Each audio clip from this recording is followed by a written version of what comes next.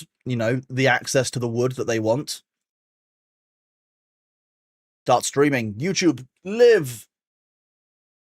Well, live, but also live. Twitch, YouTube working, International Beaver Day working. Okay, it's all working, chat. Dangerously looks like we might actually be functional today. And then, if I do the what is... Oh, that's the birthday subathon. Okay, we don't need that showing. I need the game to not be noited, to be Timberborn, and then game. Beavers, chat. Beavers. International Beaver Day. Did I try shaving a beaver? You can't threaten to shave a beaver on International Beaver Day. If you guys aren't aware, today, the 7th of April, is International Beaver Day. If you don't believe me, go and Google it. I'm not gonna try and mislead you. Today is International Beaver Day. You can't believe that I'm playing one of your favorite games. I love Timberborn. Timberborn's a great game. There's so much to it. The mechanics are really fun. The mod support in it is very, very good. Like I rate Timberborn very, very highly. Even the story is quite sort of like this is a really nice introduction as a cinematic of introducing you to how the game works. It's actually really kind of, it does a really good job of making you empathize with your own villagers. It shows you the effect of the pollution. It shows you what it does. Like, it's a really nice intro. You might want to Google that with safe search on though. Nah, you can do what you want, Krasmedic. I'm not your dad. Well, for some people. Sad beavers, but Mirror, we can make the beavers happy by making them better land.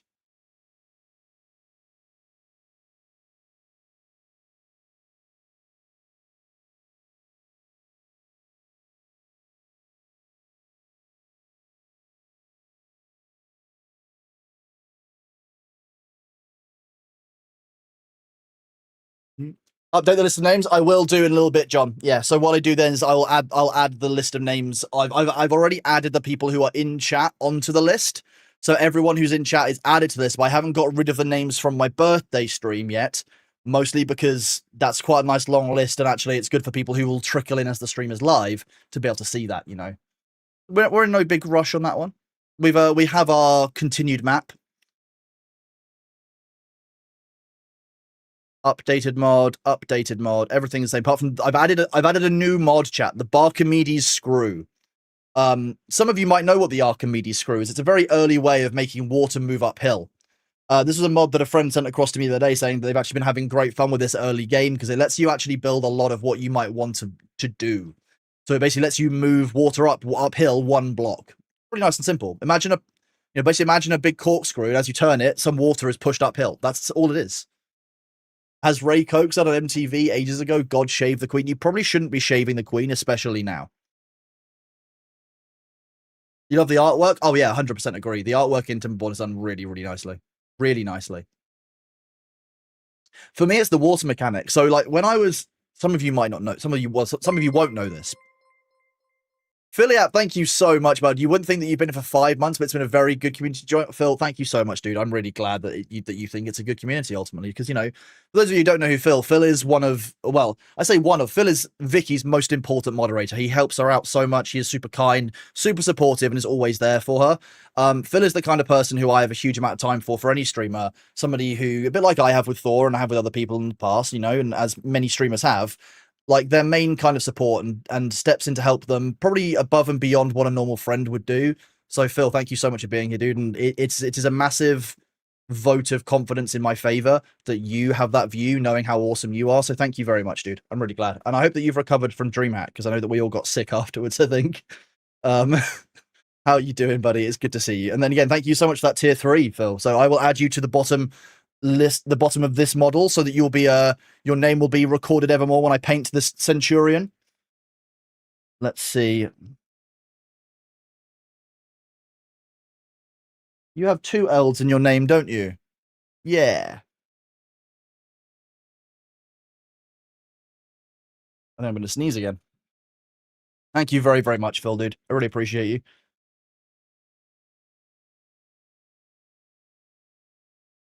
Excuse me, chat. I apologize for that. You think you're just about recovering? By tomorrow, you should be back to normal? Yeah, it's actually... I don't necessarily know what's actually affected me, but I've definitely been sicker than I wanted to be after DreamHack, that's for sure. Right. So what have we got? So we've got our. So okay, on this map, chat, you might remember that we fenced off this entrance area, so we actually have our own free flow of water, and we've used that to create this basically huge overflow area here to store water in case we have a shortage. So we can actually like dynamically flood our areas from up here if we need to add water back into our network. We've got a decent control over this the entire way down. We can block down here. The last thing that we did was build this. So we actually have an overflow. So if this system is getting too full, above 0.9, it will flood over here. And if this gets over 0.95, it will flood out here. So we've actually got like a large amount of safety for managing our areas. And if I lower that one, that will actually work better. Just to keep this area flooded. 9.5, so it doesn't overflow. Sweet. Next time, stop Vicky from licking random keyboards. Not possible. Do I have any Skaven figurines?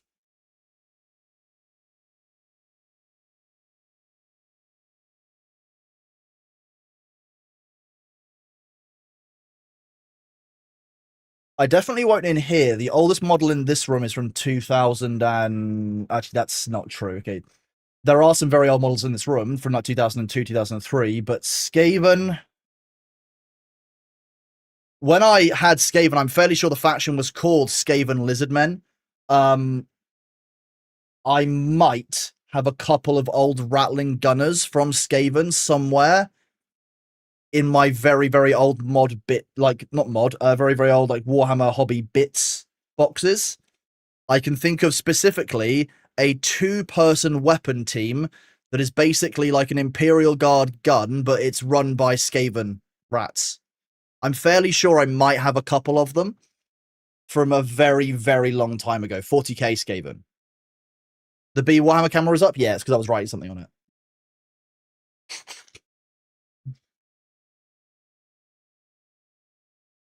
See, I don't think Vicky would respond very well to a leash. That's the issue. She needs the freedom to be able to function. As a challenge. Okay, so what were we actually doing here? We had... I think we'd basically just gotten this second area, our second camp set up. So we have one town up here, one district is up here and manages all of this area, and then the other district down here manages all of this. The basic goal was to move down towards this area here and start taking control of some of these areas that we haven't really utilized. If we could control a bit more about how we'd like control down here, we could flood an area here and turn all of this into a settlement as well and utilize this better. So this is like a dip. So we could turn this into a big lake and then build around the outside, or we can build up here. There's a lot more that we could be doing. We haven't even utilized, we haven't even got to the metal stage yet. So I think this district was designed to be our metal storage, and we were clearing this area here next to the water so that we could, you know, build in there. You give her a bag of UFOs. This enforces a quick time event. I'm not sure I want to set up a G spawning in and attacking Vicky. Quick time event. I don't think that works. A balloon would be good, although losing track of where Vicky wasn't really the problem. It was more just that there was so much to do, so many people to speak to, that it was exhausting. Okay, so we've got 31 unemployed people in this district. So this district we were setting up very clearly for making metal. We've got planks, logs, grilled potatoes, and treated potatoes. These guys are treating planks, I believe. But we've got a lot of water saved up. Let's turn this into our metal area. We don't have any of that production currently, so we do need to make sure that we are producing metal. We've got enough research, I think. Let's actually do this so I can see my actual bar.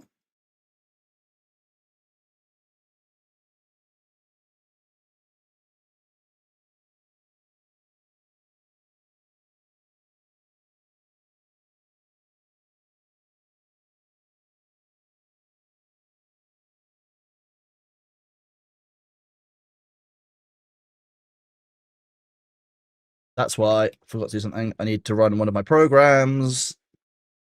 There we go. Taskbar Eliminator.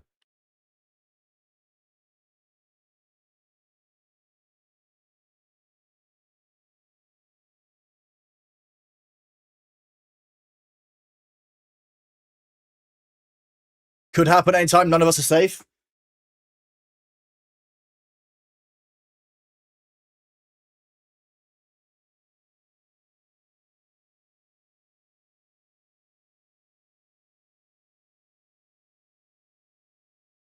Geez, one weakness. I say one weakness. We actually know there's 498 weaknesses in here. They look glorious. Well, when am I going to be able to give them to you? Because they're just taking up space. How dare you be busy doing IRL things like visiting dogs and friends and stuff when I've clearly got things I need to give to you? And last time I was going to come and visit you, I was sick. How unreasonable of you for me to be sick last time I was going to come and visit you. To be honest with you, I'm disappointed. That's very unreasonable. Very unreasonable that I was sick after DreamHack. That was clearly your fault. Yeah. So Mirror, it's basically a colony sim. I wouldn't say no. It's more like City Skyline. It's a city sim, but your citizens are beavers. So like beavers, and they have needs, and a bit like any other kind of city game, they have a bunch of needs. You can level up aesthetics. There's technological development.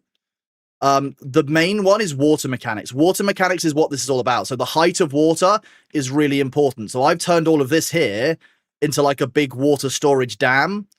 And so we have water flowing. I think I can change the visibility. There you go. The water flows in off the edge of the map here from these waterfalls. And I've now channeled it so that I'm stealing the water and using it to give myself large amounts of storage. Because storing the water is important, because this way it's basically like it's in a museum. And as we all know, I'm better at running a museum than pretty much anyone else will be, because I'm British. So we've got carrots and potatoes here. Let's increase the size of our crops.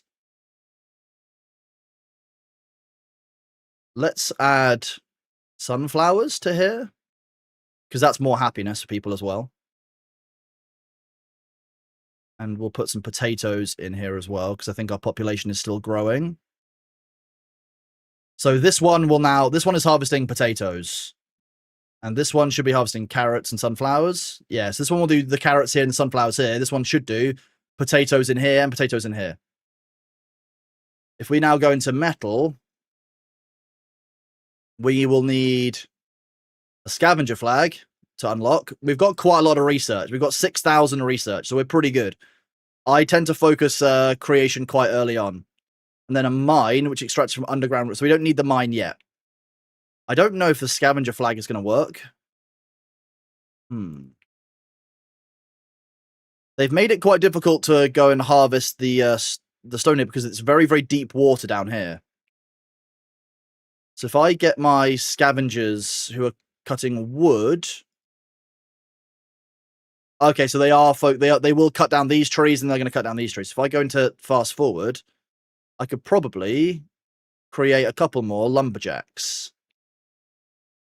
And I definitely remember how to rotate things in this game. Stealing water is a war crime? No, definitely not. No, that's it's encouraged in this game. Building unstaffed. Building unstaffed. Okay, well, we do need the water.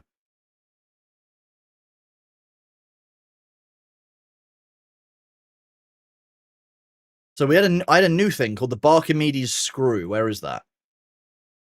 It's 80. Okay, 80 research. It requires 30 power, but it moves water up a slope. That's important, because we can use that to do things like create tanks.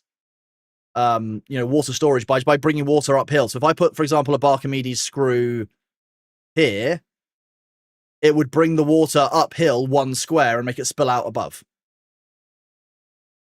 Was the verdict reached on the alleged war crimes of Sabu? It was, yes. We're currently going through the courts for appeal. Sabu, has entered some interesting legal arguments that we need to check out. The water belongs to the beavers. The beavers can use it better. It's International Beaver Day, and these beavers need to be wet. So we're out of grilled spadadoc. We need to grow some more of that. Okay, they are harvesting some. That's good. Building lacks goods. The gristle mill, that's because this hasn't grown from wheat yet, so that makes sense.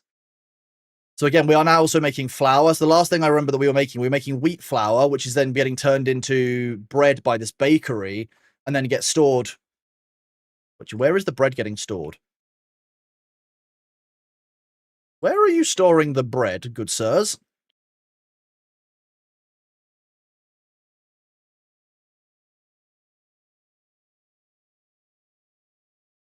Pine resin. Did I not give anywhere to store bread?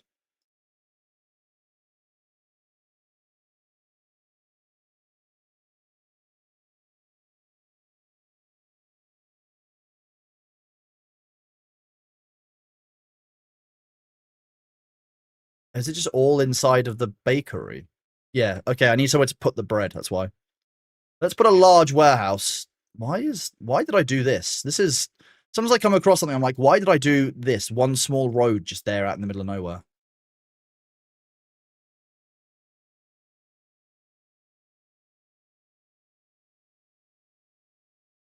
You can store bread. And then as you see, my builders will transport logs and planks here so it gets built. Nice, they're building well. Let's do this. Justice for Sabu, usually misclick. You are right, Easttown. It is usually a misclick. You're right. What I'm really pleased is I'm really impressed at how many of you in chat have got the NASA badge. So for those of you who don't know, at the moment, NASA has launched Artemis 2. Artemis 2 is a very, very important moon mission for us purely because it is humans going back to the moon for the first time in a fucking long time. If you haven't been following people like Mahoodles for this, then I 100% suggest that you should. Mahoodles she does science and technology here on Twitch all the time. So science and astrobiology, I think, is what she actually says. Let's see. So if you don't already follow Mahoodles, you 100% should go and press the heart in chat. Mahoodles does great science and astrobiology content every day on Twitch. This obviously is absolutely huge for her. Then that we are going back to space. So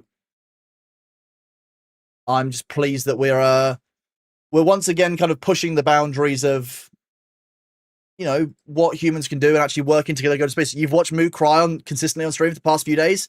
It's because Moo is super Moo is one of the best people, I think, on Twitch. Moo's an ambassador now, first of all, which is absolutely key. She more than deserves it. Has worked really hard for Twitch and does a great job with science and technology on the platform, especially for women. Women on Twitch have not always been supported in STEM fields. And for me, it is great to see that actually she is getting some kind of support, recognition, and ultimately kind of help to push herself forward. Because ultimately, yeah, the more that we all know and understand about space, the cooler it is, the more investment there is, the more that we can all learn and understand, which I love. That's great. That's what we need. That's what we all need. Watching the launch and the flyby with Moo was awesome. I agree. I was lurking for the flyby last night, and I was there about a week ago now for the launch. Really great thing to be able to be a part of, and just really cool to be able to see more than anything. The idea that I know a lot of people won't necessarily care about it, but the fact that we are going back to the moon now after so many years, after so much that's gone wrong and so much that's gone on in the world, yeah, I think it's great to see. I'm really pleased that we're going back to the moon and starting to once again try and collaborate, with the intention of being to get to space. Why would we not want to go and learn more about the planet and the environment and the universe in which we live? It's just kind of crazy, Let's refill this storage, which is slowly drained.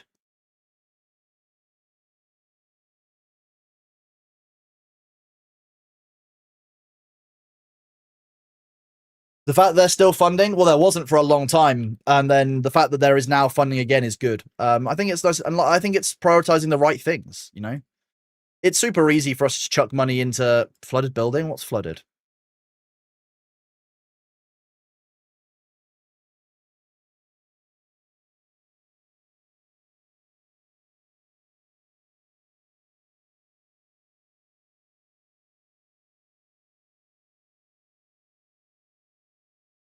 Send a pulse of water out to stop flooding all of my buildings.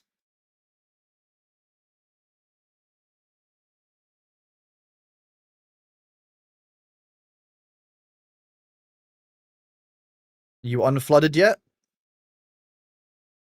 If you could unflood, that would be appreciated.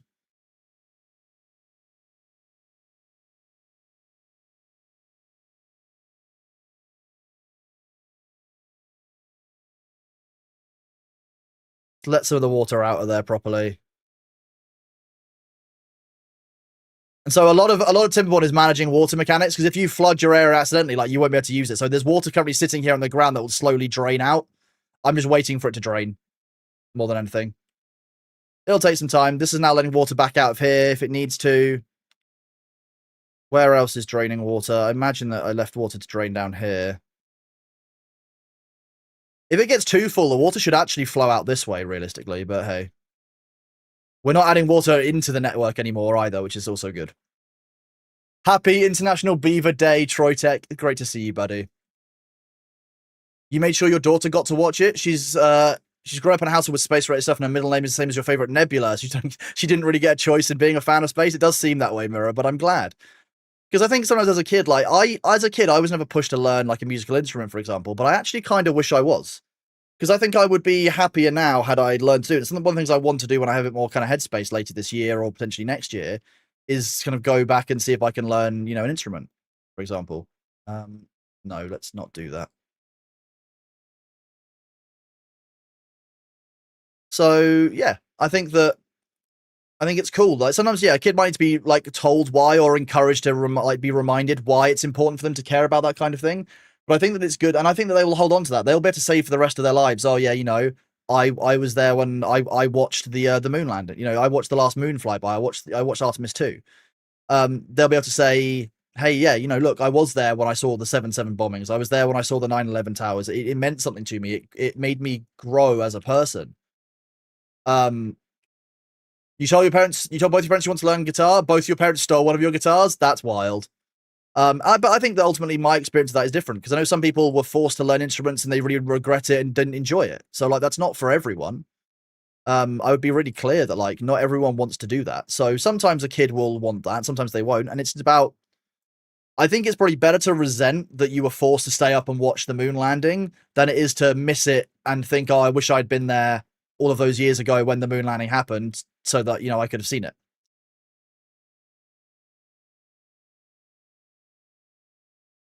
But that's very personal to me, and everyone will be different on that. So I think it's important, but I don't think everyone will feel the same way about it. Like I said, water. Oh,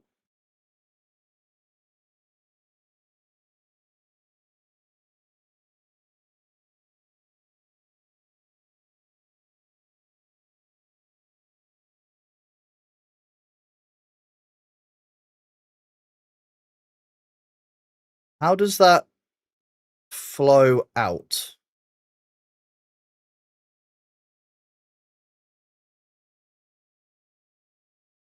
I don't think I can use that here without making it overflow. Damn. It's a dam. How far off of explosives are we? That's a good question to find out. It's under power. It's under metal. It's under science. No, landscaping. That's where it is. How much dynamite do I have? Do I have any dynamite?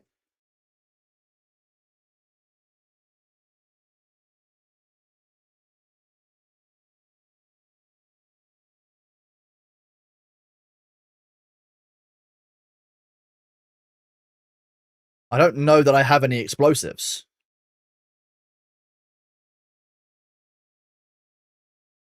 I don't have any bad water for certain, and I haven't made any explosives.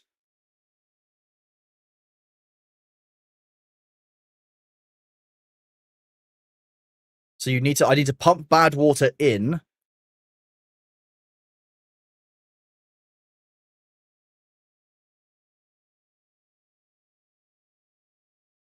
I need to deal with these gaps here. That's what I need to deal with. Let's go with landscaping, parts and structures. If I can build an overhang, then I can deal with this. But I think overhangs require metal, so I still need to work on my metal. Yeah, that's what we're working on still. If I then do this, and I do a set of stairs, or a ladder, even better. Road. I think if I do that, then I can do metal, scavenger flag. I can put that on land so he's not by default in the water, and start collecting metal. Haha.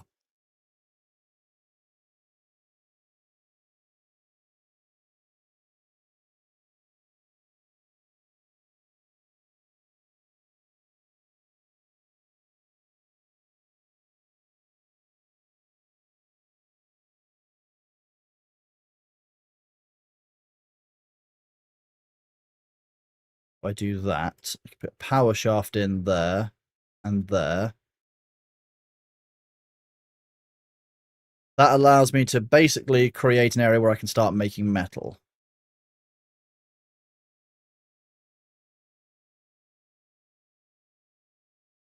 Then I can make a few more metal production areas.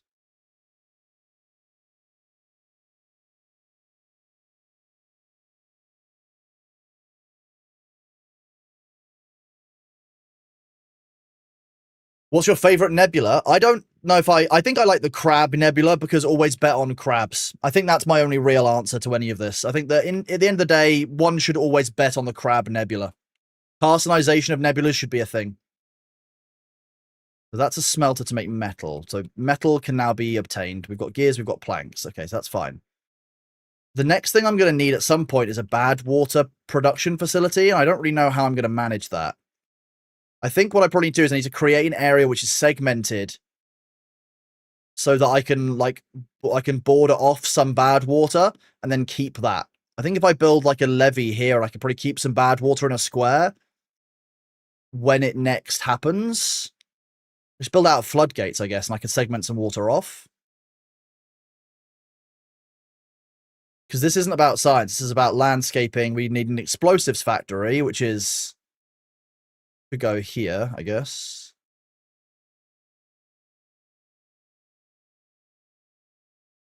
You're a low priority job because there's no point having you yet.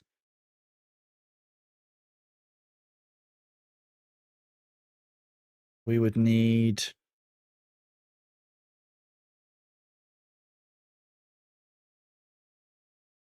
Ooh, I can build terrain blocks with dirt. Where do I get dirt from? How does one harvest dirt? A dirt excavator. Oh, okay.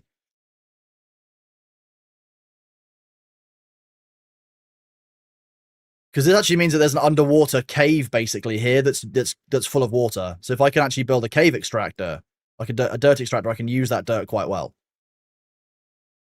How much power does that need? 200. That's a lot of power. I also don't know how this works, so I kind of want to know.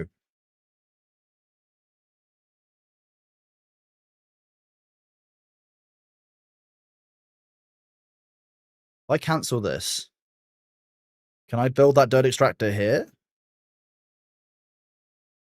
I need to get rid of these. That's why.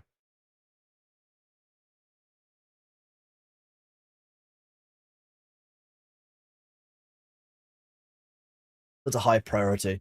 This map doesn't have a source. What do you mean this map doesn't have a source? The map does have source. Yeah, the water sources are up here. This map is called... Oh, what's it called? Greenfold Basin. If you want to know what this map is by default, let me put a link for you guys in chat. Oh, the source of bad water. Yeah, it's somewhere to the east. No, to the west. I think that the bad water source is somewhere over here.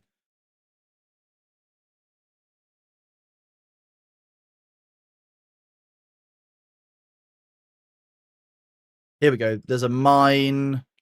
Bad water sources are up here. I can slowly build my way across to it, but like I might just want to do the early...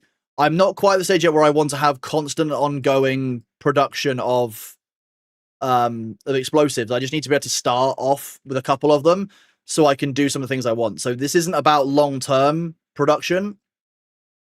Okay, I'm also very close to a drought.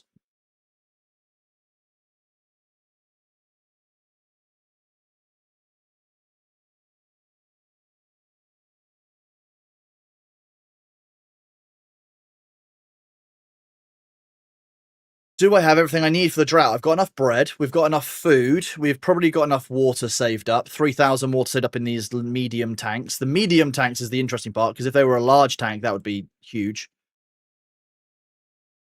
They're not building too quickly on this project, but it might be because the district isn't the right size. And then once we've done this, we can actually turn this into like another paddock, so I can just put water in here and then build like an Archimedes screw to siphon some of my water out, which is quite nice. Just have another water source up here. The map has source. Yeah, Worcester sauce. Yeah, Worcestershire sauce. Chat, the ads are going to start in 1 minute. So as you know, I pause for ads here. I think it's very important to get up, stretch my legs, do my physio stretches because I've got a dodgy back, for those of you who don't know. As a result, I'm going to get up and walk away for 3 minutes. We do pause for the ads here. So in the meantime, please do get yourself a drink. Please do unscrungle your spines. I'll see if I can find Bailey so that you guys can have cats when we come back, and we'll go from there. We'll enjoy a little bit more of International Beaver Day, play with some wood. And yes, the Barkimedes screw is indeed a mod. So it's one of the few mods that we've got. It does this. I will be right back. Whoop. Let's pause this and I'll let you read the Archimedes screw info. Again, if you want the Archimedes screw one, someone sent this to me this morning. So here is the link for it.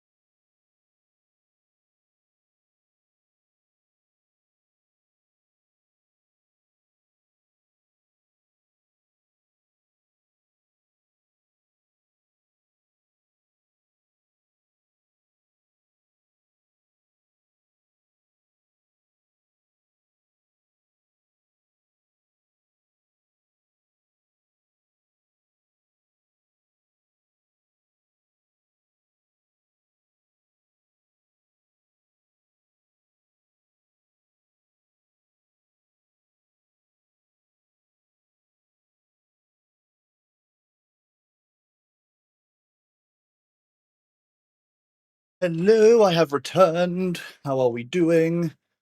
Great to see you. Swithering Minds, thank you very much for that resub. 6 months of tier 1. You're an absolute legend, Swithering. Thank you so much, dude. Have we had a Kronos Beaver design made yet? I don't think so, no. Nellis has been very busy past few days / weeks. Been lots of work changes and stuff going on. There is indeed a Thor and a Kronos one, so there is one that we can switch to. Just give me a second to finish scritching my arm. I did the thing where I went outside. Horrifying.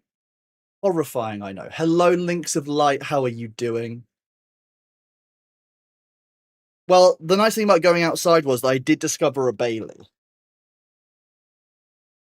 And I can see his cute little tail, so I'll put this on just in case. That's quite large. That's not the size of the cat cam that was intended. But probably the size of the cat cam that chat likes. So large, in fact, that I couldn't actually make the window smaller without moving it around inside of OBS.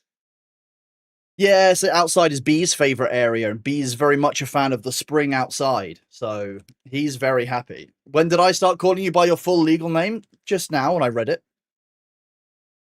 Problem Links. How you doing, dude? It's good to see you. I'm just shaking the silver pen up so it doesn't settle. We were talking about a Bailey cosplay for Kronos over the weekend. Yeah, I was part of that conversation. I'm not entirely sure how I feel about it, but hey, we are where we are on it.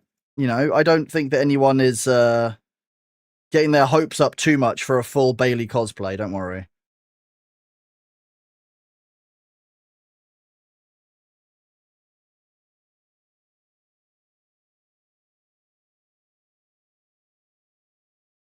Sure, I'm just while I have a small amount of inspiration, I'm just putting a small amount. I'm putting the panel lining onto this model.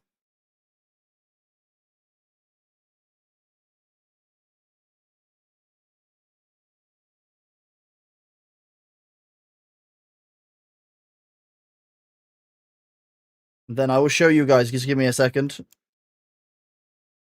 I do this one, close this one.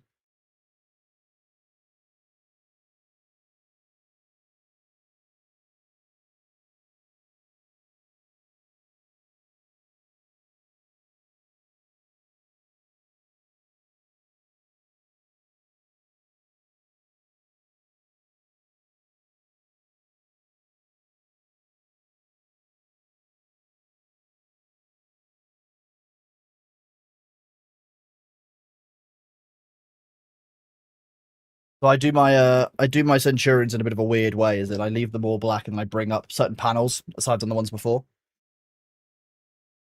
See, this is the thing. I think people want there to be a cosplay for the VTubing puppet of Bailey. So I don't really understand it a huge amount, but you know, chat will often ask for strange things, and I'm often just like, yes, okay, we'll think about it. Future subathon goals. If you guys want a Bailey cosplay, that's something we'll do then. Okay, so we are 1 day away from our drought. I do not believe that we will finish this structure before then, so that will likely become a lower priority item, but we are where we are with that one. We'll put a floodgate in there at the bottom if we needed to. We'll put levees there.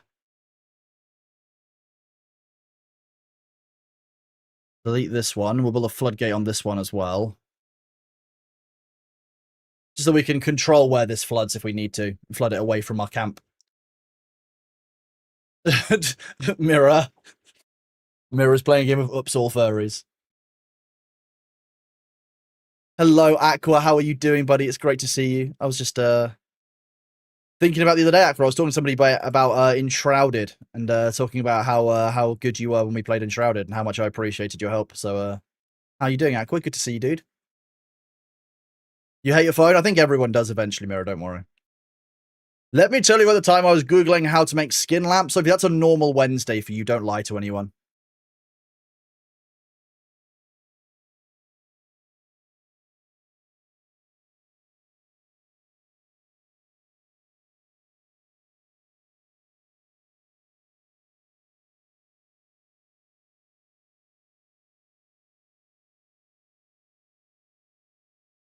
Just set these so they're all the right heights.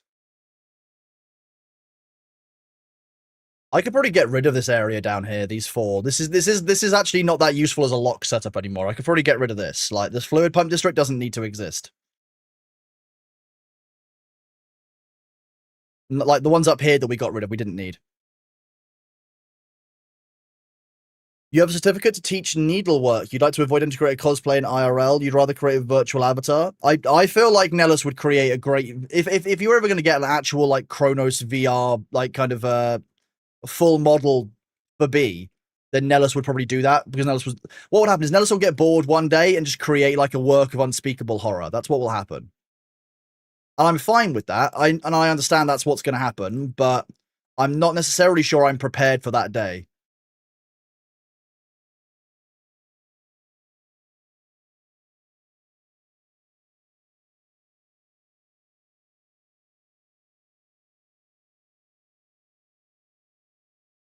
Let's see. Can we build that there yet? Oh, we can now. Okay. If I build that there.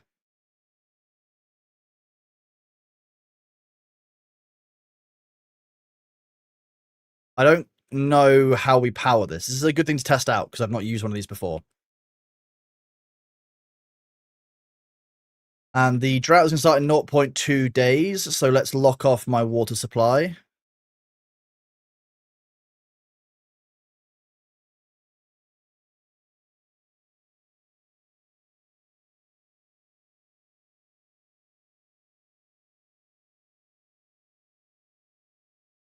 Let's separate this one out so we can segment that. Let's do that.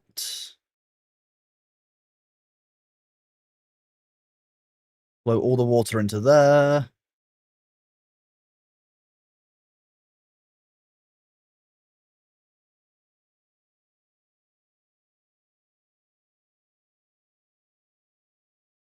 Okay, that's now closed off entirely. There's been no water flowing out there. I need to get down here and turn this off.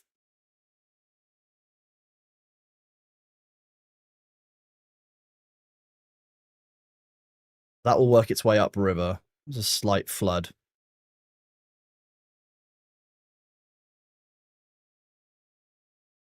Okay, so we are now working on a closed water system inside of our base again. This is the first drought we've had in quite a while since we did some rebuilding, so I need to actually pay attention to see what's actually happening water-wise more than anything, because we actually need to understand what water flows where and how the water flows when we've locked off our system like this. That wasn't good. We lost water out of that. Or did we?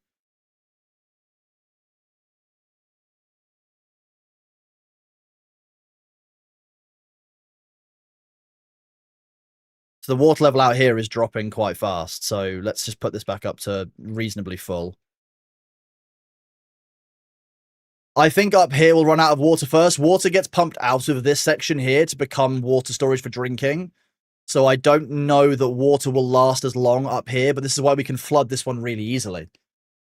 So you'll wake up one day, so I made something over the weekend. Oh yeah, Nellis, when Nellis does something, Nellis does a really good job of it. Sometimes that takes a while. I know with Nellis to let Nellis cook. It's very important. If I let Nellis cook, I know that whatever Nellis creates will be great. Nellis is one of those people who really thrives well when they're not micromanaged. Hey, we've just planted the 5,000th tree. How good for the planet. Building lacks goods. Yes, the grill will lack spadadoc because it's still growing. And a building lacks power. Yeah, because there's no water flow going on currently.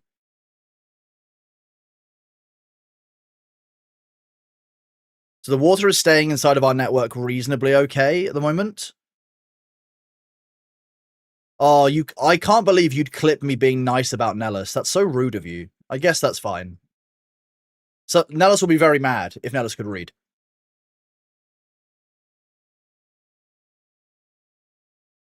You would definitely help if you could stop collecting side projects like Thanos the Infinity Stone. I don't know what you mean by side projects.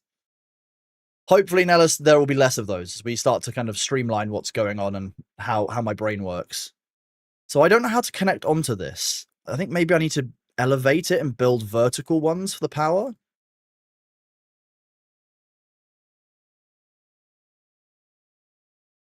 Okay, so the power can come in from that way.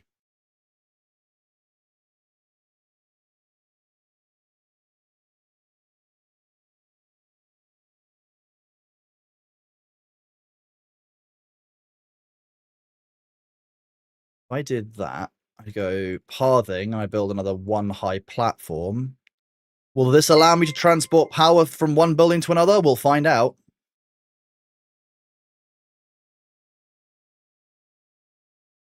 No, it can't come out of that one. Okay.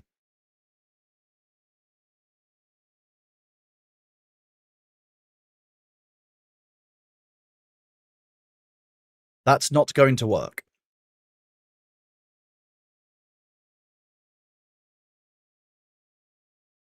If I go to demolish, and I go to demolish buildings, I get rid of this road and this road. The simple answer is just putting this power shaft in this corner, like here and here, and then building the road properly. That was the easier thing to do the entire time, I'm going to be honest with you. Although the entrance to this doesn't seem to be on the ground floor.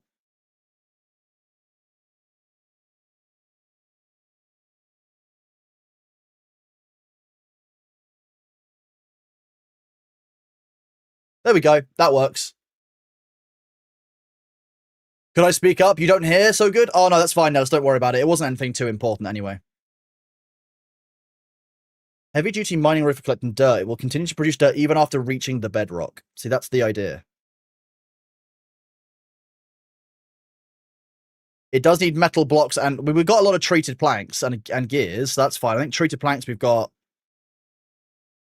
150 cents. So we've got enough for that. They've been slowly treating them. I think that my plank treater actually works in here, and they ship them across the border.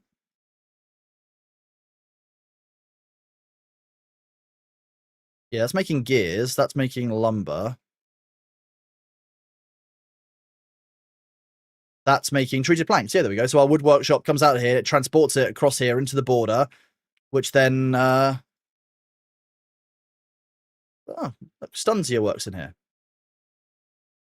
Nellis isn't old. No, Nellis is just German and, not working at full efficiency because Nellis is tired.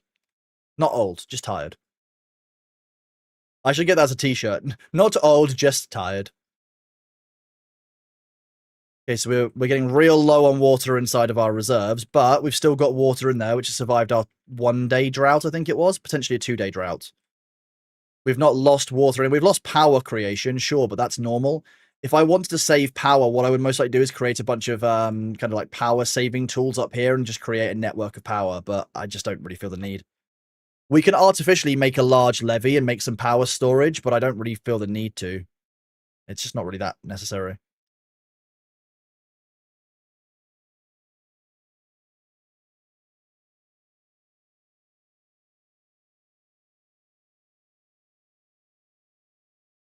And the observatories need power as well, so they're a bit of a pain to run.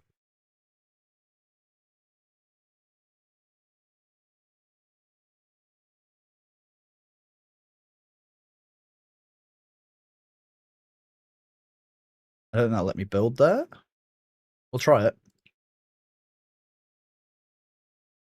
Observatories are ridiculously overpowered. Like if you can get an observatory running inside of this game, you're good. Like you're just all around good. I don't think I need this power.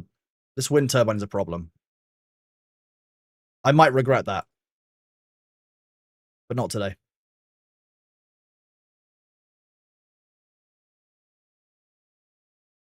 Excuse me. I apologize profusely if you heard that.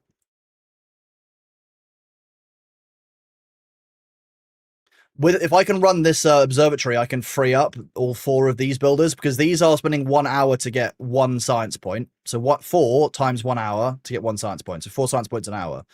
The observatory, if I recall correctly, gets a lot more than that. Yeah, so in 0.75 hours gets 10. So for the work of 1, I can actually replace 10 of those buildings. I just need to keep the power going, but that's fine because this is creating 120 power when it needs 242. That's fine, right? That's definitely not a problem. Okay, the drought is over. We love that. Let's lower this.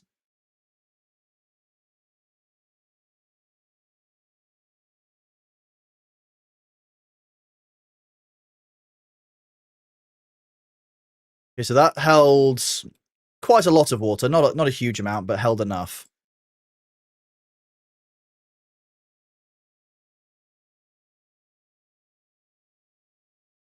It didn't manage to hold at 0.8. That's a shame. I should probably get some kind of water depth testing in. That's what I should probably do.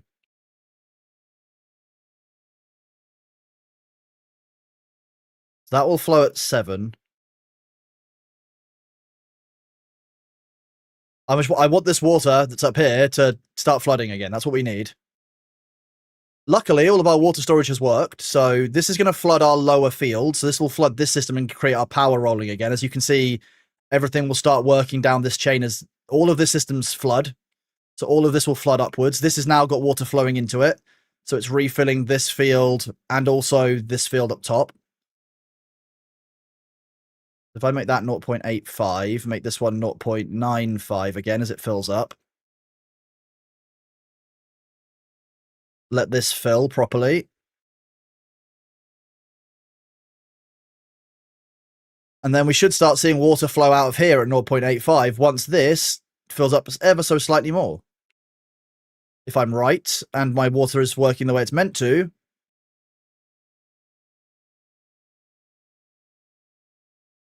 Not 0.85, 0.85. So this should now be...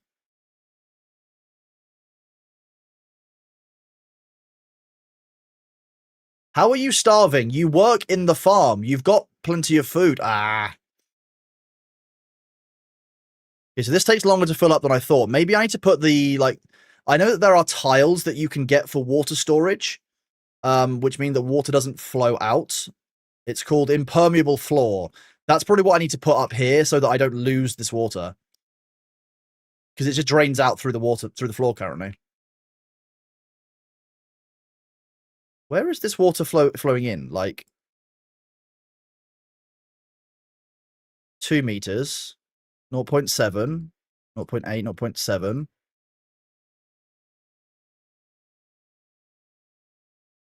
Just push it further along, see where the water actually goes.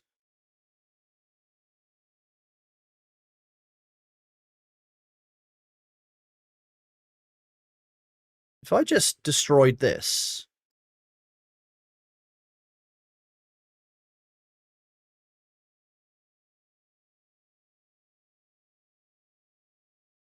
I basically create a canal system. So it goes 0.9, 0.9, but 0.9. So the water should flood all the way along here, come through these doors, fill these up, and then start filling up this area, and then release from here when it's done. That flows at 0.8, so this is filling up again. Any updates with new emotes? I commissioned them on the 31st of March, 2 weeks until they could get started. I reckon next week we'll start getting our draft images through from the artist, and then probably a week or so after that will be the finished emotes. There are 12 plus of them, so quite a few. Oh, did I? Oops.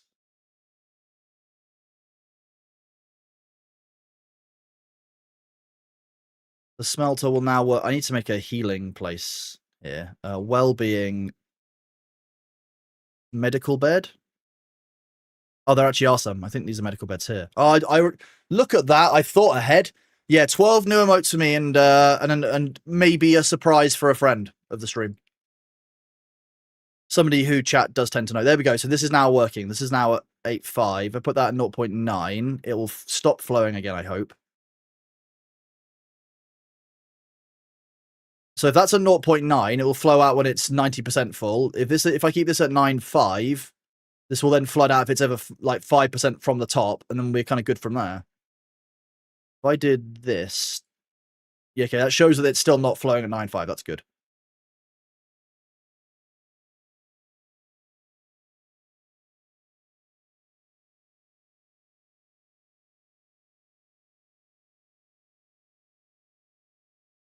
If I lower that to 9.5 as well, any excess water that comes in here will actually flow out into this and go down this way instead. At some point, I would like to be able to build a district and like build a huge dam that comes across all of this. But that's a huge project, but it would turn all of this into a huge amount of water storage, which would be awesome. Like the release of If we could build a dam that was all the way as high as this, and then we just like lowered the floodgates, the resulting flood wave would probably be enough to just like pulse down the entire map and wipe everything out. It'd be kind of cool. That's not me being psychotic at all, I promise. Prioritize this by haulers, yes. What's the current holdup? Is it scrap metal for them? No, okay, so we need to go storage. We need the largest storage possible, the underground pile. I don't actually know if it is the largest storage possible.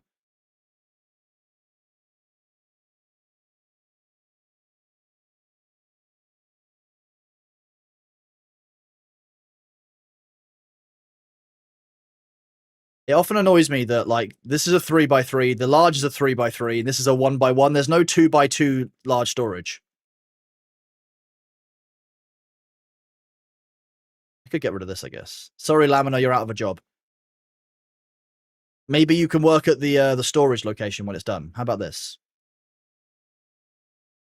So that can go there. You can be scrap metal. And that allows the scrap metal to get stored here, so these guys can keep harvesting. Haulers can then haul it slower into the they can haul it into the smelter, and then they can just go straight into the underground pile. One of the surprise emotes uppies. The surprise emote is not for this channel. The surprise emote is for a friend of mine. Have I heard of a book called I Don't Have a Mouth and I Must Scream? I have not heard of that book, Gaming with It Crow. Tell me a little bit about it. What's it about? What do you do in it? Well, I see what you do in it. What is it about? Not what do you do in it, because that doesn't actually make sense. But you know what I mean. I might be having a stroke. Call a bondulance.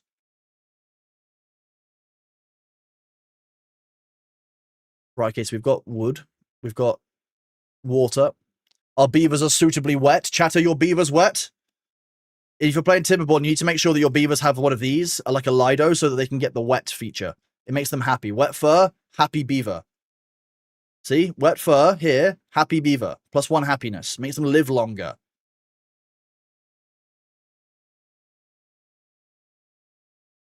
You can't ask that? What do you mean? I just did. What's the problem? What do you mean, Mirror? I'm just asking a simple question about Timberborn as a mechanic. What's the issue here?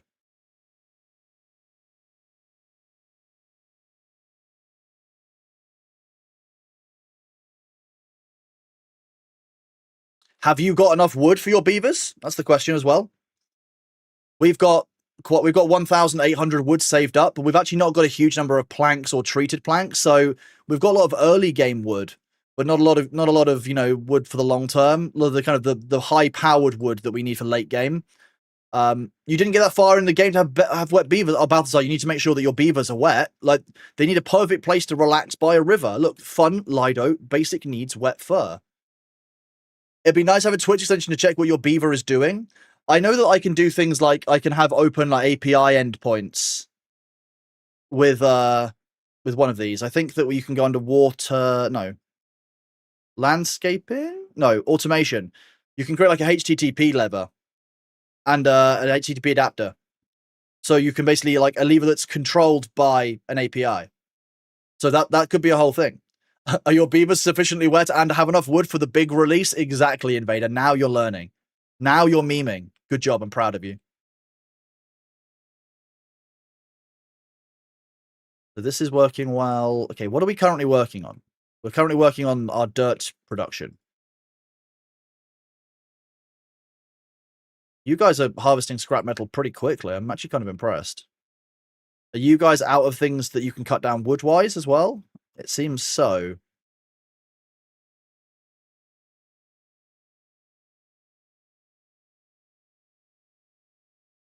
And I'm guessing that you guys just can't reach the ones that I've told you to cut down? Oh, no, they can. They're just being lazy.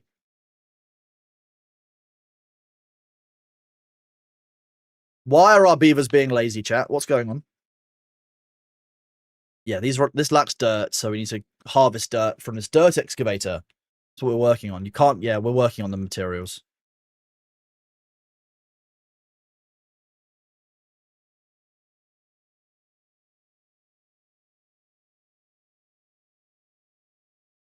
I think I artificially changed the flow here. I did, yeah. I think we might need to lower this down by 1. let some of the excess water out because we are starting to see some flooding. So if I let that into 0.95, it means that we can just let some of that excess out. Water flow is good for electricity, though. We're doing pretty well on that. This is generating a lot of power very, very rapidly. It'll need it because this uses 200 as well. This uses already... Oh, excuse me. I wish this told me how much power it still used when once it was made. You can use actions to tie actions to and from StreamerBot. Are you serious that I can set up StreamerBot integration for this?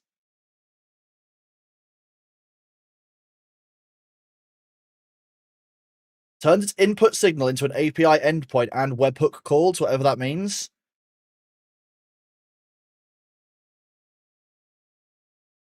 Wild.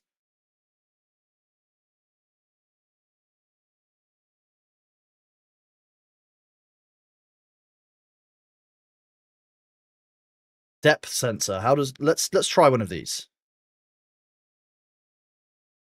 I just want to understand how they work more than anything else. So I should put one next to any of my water like water production facilities is realistically what I should be doing. Anywhere where I'm pumping water, I should know broadly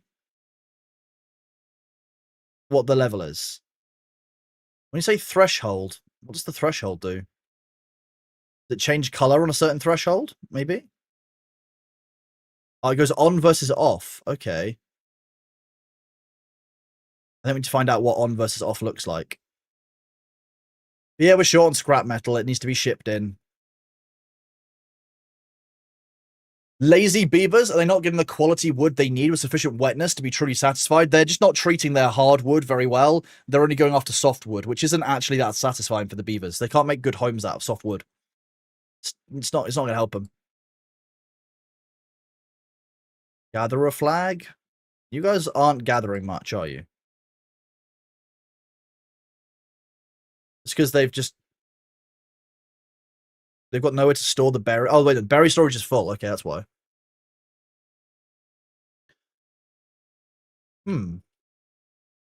Okay, nice. This observatory is churning. These guys are churning out research. Look at that. I mean, it's 10 points every 45 minutes of in-game time, which is huge. And the network power demand and supply is insane as well. Do we need to use the in-game name redeem? No, it's now automatic to know. I'll be updating it quite frequently. Don't worry. If you're not getting anything from your beaver, you need to excite it. I trust you guys to know best when it comes to exciting your beavers. That's on you. That's on you guys.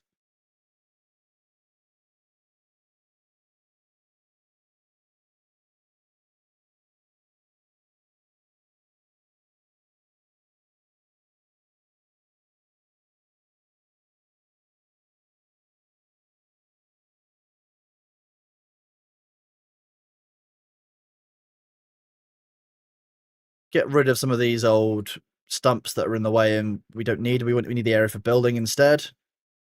Industry must press forward, chat. We must forever grow the colony. The colony must grow. I know that a number of people have been trying to get me to play Factorio, and I'm highly resistant to it because I know how many hours Factorio has swallowed from some of my friends. Not looking at any people here, Sabumaru. We're definitely not talking about anyone in particular about having lots of hours inside of Factorio. Definitely not. Lithium use the redeem. That's fine. I will refund the redeems at some point. Don't worry. It's not a problem. I manage those. You're about to suggest a group Factorio run. I would just end up causing problems. Satisfactory, they are currently testing out a Satisfactory server. So Sabu and Luther have created a server which is like 100x for like progress, so that the game can just be left to run for like a week plus if I take a break, and it won't have a problem. My only concern is that it's going to take them 100. I think it was 100 hours to get to tier 2, let alone like tier 5, 6, 8, which are going to be hundreds of hours. So maybe it needs a little bit of tuning. But hey, it could be fun to do that. I don't see a reason why we wouldn't. This is slowly evaporating.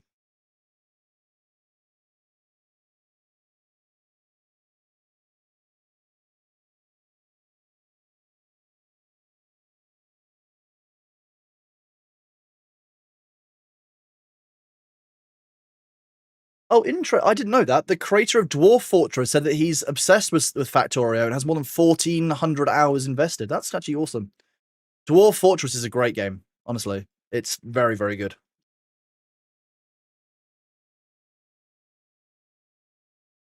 Why did I build it like this? Was it just to get the optimum level of water flow?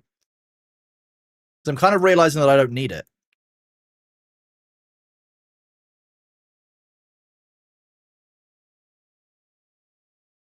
Now, will the beavers come and reclaim this wood, or does it just despawn? It doesn't really matter if it's just wood. Planks I care more about.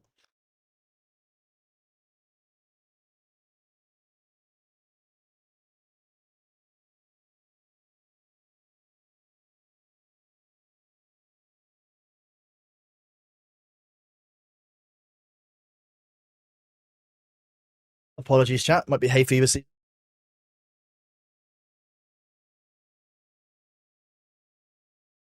Ah, Demnar, you're on leave, are you? Okay, that's interesting. Would people want to see I mean, I've done Satisfactory before all the way to the end. So, well, I say all the way to the end. It was before release, so it might not have been to the end, but it was the final available tier. I know I've messed around with things like uranium, etc. before. So I think on Factorio, it would be newer to me than Satisfactory would be. You guys harvesting scrap metal still? You are. No metal blocks, but we're nearly there on those. Satisfactory 1.0, what did Satisfactory 1.0 change, like, fundamentally about the game? Because Factorio I've played, but I've never gotten beyond, like, trains, like, making my first train and being like, okay, I kind of feel like this is where I'm at with it. Satisfactory, I've done quite a bit more of. Dimensional storage was a game changer. Dimensional storage. What? 0.9. Where are you overflowing? 2. 9.5. Are you flooding?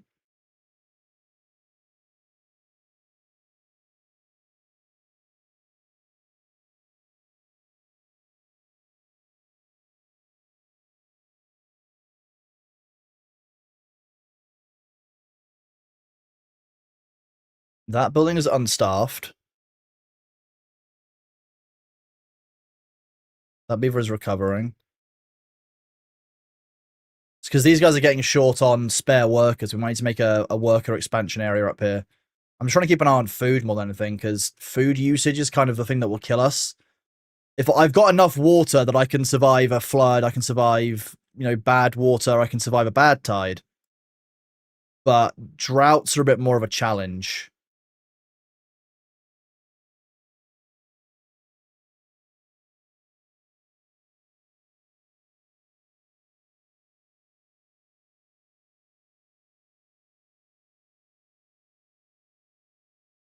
We want these to alert us at 0.75, I think. Whereas I want the one on the top wall to alert me when this is below, like, 0.9. Although, hang on, if I did 1, 2, 3, I could do 75%, 50%, 0%. They could all light up or go dark as I have basically like a void chest in Minecraft. Is that for Satisfactory or is that for Factorio, Sabu? Which one's that for? Let's free up these 4 workers and the available space. Because if I can make these, I can basically create myself like a little water measuring system, which would be kind of fun. And because we're not needing to cut down all of the trees, these are growing quite quickly. It's kind of nice. Oliver Sutton, thank you so much for the tier 2 sub, buddy. You are an absolute legend, dude. Thank you so much. And Mirror as well. Thank you for your resub at tier 1. I didn't see that earlier, so thank you 25 minutes ago. You're an absolute legend. I think I missed it. I don't remember. My bad. Sorry. Beaver is injured, recovering, fine. How are we doing on this? Let's go up to the fast forward speed. Dimensional storage is like the Ender chest, yeah, but which game are we talking about? You said that dimensional storage was a game changer. Are we talking about Satisfactory or are we talking about Factorio? No one's told me that yet. So it's a game changer, but in which game? Satisfactory. Okay, thank you. Okay, sweet. So Satisfactory now has the ability that you can basically like remotely deposit and withdraw materials. That's kind of neat. Because one of the things I think the Satisfactory lacked before was it didn't really reward the exploration gameplay. It only really rewards you staying by your base and letting things run.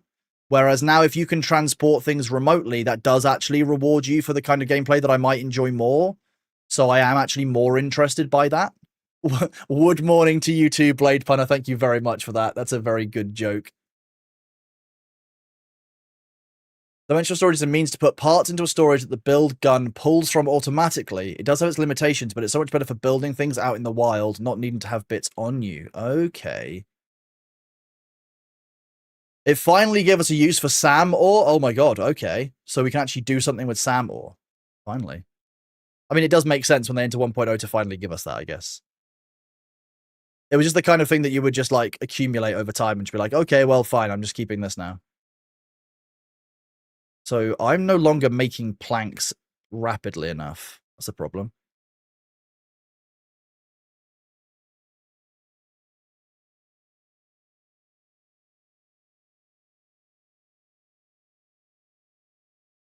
Okay, water height. I'm going to floodgate. I'm going to put it here. I need to remove that path. Going to remove this path. Going to remove this path. Going to remove this floodgate. And put in...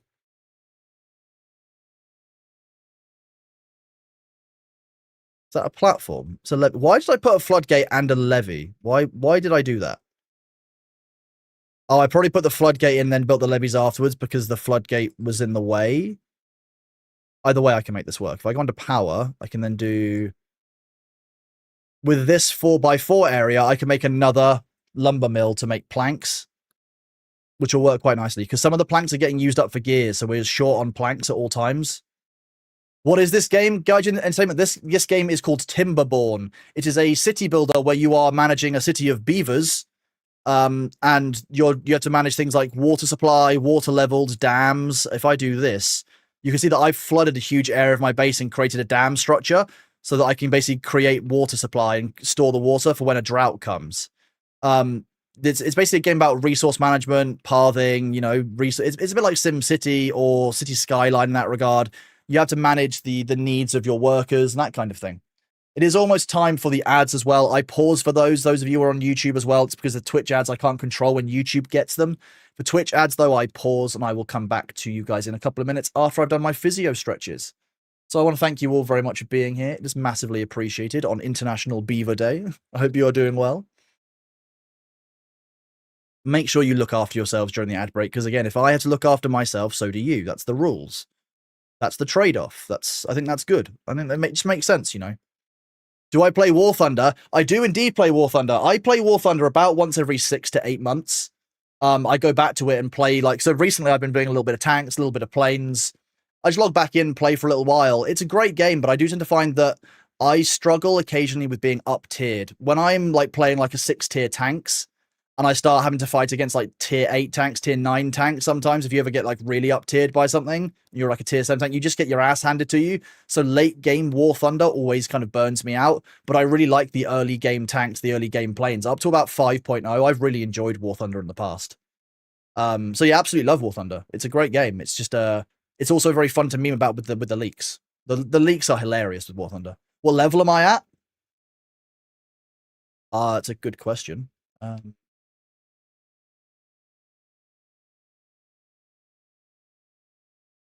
Last logged in March 31st. Okay.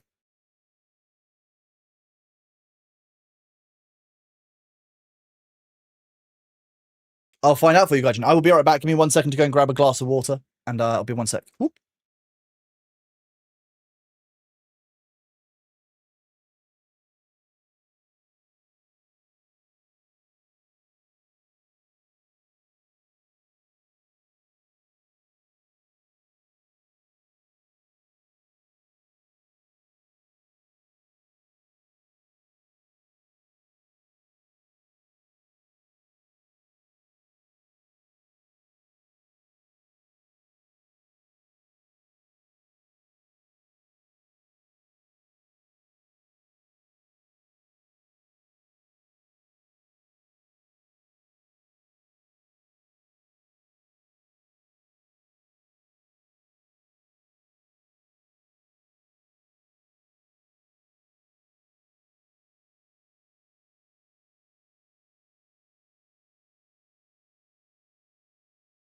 Gaijin, I'm level 26 in War Thunder, is my account level, if that matters to you. Level 26, Gaijin. I'm assuming that I don't actually know if this is the Gaijin Entertainment account, so I'm gonna have a look. Let's go and have a look, Gaijin Entertainment. 6 subscribers, probably not, but hey, we'll see.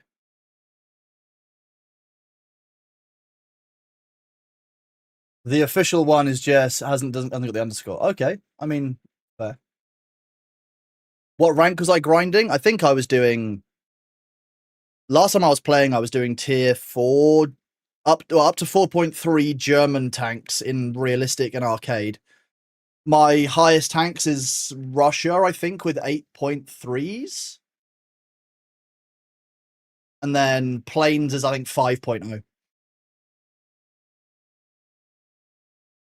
Oh, stretch my back. Ooh. Like I said, it's been a long time. It's been a long time that I have played War Thunder, and I haven't played it regularly for a while. But it's a great game, and it's really fun just to mess around with tanks for a while, and just to kind of unlock. I find it much better than World of Tanks personally. World of Tanks is a little bit too arcadey. Do I use APHE? Depends on which tank I'm on. If I've unlocked APHE, I think I normally use. I'm fairly sure I normally use heat rounds, HEAT, if I have access to them. But I don't know. Again, you're asking some questions now that are probably deeper than my surface memory of War Thunder lets me use. I can't remember what I use on which tank. Armor piercing high explosive would be the right rounds to use on most tanks. So yes, I imagine so. Higher levels, I don't remember what I use. Heat rounds are also called heat eaters. That's amazing. Yeah, I don't know how many people here actually are interested in War Thunder. It's not something I've spoken about or played on stream before. So, automate. Oh, so I can now set these when depth sensors are. Oh, so if I don't want them to run while when the depth sensor is too low, it just won't. That's cool to know. Builders. You like War Thunder? I can imagine. With a name like Gaijin Entertainment as your name, I definitely would have guessed that you like War Thunder. Just in general, it kind of makes sense, you know. Given that Gaijin Entertainment are the company who make War Thunder, naming yourself after the company would imply that you are, in fact, a War Thunder fan. World of Tanks, for me, just feels a little bit too arcade. Even the arcade version of World of Tanks feels too arcadey, because when you shoot a tank in World of Tanks, no matter where you shoot, from my memory, you do damage. Like, basically, it's just it's an HP bar, and your shell does 200 damage to their HP bar. In War Thunder, when you shoot a tank, even in arcade mode, it matters where you shoot the tank and what you shoot the tank with and how you shoot it. Like, if you aim for the gunner's port and you go through the gunner's port and take out the gunner, that will matter. Whereas if you just shot it in World of Tanks, it's not going to do anything critical to that tank. It's just going to do damage to it, if I recall correctly. Do I play SnowRunner? I have not played SnowRunner for a very, very long time. It's one of those fun driving games. They're quite chill, but they're not necessarily games that I play a lot of because I don't necessarily have the downtime where that would be what I would do. If I had more downtime where I did gaming, my downtime, then yeah. But since I've started streaming and working online, like sitting at my PC isn't the kind of break it used to be. So when I was doing corporate work, I'd get home from work and I could play some games as resting. I have found that doesn't really happen as much anymore for me. Just by the very kind of nature of sitting at the desk all day for work. How many days has it been since top secret documents were leaked on the War Thunder forums? It's a very good question. It's a very good question.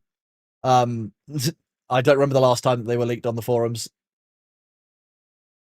You enjoy some of the newer DLC are mid. Like I said, I haven't gone into it enough to know what the DLCs are like, but I tend to find that a lot of DLC releases for games nowadays are not like the first DLC is normally like really solid and people are really excited for it. Second DLCs generally don't get as well received, and then as you get into third, etc. DLCs, it's just not the same. People tend to fall away. The love for the game kind of fades slightly. It's a whole thing.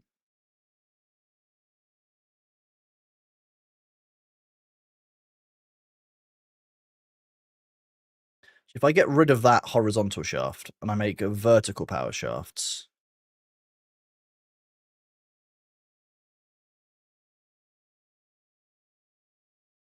If I go...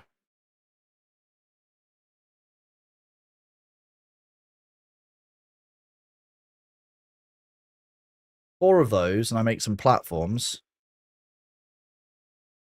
Can I make something on top of the ladder? I can. Oh, yes, this will work.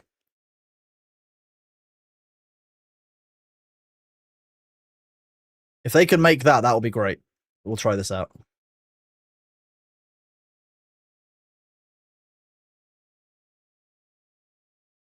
I don't think I can make a platform here, though. No.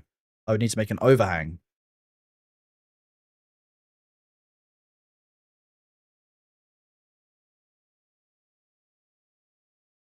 Kind of neat. Sure. Okay, cool.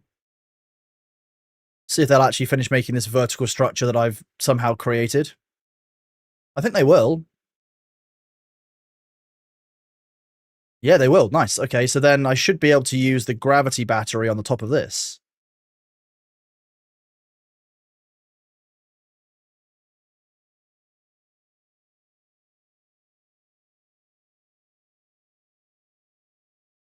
I mean, I know it needs more metal blocks, and we haven't actually directly... Oh, okay, that's actually mined all of that dirt out. Didn't actually know it would do that. Okay. My bad, I guess? Although not the end of the world.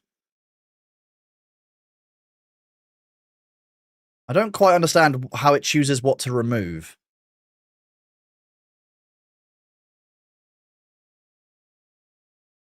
Let's make another storage for dirt. We're just going to make an underground pile, and we're just going to fill it full of dirt. Don't no one tell Vicky's mods, Dirt Eater. Vicky's mods, Dirt Eater chat. Loves it. Harpy's collecting kneecaps, maybe has some rib cages for exchange? Oh, okay. You know, Gaijin will add the 2B1 OKA, the Soviet Howard. Jesus, that sounds like fun. What rating do you think that will be, Gaijin? Kind of neat. How are the rest of you doing out there on Twitch? It's good to see so many of you. Thank you all for being here. I appreciate the patience yesterday while I was unwell and Spare Human was unwell.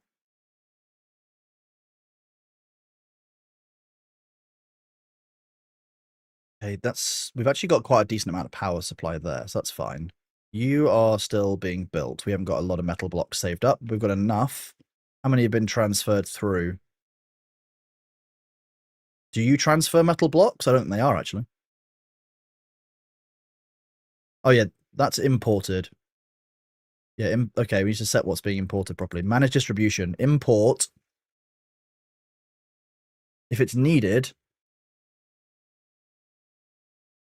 Import if needed.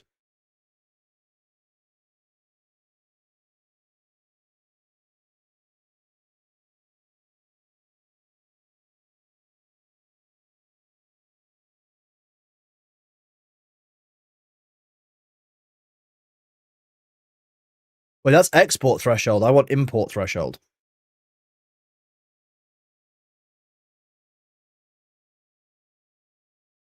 Import enabled by storage and workplace demand. So you can export the threshold to 25%, 15%. I still haven't quite worked out all of how this works. I'm going to be honest with you.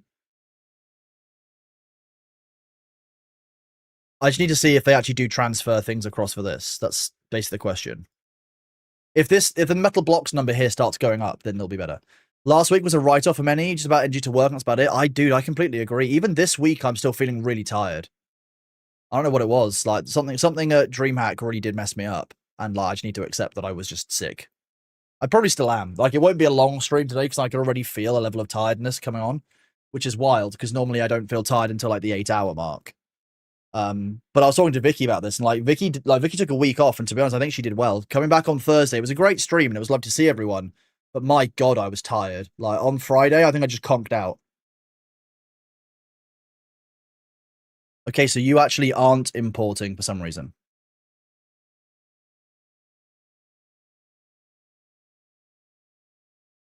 Import blocked by the lack of storage and workplace demand in this district. Well, there's definitely workplace demand, but lack of storage would make sense. So if I do a small pile, I set this to store metal. It's only 20 metal blocks, so it's not a huge amount, but it can just be stored there in the interim.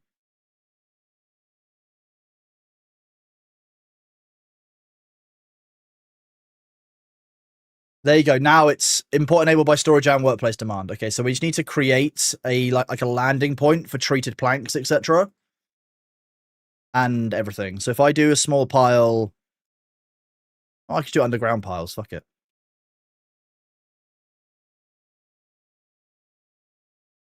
This underground pile can be treated planks. This underground pile can be metal blocks.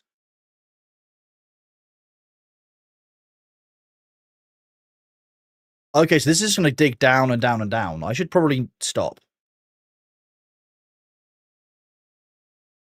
Okay, we've got 3 days until an in-game drought. Oh no. Dang me and your dyslexia. You read Tinderborn, not Timberborn, and picked something else entirely. Tinderborn is where the wet beavers and woods have to do a dating sim, right? Isn't that the beaver dating game? You have to wonder if Gaijin means something different in Europe than in Japan. Gaijin means Gaijin Entertainment is the company that does War Thunder, is what I'm saying, Tibbet Snow. Tinderborn sounds like a Beaver's dating sim, which is deeply funny. Don't get me wrong. How much dirt did we save up? 76. Okay. I think I'm going to dismantle this. I don't want it digging down there. I need to build it somewhere else if it's going to do that. I didn't quite realize that it would do that one. But it's good to learn. I like the learning, and it only costs 4 dirt to fill in each of these, so we've got like a little square. I guess we can make work. Oh, wait a second. Ooh, what if I did the dirt excavator in here?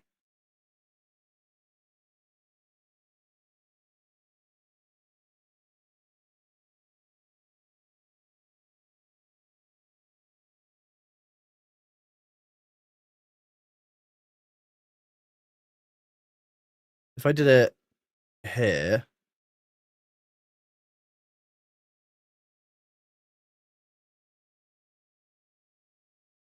I delete this one.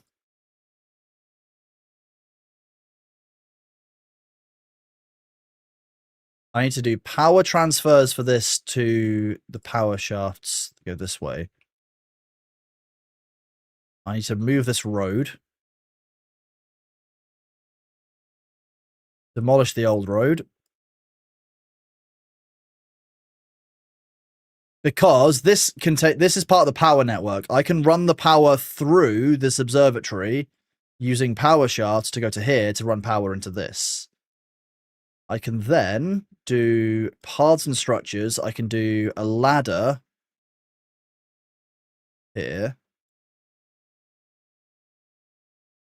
And a ladder here. To go over this, under here, and get... Oh, wait, no, I don't need a ladder here, actually. I need something else. Never mind.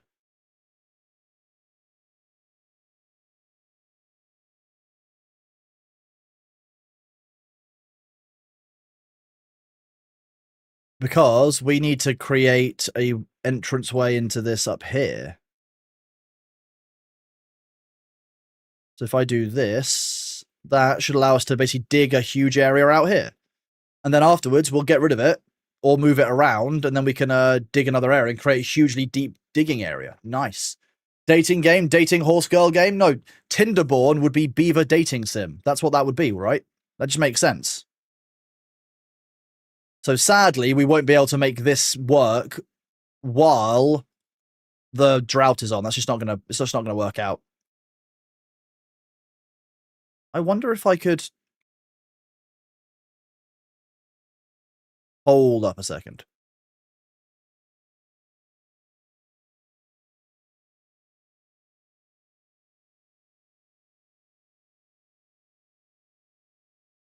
If I do this, and I get rid of... This might be weird.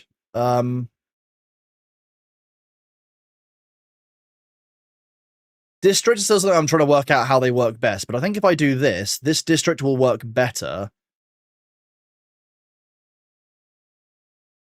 I think this might actually be a more efficient system. Bringing the workers in from the other side here rather than this side here might be better.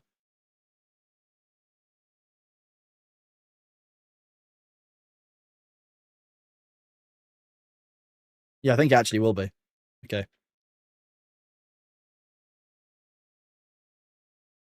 At some point, what I'll do is I'll get them to switch over. So the power is being pulled from this district, but actually the workers are being pulled from this one because this is just too far away. It's too far away from a district and cannot be reached. So if I do, once they've built as many of these as possible, I should be able to switch the district that runs this one. If I could probably do that now. If I did that and then I do this, that is much easier to run. These guys can still build, but now this will pull the workers from this side, I hope.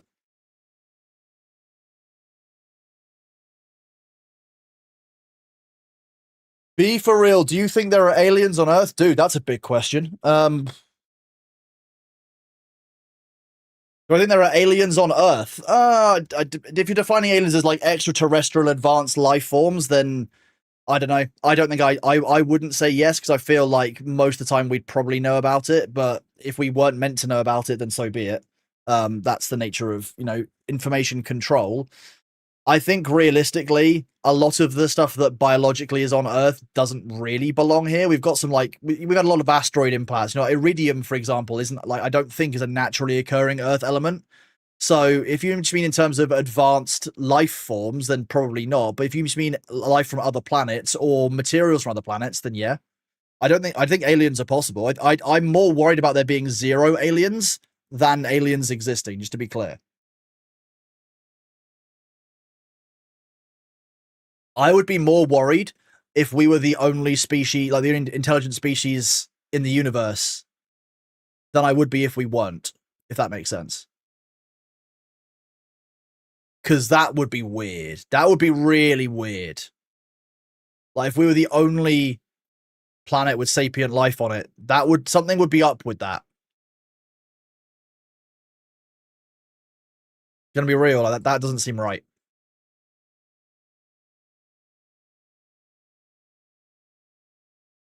Herbalist? Do I need a herbalist? Probably.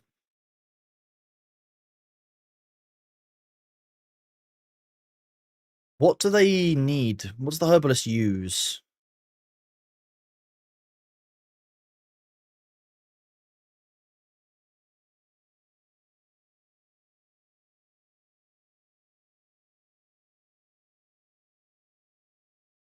I mean, you guys should have the spare. Yeah, you've got spare workers for this. You've got no spare workers, so we should probably make some more homes here at some point.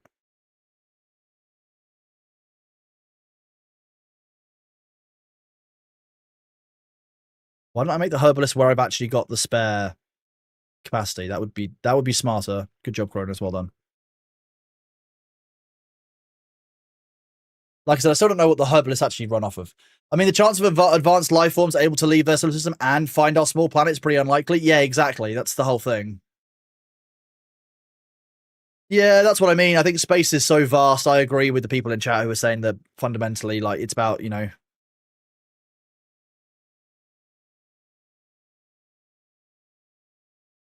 it's about finding them, about making our way out into the, like, space is pretty damn hostile. I'm going to be honest with you. Like, not really the greatest place to be hanging around day to day.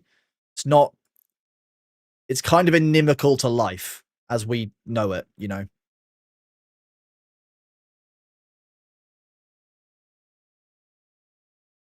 Certainly not something that a culture will just kind of like, oh, you're just I'm just popping out the solar system for milk. I'll be right back. Like it's not that small a proposition. Solar radiation is a hostile killer. Yes, the radiation that comes from space is wild.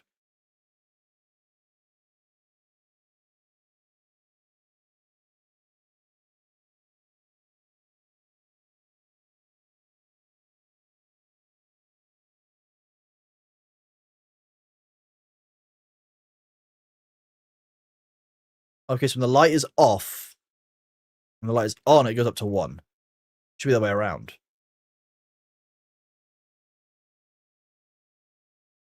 When the light is off, this should fill up.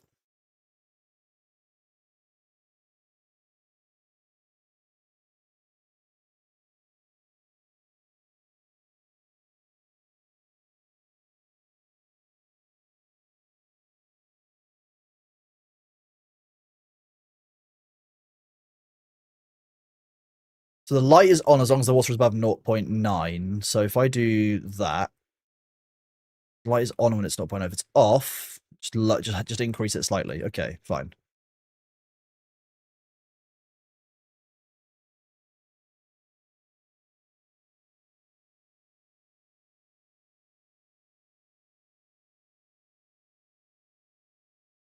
You guys still haven't made scrap metal or get... Okay, scrap metal is because it's short of... We haven't actually got somewhere to store it.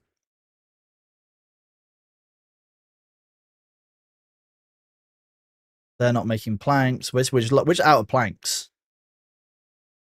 Sabu, look, why are you not making planks, Sabu? Come on. We need more planks, Sabu. Chop, chop. Or chew, chew, I guess, if you're a beaver. 2-day drought. What is our storage at? 0.65. That's not too bad. For a whole day, we've lost 30 milliliters of volume. What about up here on the water? These aren't finished yet. 0.82 in there. This was at 0.85. No, 0.9. I guess we've lost 800 mils on that one. Work, zug, zug. Exactly, Sabu. You're currently tasked with making planks. It's one of your jobs. You've got a low chance of injury. I hope that's okay. I hope that's okay, Sabu.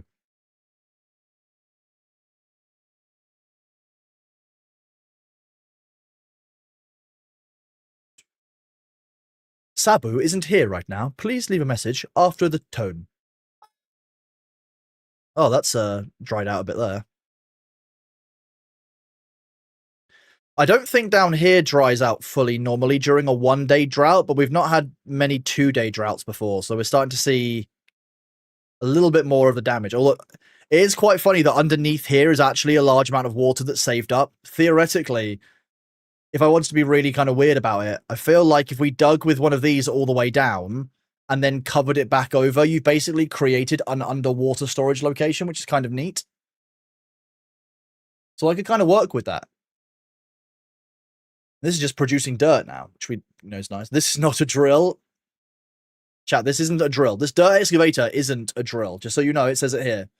Very clearly says this is not a drill. You are not going to be producing power anywhere near enough because we're pretty much out of water.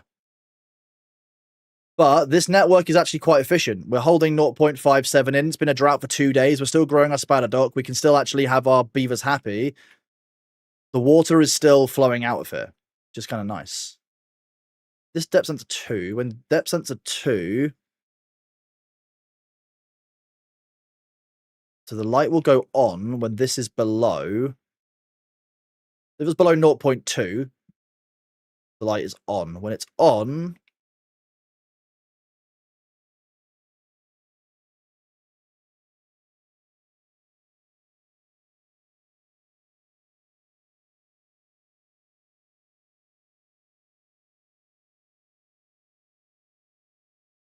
on until it gets 0.2. So it needs to go off, needs to be 0.95. On needs to reduce it to like 0.75. Or I'm being an idiot again? No, if it's above, it's on. If it's below, god damn. I'm just being an idiot. Drought ended. Cycle 11 begins. Chat. Wait, I thought we were meant to get a bad tide at the end of the cycle. It's kind of what I was waiting for. But fine. It's 0.76 in there.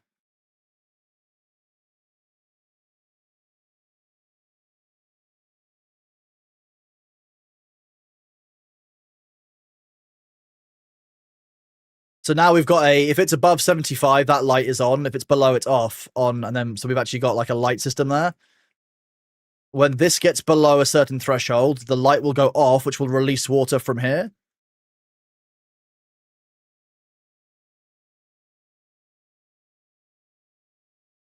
And if I turn this one to be depth sensor 2, when that one's off, it can go to 0.5.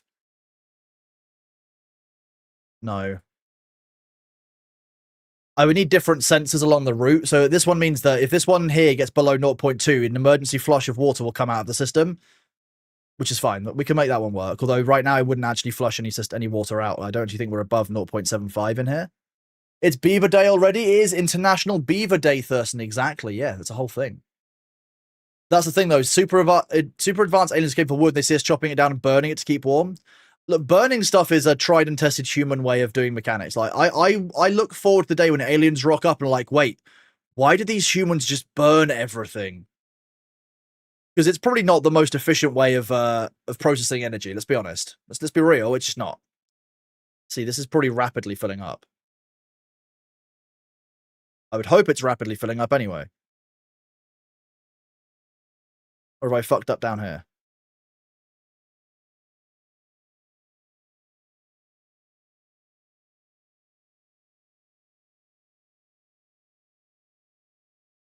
As long as it's above 0.3, this should be fine to flow.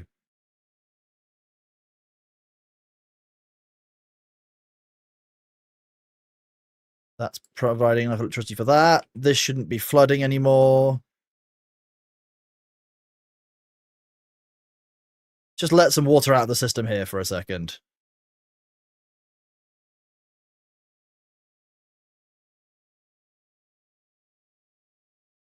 We don't want to flood the entirety of our city, just about, you know, just a whole thing. Just let some of the water out of that system.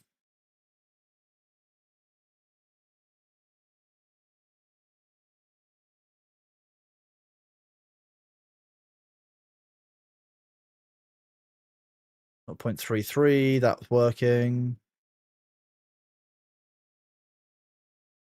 That's going. Are you digging? You digging at full pace yet? Network power supply is 100 so it's 180 and the power usage is 710. Use these bits to feed you, Beaver. Thank you very much, Classic Buster, for the 80 bits. You're an absolute legend, dude. How are you doing? Classic, I heard that you utilized special powers to identify what car I have from a very, very basic photo that, or from the video that Vicky sent, which I found deeply hilarious when I found out.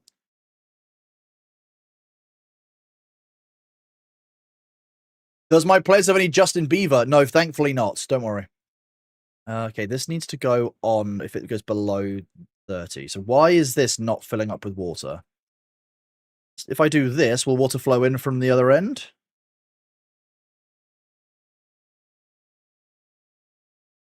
No. If I close it off, how does that happen? This water just becomes still. Interesting. I should probably fence this off better. If I built a secondary floodgate system to capture the water that flows down here, that would be better.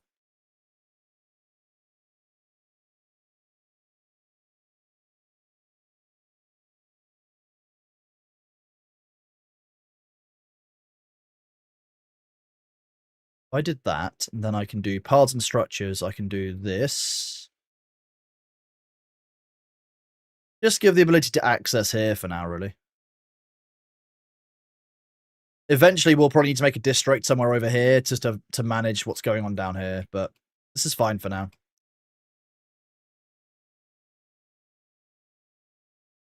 You've got special powers when it comes to cars. Mr. K, any recommendations on a microphone boom arm? You need a second one for a rather hefty mic. How hefty are we talking, Luther? And how do you like your microphone boom arms? Do you prefer an overhead arm, or do you prefer a low profile under arm like I have? Because I use this, which is a low mounted arm. It sits very low on my desk. Do I have the ability to show you? I do. Yes, I have a button here called floor cam, which I'm excited to test out, which is kind of a pointing camera for me. OBS, did you remove my floor cam?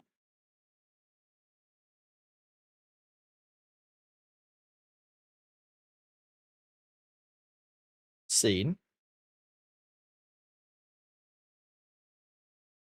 Ugh. So I use this. This is just the Elgato mic arm. I've actually taken half of it off because I don't need the full length of it. No, this is a different camera. This is different. This is a nice Logitech C922.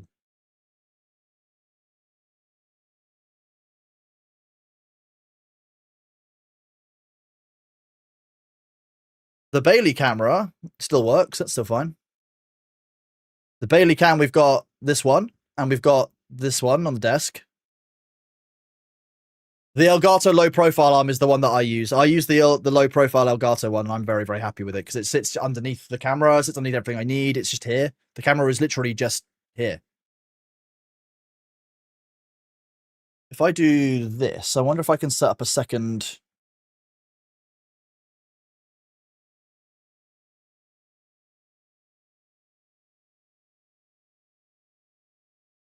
You can see it here, right here. It is a 49-inch ultra wide. Yeah, it's a Samsung one. The mic and cage is 2.5 kilos. Luther, what mic are you planning on using? Jesus.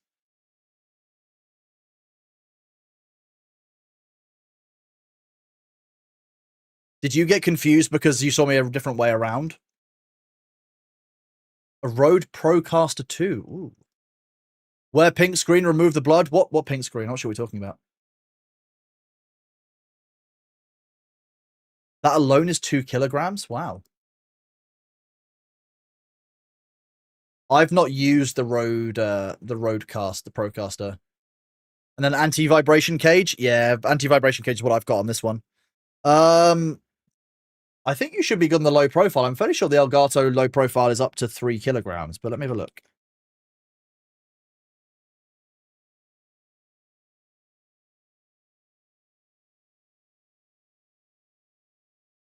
We're making sure you're not a bot.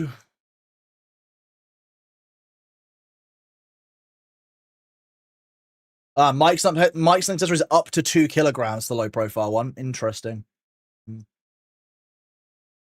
A gantry crane from the ceiling. I mean, that would do it. That would do it, yeah. Yeah, I know Rode do a lot of good microphones. So does Shure. But I'll be honest with you, like, my basic viewpoint on it is always that, like, I just like the fact that I can plug and play the Elgato Wave 3 and it works pretty much fantastically first time without any work out the box.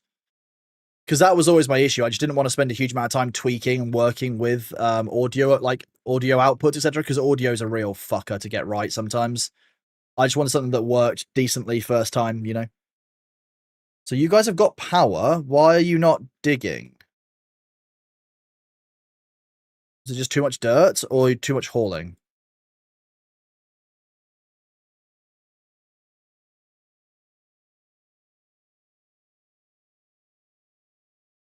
I think we need a hauler's hut down here.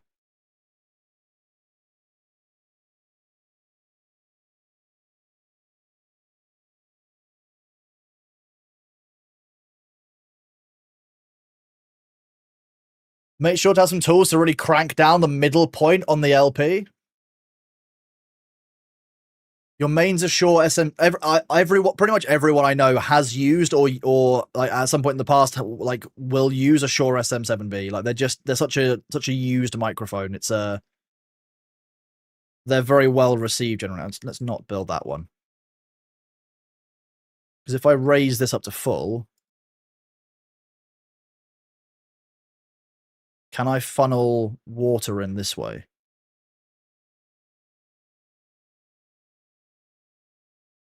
Yes, only just.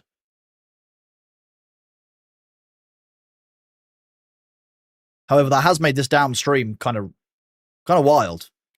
We're really going brewer on the digging. Like,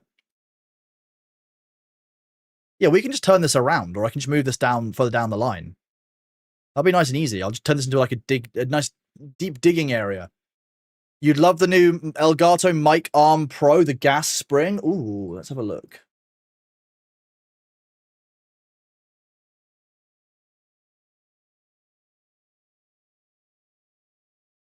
I haven't seen this. Nice.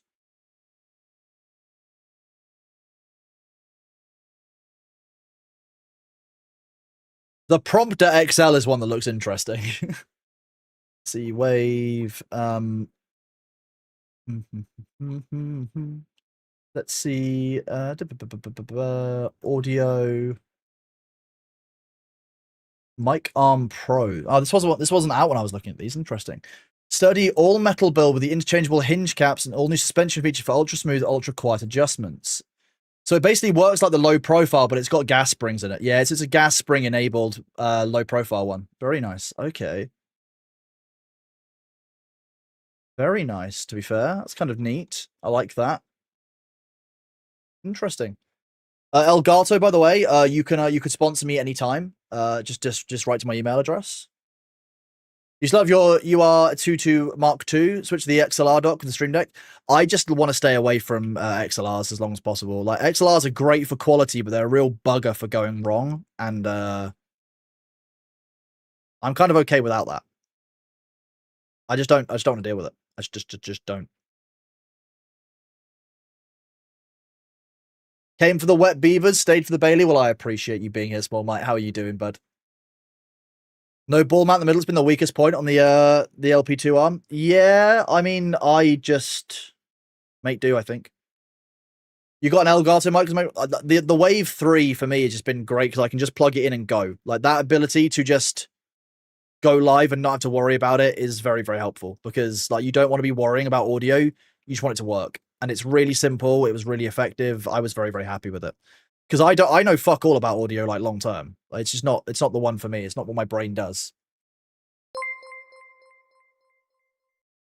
Cinders, thank you so much for the resub, buddy. 10 months, tier 1. You're an absolute legend, dude. Thank you so much. How are you doing, Cinders? It's good to see you. Happy International Beaver Day to you, Cinders. Hope you're doing well, buddy.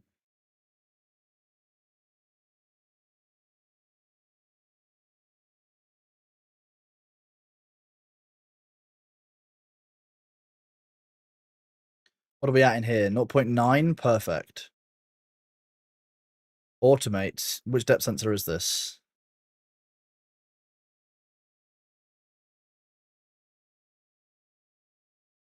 If I put another depth sensor in, I could probably make it so that this opens only when this is high up enough. Nah, it's working. I don't need to change it.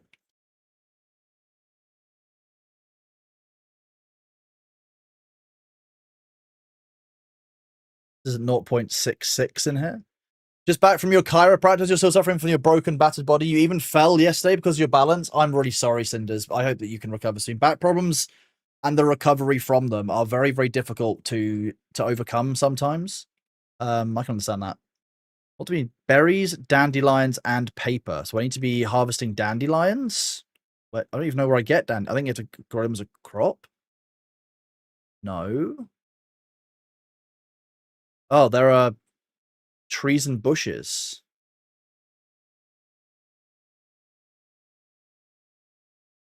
Requires building forester. Okay. Interesting. Okay, well, we won't use that. Building unstaffed, that's fine. It's meant to be unstaffed. It's low priority. And this lacked materials. You lack metal blocks.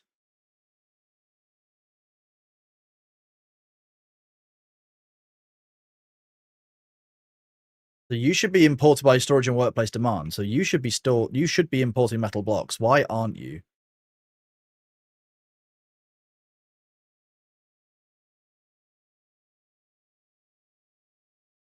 I just need to lower the export threshold, that's why.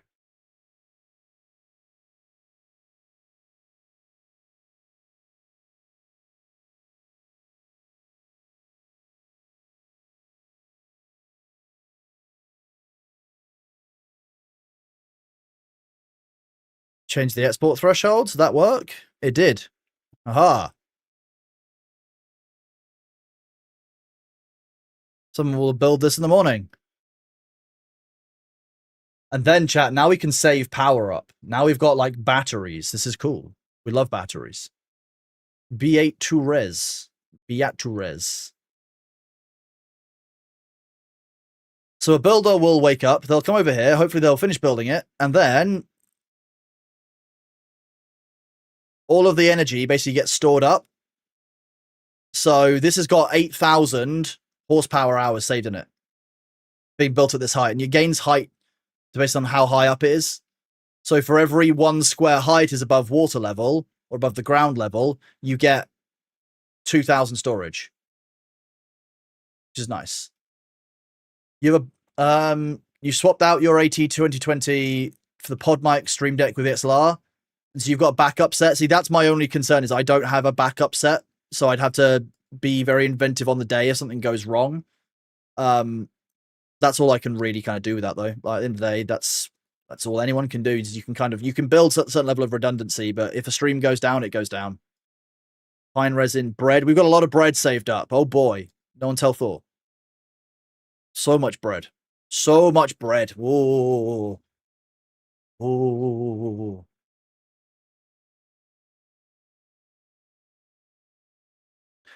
And yeah, in a few hours' time, a new game that I'm very excited for is coming out. That looks like it could be quite solid, so I'm really interested in seeing where that goes. Let me show you this.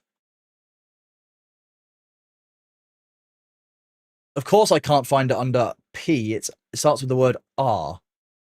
Idiot Kronos. Idiot. Let's see. Where's my Steam option?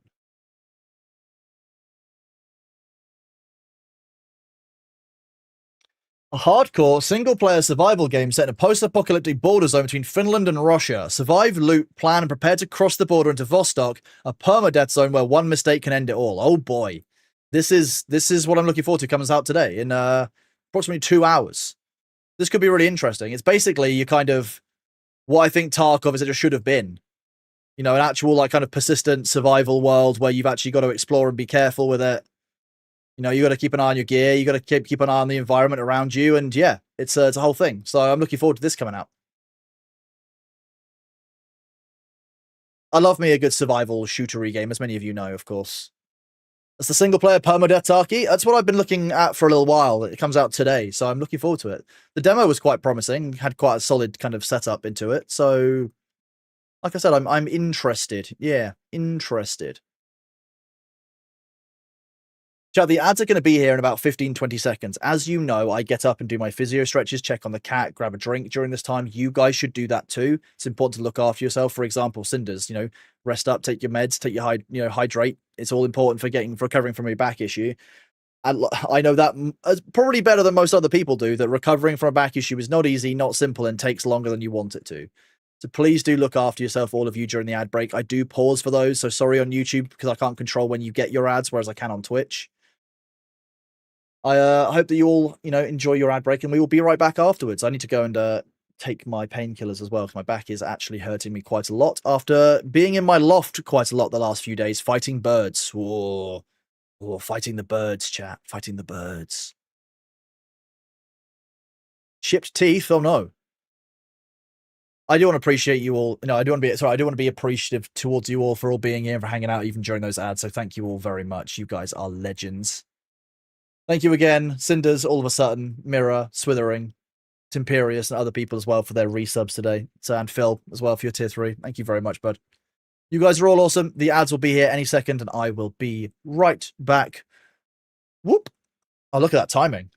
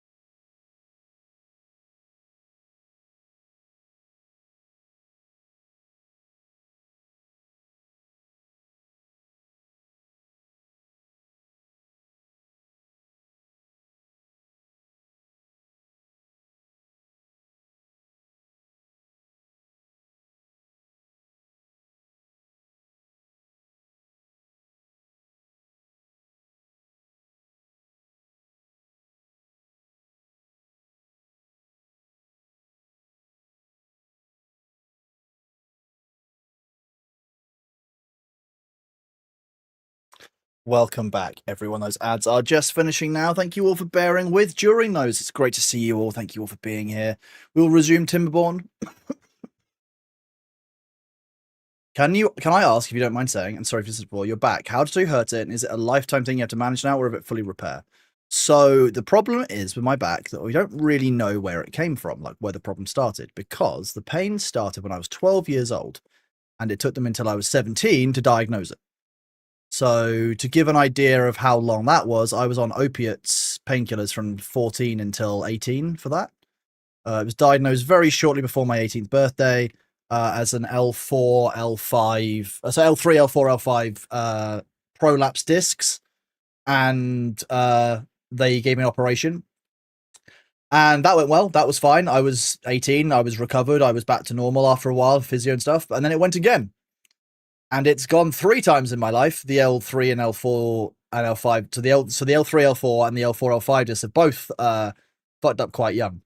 So they will probably be bad for the rest of my life. There are things that I could do. Like I could do something like they could take out the discs and put in plates, for example. But obviously at that point, I'm reducing my mobility quite a lot. And the younger they do that, the more likely I am of having long-term mobility issues on top of what I've already got.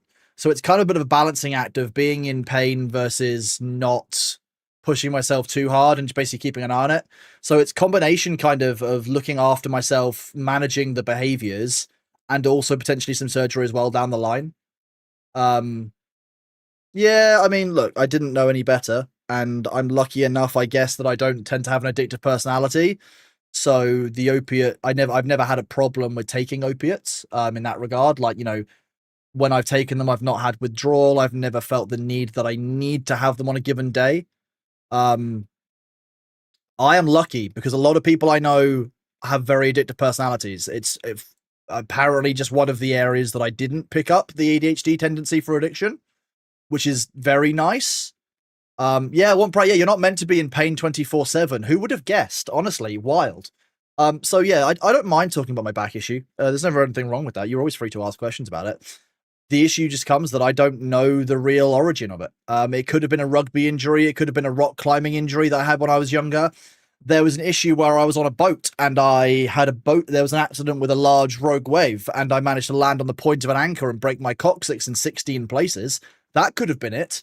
But that was when I was 13. So after the pain kind of started. So was it growing pains and then I did something bad to it? Or was it there's some argument based on one of the scans of my back that actually it might be a birth defect in my like in the bones of my pelvis, which like at the base of my spine, which might mean there's actually just a weakness in general in the L3, L4, L5 area just because it's missing a bone or the bone isn't like formed normally. So it could be a congenital defect. But it's one of those things that like, is it more important to know the exact cause or is it more important to manage the symptoms of that so that I can, you know, like have a decent quality of life? And there's a balancing act to that. So I just kind of manage the behaviors each day. I did say coccyx, yes. Also, well done for spelling the word coccyx. You're on opiates because you've had 3 to 4 bulging L3, L4 discs in the last 6 to 8 years.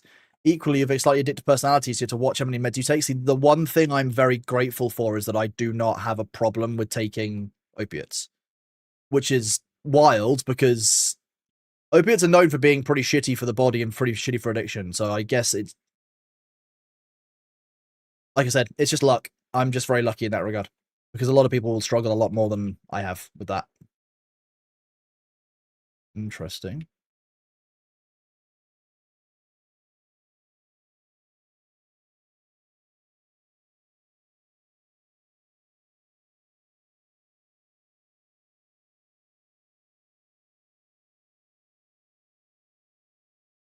Interesting indeed.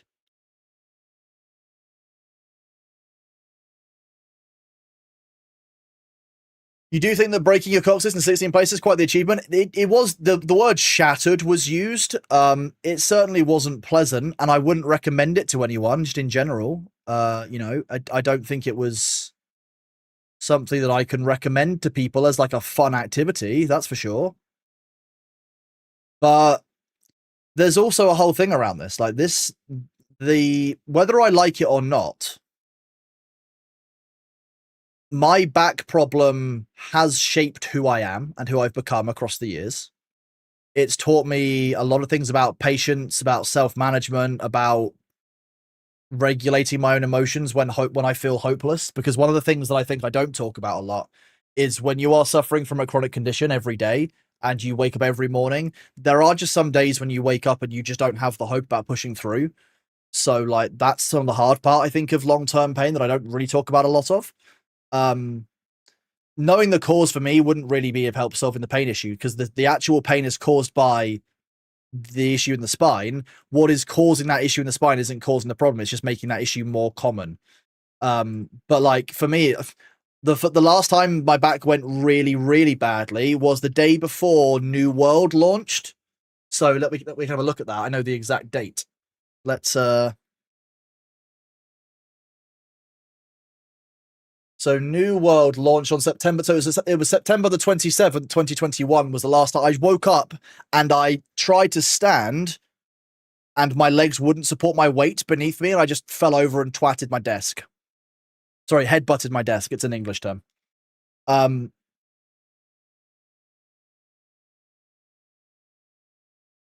Was it fun? Hell no. Was it hilarious after the fact? Yeah, kind of.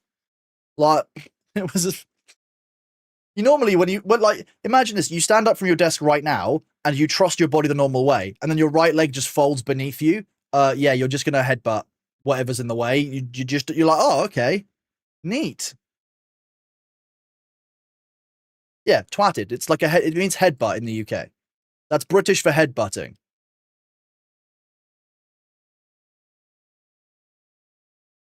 The UK has the best terms. Okay, yeah, yeah. Oh mate, I was down the pub with the lads, and this guy came in. He was well drunk, you know, and he was just chatting shit and that. And you know what? I couldn't handle it anymore, so I just fucking twatted him. You just headbutt someone. That's the kind of culture. That might be some of my like Portsmouth showing. Yeah, yeah. Twang someone is headbutting them. Yeah. That's what that is. The nice thing is now I'm harvesting all of this dirt and putting it into my dirt storage, which is it's just an underground pile full of dirt, which as a concept I quite enjoy. Because like when you think about what my beavers here have done, they've dug out a massive cavern and now they're filling it with dirt again just for storage. You'll have to use that term as well. Yeah, Glasgow Kiss, twatted is a great one. It's a whole thing. The British people are quite good at swear words. We pick them up. We're very happy with them. That's just how we work. So you know, if you want to find some of the best swear words, the British are great for them. Spanish as well. Spanish, they have some great ways of insulting people in Spanish. Oh, the Spanish people know how to send some insults. Great job, honestly. No notes, zero notes.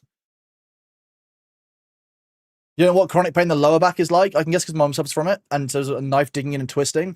I think the problem that you will find is that where you have a problem in your back, you'll have massively different symptoms. So if I think about, let me get a spot. Let me get a map up for this. I need some visual effects for you guys here. I don't have these saved because it's not on this PC. Is there a diagram of this? No.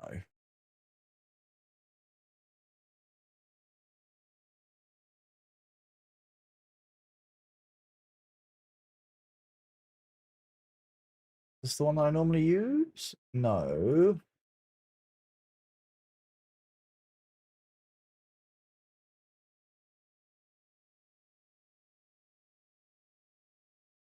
Here we go. Yeah, this is the one I normally use. Let's do this.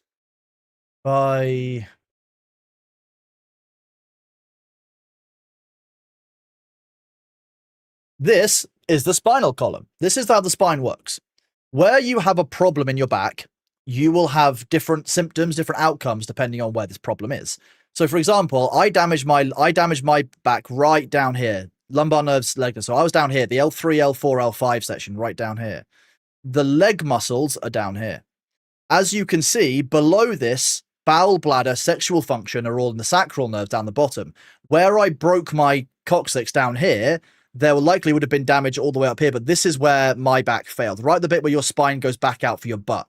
So if you think about where your body is, your butt kind of sticks out here where your sacrum is. So these are kind of inside of your butt from the back. Where your butt starts, as you go down the spine, you're talking about the sacral. Above that, you have your lumbar spine, and then where your back kind of starts coming back out again, that's your thoracic spine. Now, this is what your spine looks like in cross section. You have your vertebra, which runs down the center. You've got the spinal kind of, if you feel the ridges of your spine down, you're feeling this bit here. This is the top part of your spine. And this is basically where your nerves run through here. If the disc, for example, blows, so the discs that sit between these, you can see these like light blue areas, they can compress here and here and mean that these spinal nerves don't work properly, depending on where you are. So depending on where you've caused damage to your back, you'll have different symptoms. For example, if you go into hospital and say, look, I've damaged my lower back, I'm getting sciatic pain in the leg, they will always check your bladder, bowel, and they will ask you questions about your sexual function. Because if you've damaged up here enough that signals aren't getting through from the head, then none of this will work as well. So if you sever the spine, wherever you sever it, below that will likely not work. So if you sever, say, your thoracic, say like the T7 area, likely your chest muscles will still work. Some of your abdominal muscles won't. If you're unlucky enough, or you've hurt your neck, for example, this is why the neck is such a sensitive area of the body, you'll lose control of all of these. Now you think, oh, okay, paralyzed from the neck down, that means that, theoretically I should be fine, but I'll be paralyzed. No, because the thoracic spine also controls a lot of your things like your lungs. So spines are very, very sensitive, and lots of these nerves that come off the side are your control areas. You guys can't see my mouse. That's annoying. Let me do this.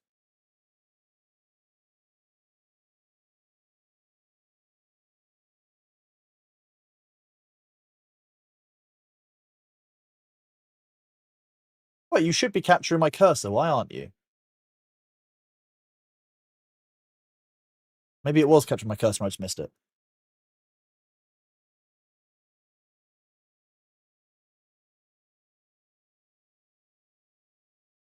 Oh, it was capturing my cursor. You could. So my issue is down here. So when I have a problem with my back, it's my leg muscles that go. Particularly, if you look at this cross section, the right-hand side of the spine is where mine gets compressed. So for me, the inflammation tends to be the disc bulges right because there's some kind of flaw in somewhere probably between my sacrum and my lower spine vertebrae. It's can be seen down here. This is where the congenital defect is for me, below the L5. So somewhere down here. This means that when the discs up here kind of shift, they are more likely to shift to the right, compressing the right sciatic nerve, which is the nerve that controls your legs. For me, the right sciatic nerve has been really badly beaten up over the last 20 years. So it started when I was 12, 20 years, well, just over 20 years.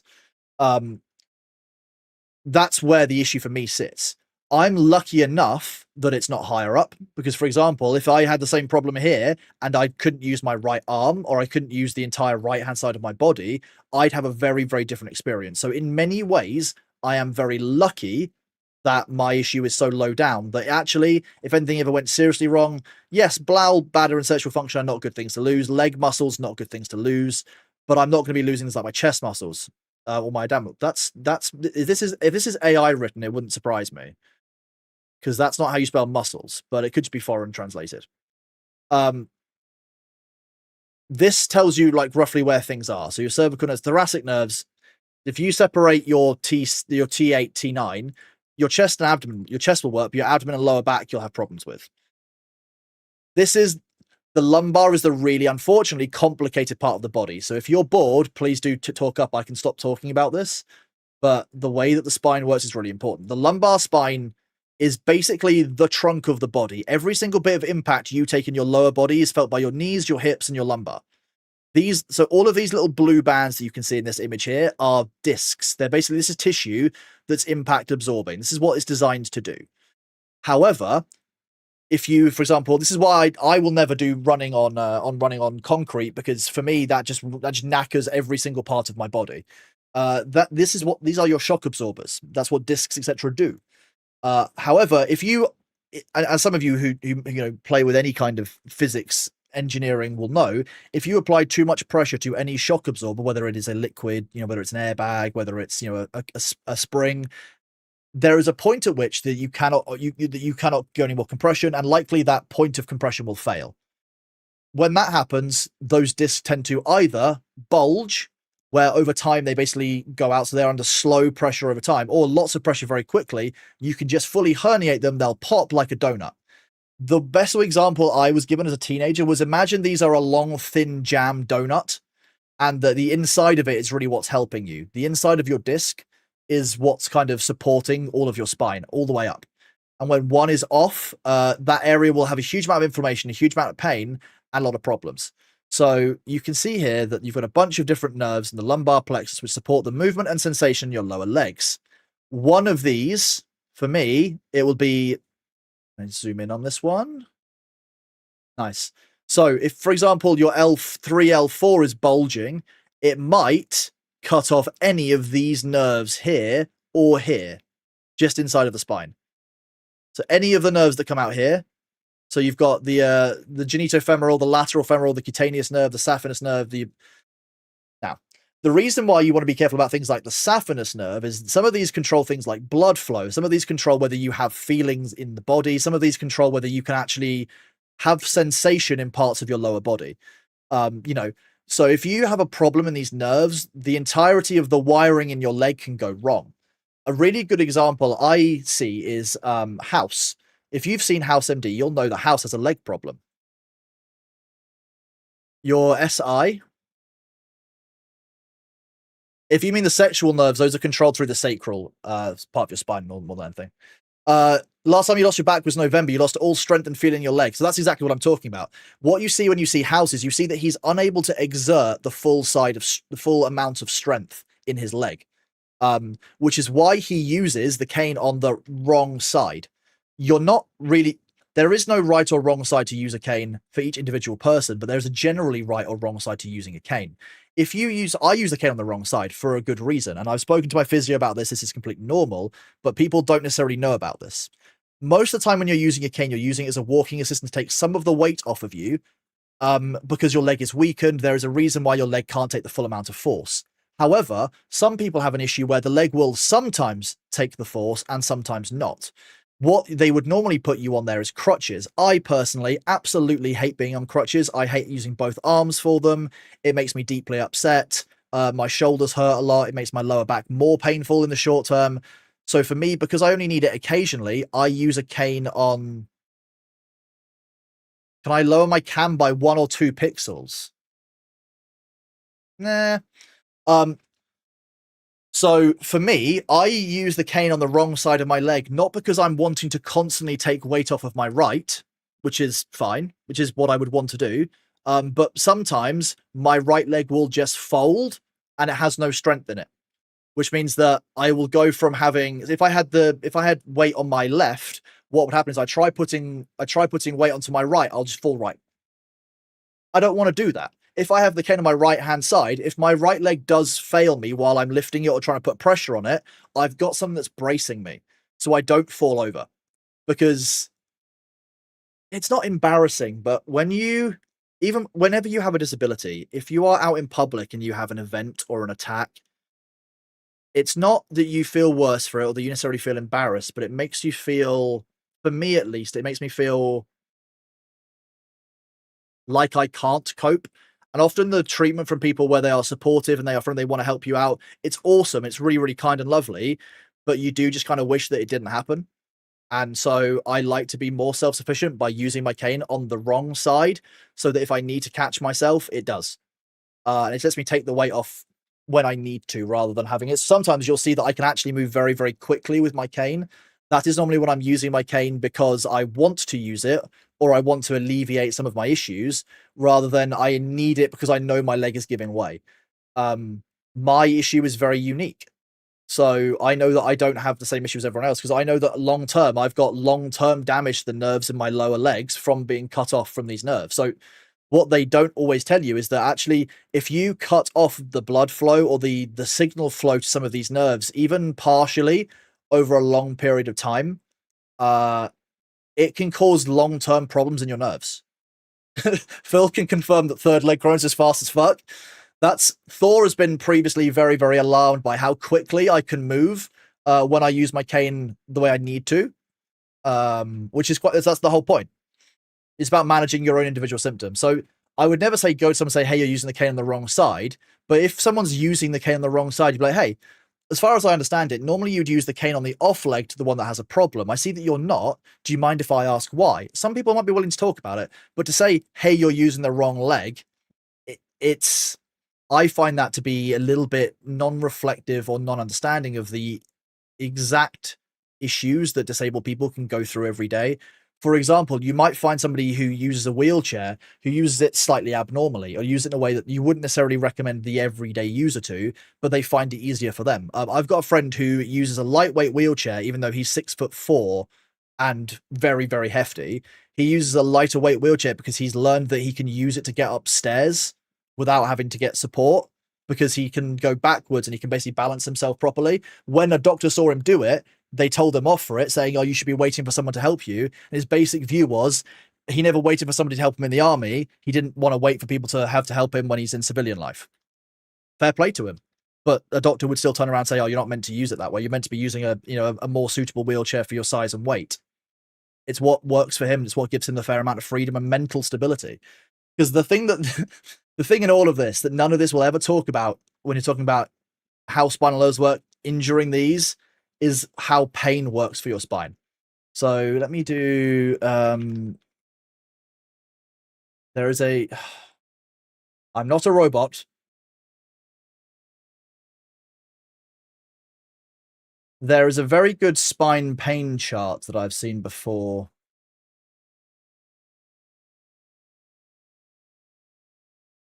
Is it called spine pain? They call it back pain chart?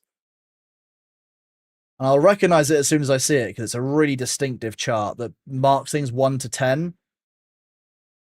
Oh, this will be good. I can show you this. This is how a disc herniation works. So I can't really. Okay, I can. Yeah. If you have a herniated disc or a bulging disc, this is what's happening. Your normal spinal function looks like this, actually looks like this.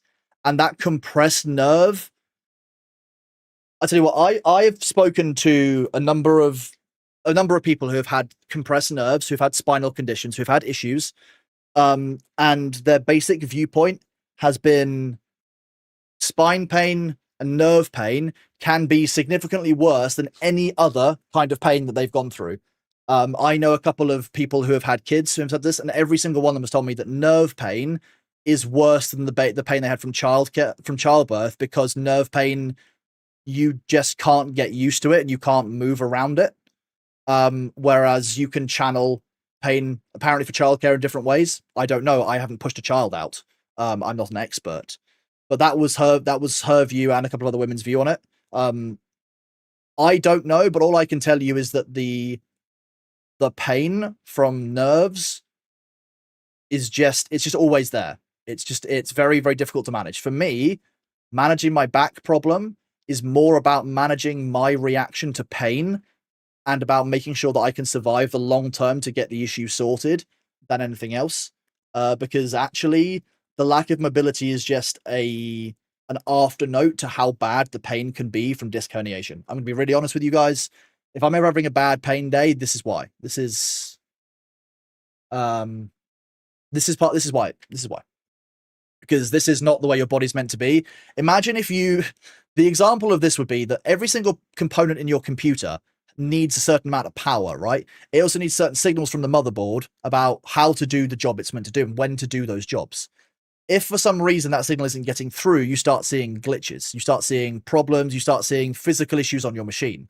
That's what happens here. If you cut off a nerve, you basically enter a game of anything can happen, because the body starts creating phantom signals, the body starts creating all all kinds of weird responses. It'll create pain because it thinks you're dying. It'll do things like myoclonic jerks. So some of you will know what that is. That's the if you're falling asleep and your leg gives you like a sudden kick or like a sudden jerk, or you suddenly have like a bodily shake. That's your body basically just getting a little bit confused about some of its signals and sending like a pulse through the nerves to basically like, hey, you're awake, you're not dying. But where you've got compressed nerves and that signal doesn't get through into the leg's like, oh, I'm dying, and it doesn't receive this signal. It's like, oh, I'm really dying, and starts throwing out all kinds of stuff. Dealing with any kind of nerve damage or nerve pain is incredibly difficult. You have an arm you can't straighten, the doctors can't figure out, nothing showing x-rays and stuff, could be a back issue. Classic Buster, make sure that you get your shoulders and your back checked. Most of the time, if you can't straighten an arm, for me, that's going to be musculoskeletal, and that will likely be either the nerves in your shoulders or back. Again, if we go back to looking at where your nerves are in your back, you're looking in the thoracic part of your spine. Doesn't actually control your arms. Your arms are all controlled up here in your neck. So make sure they check your shoulders and your neck, basically, for what's going on there. Because if it's muscular, it'll be in the arms and the shoulders. But if it's nerves, then you might find it's actually up in here. Your cervical nerves could have a problem. Looking after your neck, using the right pillow, not too many pillows, not too few pillows, those kind of things make a real big difference. And as a really good example, my physio has done a thing before where the amount of force that you can exert depends on your physical state. If you have your head on one side, your balance is significantly worse than if you have your head straight, for example. The head is the trunk of your body, and if that is kinked for any reason, then the strength that you can exert physically is significantly different. You've only got 80% movement in the elbow joint. You've got a really tight neck, so that could make sense. I would be looking at the nerves in your shoulders and your neck, Classic Buster, for that. So, for example, if we look at this and you think, okay, so head and neck, diaphragm, deltoids, bicep, wrists, triceps, and hands. That's all in your neck. It's all before you get below this line of your neck. If you're on a pillow, you're sleeping at the right height to your shoulder, your head basically sits quite well. But if you've got too much there, think about the amount of bulging that you're going to have here or here. If you're too far back, your neck will be bulging inwards. If you're too far forward, your neck is bulging outwards. The trunk of your body is really important. And if you're concerned about it, definitely speak to a doctor. But looking after the trunk of your body is really, really important. And like, I won't shut up about back and spine health, because I don't really think it's anything we get taught, especially in like schools and stuff. I was never really taught in school how to look after my body, even doing things like PE. Like, they never actually tell you about how the spine works, where nerves are, that kind of thing. You have 6 pillows on your bed so you can adjust to make yourself in the right alignment. Exactly. That's a good way of doing it. That's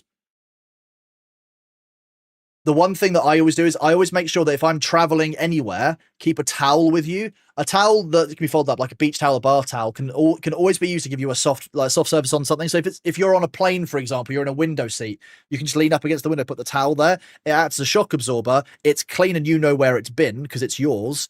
And it means that you're not just you can control somewhat where you are leaning. If you've got one pillow and you need a little, like half a pillow, put the towel on top of the pillow, fold it in quarter. You've got an extra bit of one inch kind of height, just enough to give your neck a little bit from where you're like that to where you're like that. That is a huge amount of difference in terms of the degrees of angles of your neck. Little things like that can make a difference. So personally, I tend to travel with a towel just so I can actually have a little bit more control over what I'm sleeping on if I need to. A lot of people find, for example, there you go, a side sleeper pillow is a game changer for you. Wedge pillows for hiatal hernia. Yeah. So hiatal hernias we're talking about hernias of discs, but hiatal hernia, if I recall correctly, is your stomach, isn't it? Is the hiatal hernia the connector from your stomach into your esophagus? Isn't that your hiatal area? So if you have a hiatal hernia, basically you let acid up your windpipe. Yeah, that's what I think it is. A good mattress and pillow is so important. Anything that goes between you and the ground. Anything that goes between you and the ground is very important. Shoes, beds, chairs. The chair that you choose to sit on every day. Think about how many of you are sitting there at home and you're on a desk chair that you've spent 6 hours sitting on already today. It's what? 2 p.m.? Yeah, 2:15 p.m. here. So if you've gotten up at 8 o'clock on a Tuesday morning and you start doing some work, you might, if you're in Europe, 5 hours, quite likely from the UK. If you're in Europe, you'll have been working for 6 hours now. It'll be 3 p.m. How many of you have been sat in your chair for 6 hours today and you've not really thought about how much that chair carries you every single day, supports your weight, supports your lumbar, 10 p.m., 11 p.m. So you've probably been sat in your chairs all day and then you're here in the evening as well, which I very much appreciate, by the way. Can I have a chair that's good, please? Yes, you're allowed to laugh. You know, yeah, yeah. Even the chair I've got right now, it's good enough, but I don't actually think it's the best one for me because I think that for my specific issue, I could probably do with better lumbar support. This has got good lumbar support, but it's not perfect. It's just good enough for me long term. But I tend not to try and do more than 8 hours at the moment sitting in my chair, as anyone really probably should. I think we all spend quite a lot of time sedentary by the nature of what we do for not only kind of jobs, etc., but also for our leisure activities. A lot of people like sit down at the end of the day and watch TV for a few hours. Like, great, but again, you're still sitting down. The stuff that you sit on is as important as the way you sit. Sitting here for 6 hours, you're leaning to the side. So yeah, it's another good example is if women, I'm sorry, I know that your clothes often rob you of the joy of pockets. Men, many of you will be wearing jeans or trousers right now that have back pockets available to you. Many of you will have nothing in them because you're smart. If any of you right now, though, are sitting on your wallet, sitting on your phone or your keys in your back pocket, stop it. Just think about the angle that your body is actually at. You've basically got one part of your butt is going to be even a centimeter above the other. Think about the pressure on the lowest part of your spine. Don't do that. Don't do that. Genuinely, sit up straight and don't allow yourself to be sitting like with one butt cheek like an inch above the rear pockets. I think on most jeans should actually be gone. Like, they are really bad for people long term. A lot of people, like, they'll just sit on their wallet all day and won't think anything of it until after like 8 hours you realize that having your wallet there changes the shape of your spine, sometimes permanently over time. What if you're wearing a kilt? If you're wearing a kilt, that should be... Wait, why would wearing a kilt make a difference? A kilt doesn't have pockets in the back of it normally. You started not putting your wallet in your back pocket. You did that for decades. Would like to contribute some of the issues you have now. It's really easily done. Yeah, like I will still use my back pockets, but if I'm ever sitting down, never sit with anything in the back pockets. Utilikilt, it's all pockets. Okay, I could get behind a utilikilt. All pockets sounds great. How are we doing on our metal production? Got a lot of dirt, a lot of metal blocks. Not a lot of that. How are we for scrap metal? We could probably make another one of these metal production buildings. When I say metal production buildings, I definitely mean the word smelter, which is just... That would have been easy. I'm going to make 3 of them.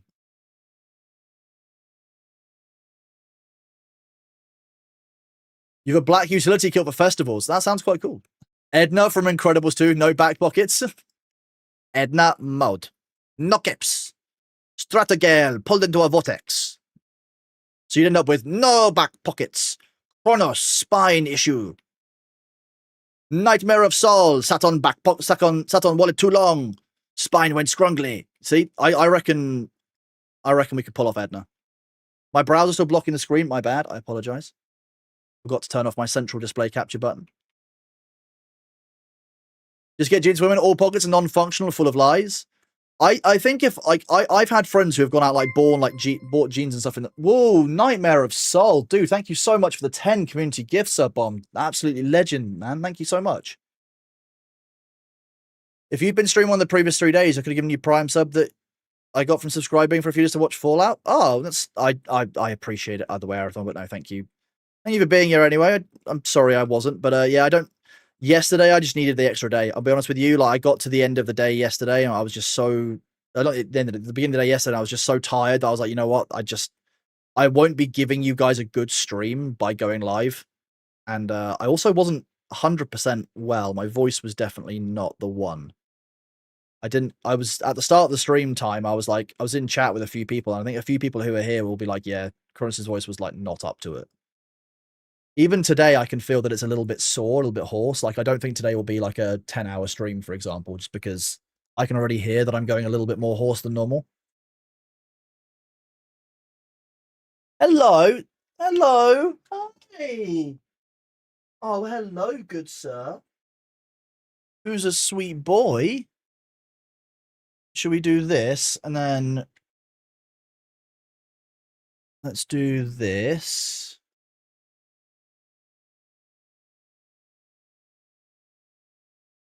Hello, Bailey. Yeah.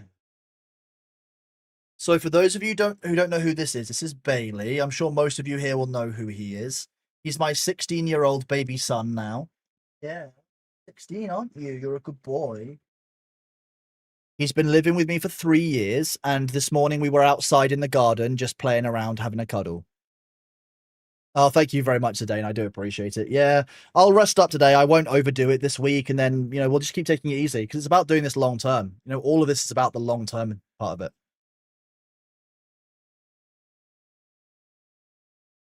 So if I do this one now.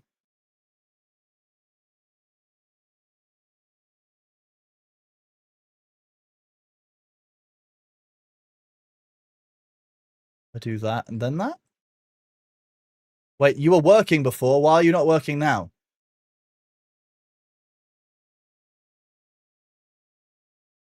Frustrating.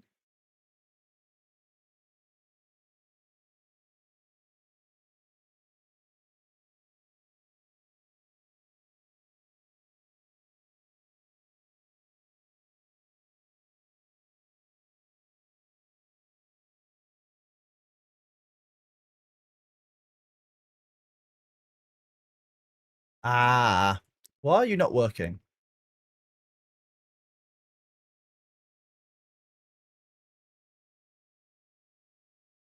Thank you so much again, Nightmare Soul. That's massively appreciated. I don't know why the new floor cam doesn't work while we're live. Sometimes.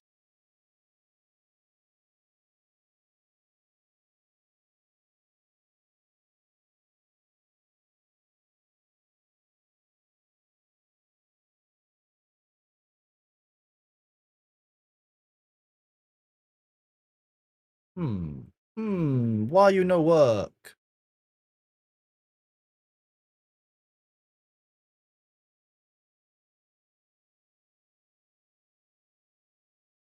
I love OBS sometimes. It's very, very helpful.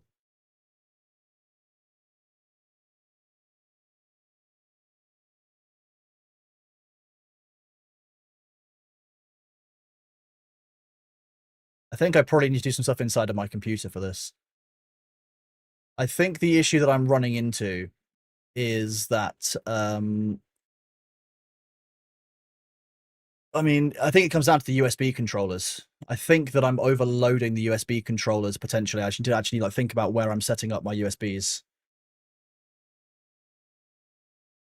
I think you should make B big and the games cam small. Yeah, I can make B a slightly larger, but I can't make B the only content because I can't do that forever because then I would be in breach of Twitch terms of service. You want me to do this instead? How about this? Oh, you're going to go out for a snack? Is that the plan? Yeah, he's going to go for a snack as soon as we finish modifying the camera. Always the way. So I can either have the cat cam or the floor cam. That's good to know.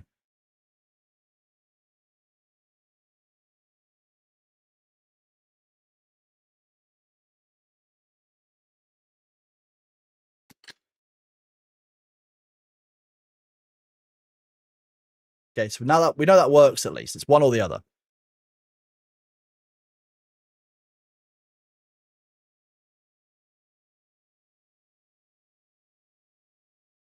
Yeah, unfortunately, I can't just only show beat. Chroma key the cat cam to the carpet color.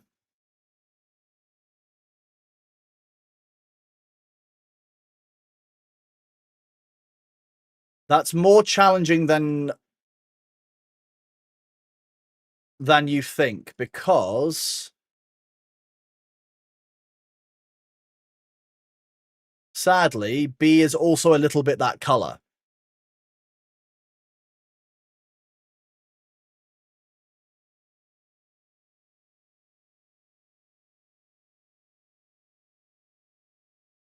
We'll try this and see what happens. Yeah, see, there's an awful lot of distortion there. If I replace the carpet in here at some point, you know what? I will do a deep blue carpet. How about that? So we can chroma key out. We can blue screen or green screen out the carpet.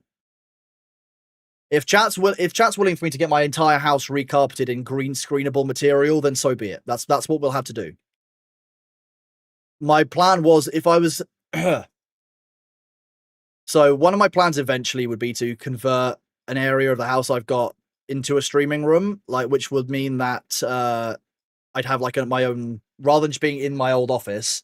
I'd actually have a spot where I could do like I could set everything up. I could wire it specially for streaming. At that point, I probably would look to get floors that I could chroma key out, specially for you guys. I'm gonna be honest with you. Thanks for the good back and spine advice and knowledge. Very helpful. So, oh, Night Parasite, it's absolutely my pleasure, bud. Like, I think that we should have been told this stuff in schools, etc. It's a bit like it's like basic financial support advice. I don't know why we weren't taught that in schools. It was very unreasonable. I think that we should have been.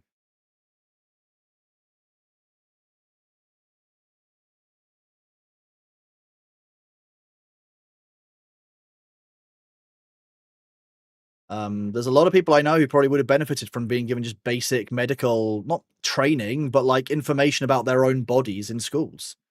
Particularly, I'm gonna be honest here, not making it about men versus women. I think that the amount of education made available to women about their own bodies in schools was awful. It was real bad. Going to go back to school to get a GCSE in spine management. Did you not all have health class and sex ed? Yes, but it was very inconsistently applied depending on where you were educated. So if you were in a school that had like more, I say more Christian values, it's not the right way of putting it, but it was has a stronger religious tie, they might just not do sex ed properly. Very difficult to cover off effectively. Um, I've never really done very well in my life with structured learning environments. I will say that honestly, you know, it's never really been my thing. But yeah, I don't know. Biology didn't actually teach you much about human biology. It taught you an awful lot about plant biology. Like I know that the mitochondria is the powerhouse of the cell. With that in mind, the ads are here. I will be right back. Ooh. The mitochondria chat.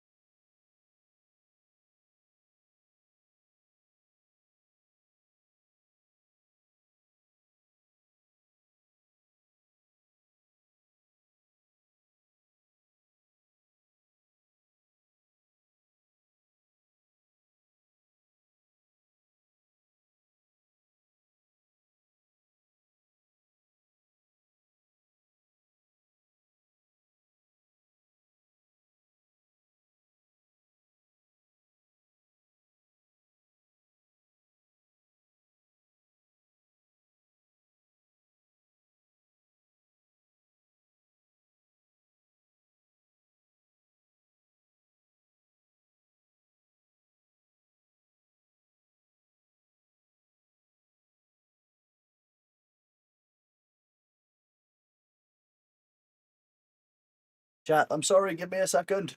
Ah! I accidentally disturbed the sleeping Bailey and had to pay tribute by giving him a soft head rub for a few minutes while he fell back asleep. You know, when you disturb a sleeping cat and you just feel really bad afterwards? Teach him how to balance a checkbook, change a tire, basic home dwelling maintenance, like unclog a drain. Exactly, Mirror. That's my view on I think that's my view really on education as a whole, is that actually it doesn't cover those things that they're really basic and are really, really like needed.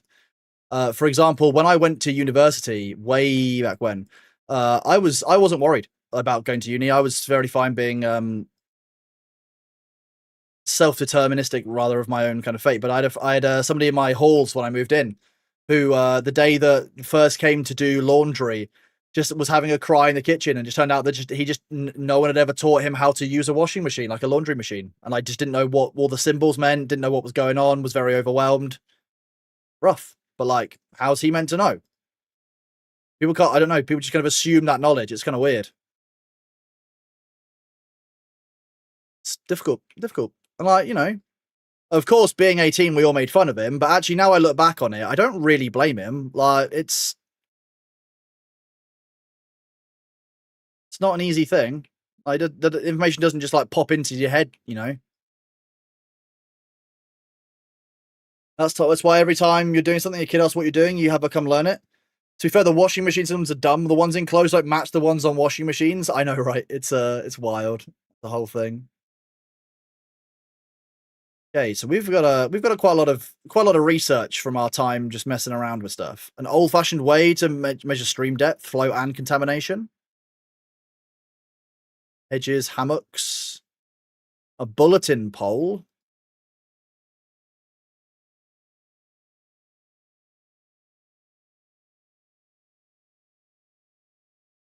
Aesthetics of a well-fed beaver, a beaver statue.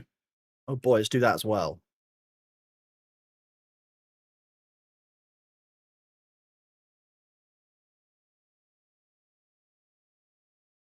Scarecrows. Ooh, well-being. A mud pit. We can make a mud spa. Oh boy. Dance hall detailer for customizing tails. Why does it require haulers? Wait, what? Why would being able to customize people's tails require haulers? Just to haul the beaver?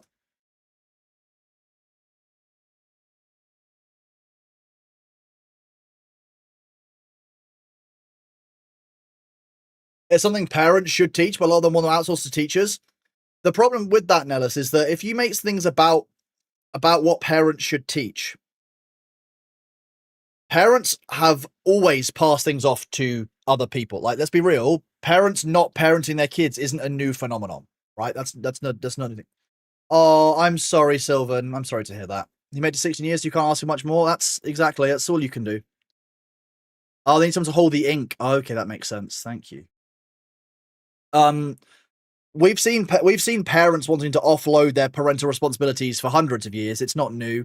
I think at this point, the people who either don't have parents at all or don't have parents who are suitable for the parenting role shouldn't have to be penalized by the fact that parents should be teaching them. Schools should be stepping up and recognizing that actually the education system doesn't teach people how to change a tire, to unclog a drain, to how to, you know, sew, you know, basic household and lifestyle skills that you might learn from things like scouts or the army.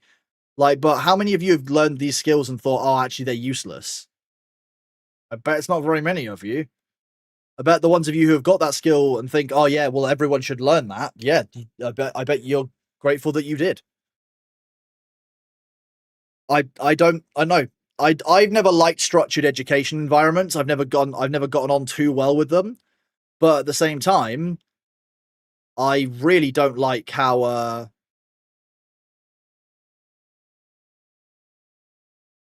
I don't know how they don't work. Like, it's not. I don't think it's just on how I see it. I think generally it is for me at the very least, it comes down to.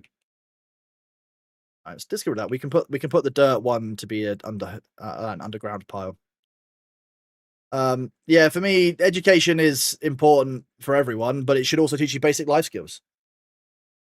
You had to teach your 33-year-old workmate how to change a tire on their car because your family did. In my 20s, I probably had about 5 or 10 calls from different friends asked me to come out and help them change a tire because they didn't know how to, or they didn't know how to loosen the bolts that were on too tightly, or all kinds of things. Like, little stuff that, like, you know, you might not think about or might be able to do. Or sometimes it's just about having somebody with you who knows it the first time that you go through it. That's honestly what it sometimes is. Like, how many of you, you know, find it easier to go through a new task if there's somebody there who does know what they're doing, even if they don't say a single word to you throughout the process? Because they might not, you know, they might not need to walk you through it, but having somebody there to act as that second bit of confidence is often enough for actually somebody to do it where they beforehand they would have avoided it. That's a really small change, but it's a meaningful one. Also, not being funny, but like by the time that if you're in school and you can teach everyone how to change a tire, you just basically a tire company comes to the school or the government basically pays for the tires to be changed within a certain limit. And you make it as part of a you get professionals in from like to teach people, and that's a tie into apprenticeships. Well, apprenticeships are great.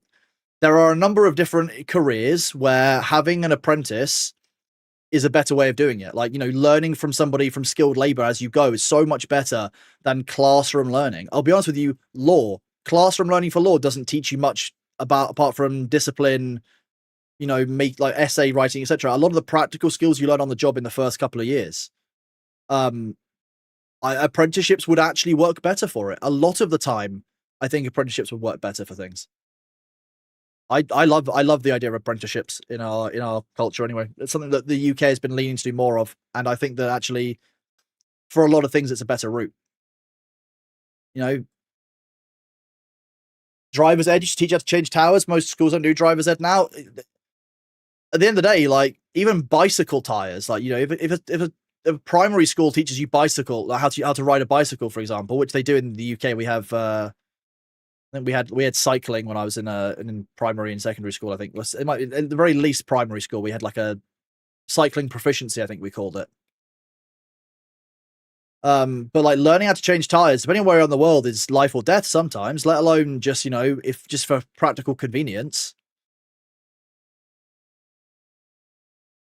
This has dug quite a long way down. If we fill that with water, we can do quite well. Why didn't I do that? I can do that up here. Ooh.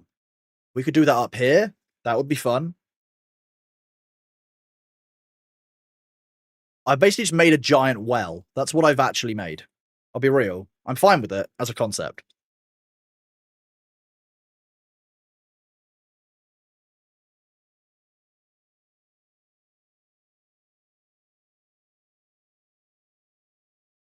Is that a 5 by...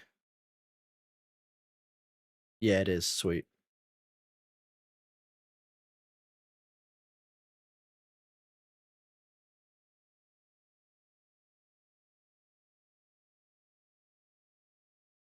I'll do that for now. I don't need this. I can dismantle it when I need to.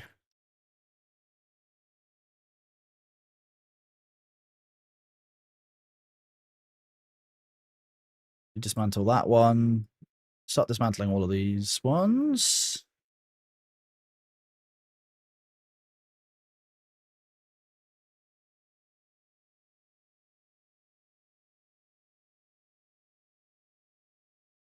If I did a ladder here.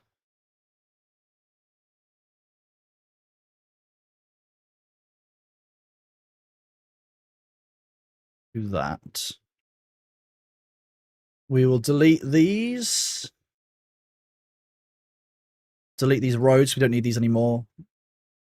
Going around that outside bit. When we fill this with water, it'll be kind of cool. I'm not quite sure how the Barker screw is going to work here if we don't have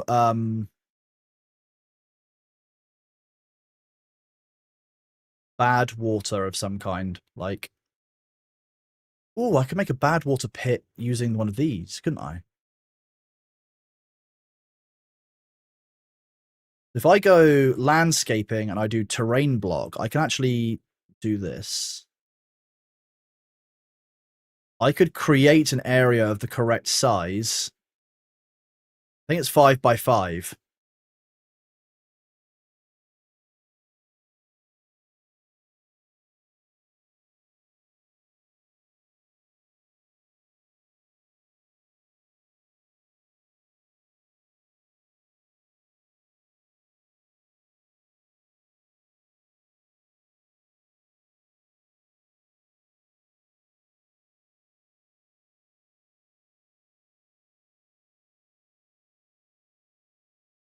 Put that in there. That creates a little pool. I don't actually know if I have any need for that yet. Lol, get explosive. That's what we're working on. We're working on getting explosive, Unstoppable. That's the plan. We want to get Beaver explosive so we can blow things up. Amazing, right? But now we can actually kind of build the terrain out. I can use this to mess around a little bit, to mess around, find out a little bit, you know, have a little bit of fun.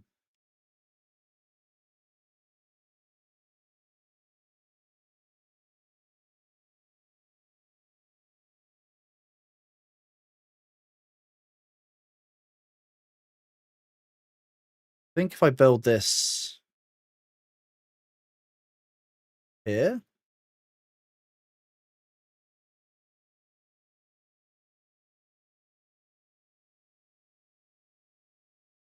Look there.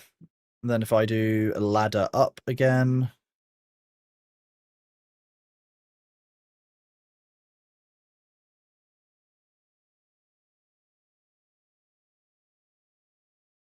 Get a second dirt excavator going. I can use this to basically create bad water storage, I think, but I need to work on some of the things that relate to that. So in landscaping, I know that you can create contamination barriers. There we go. Stop soil. So if I make a contamination barrier around the outside of what I'm doing here, I can make a contamination barrier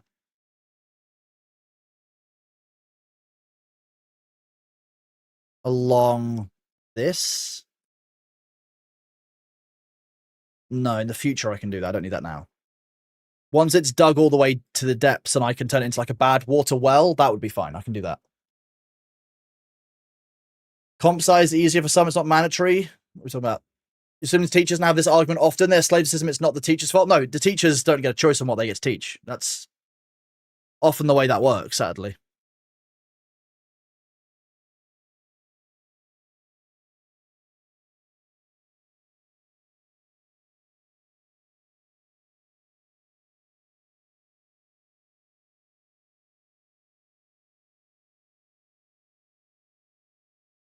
You think you take a break from chat and talk about education when it gets under your skin from it? Oh, sorry, Classic. We'll talk. We can change the topic. Don't you worry. We were talking about spines before, which is quite interesting. That was a big one. Talking about spines was fun. The nice thing about talking about spines is that pretty much everyone has one, so it's a nice unifying topic of conversation. Spines! Hello, Shadow of Lukey. How are you doing, buddy? It's good to see you. Right. These are still not getting made. Why? You are meant to be... You are accepting dirt. Oh, they are finally getting made. Okay. They're healing. Building unstaffed. No available workers in district. Okay, well, I can get rid of that one.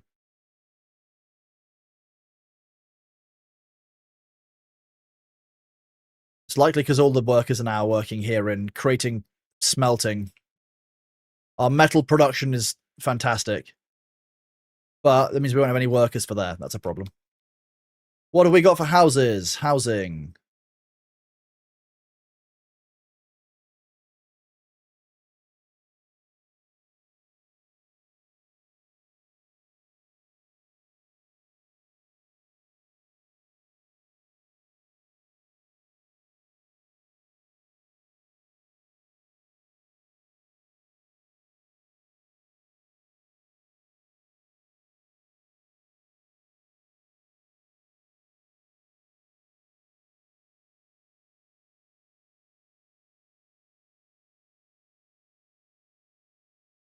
I'll work out what I want to do within there at some point.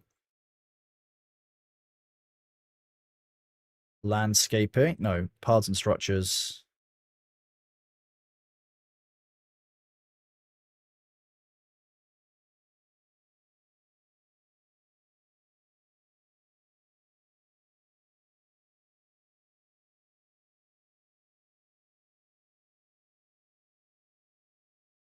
Right, that's on there, and then we can build the platforms around, and then they've all got access. And then we do this, and then we do this, and then they can all travel to their new homesteads.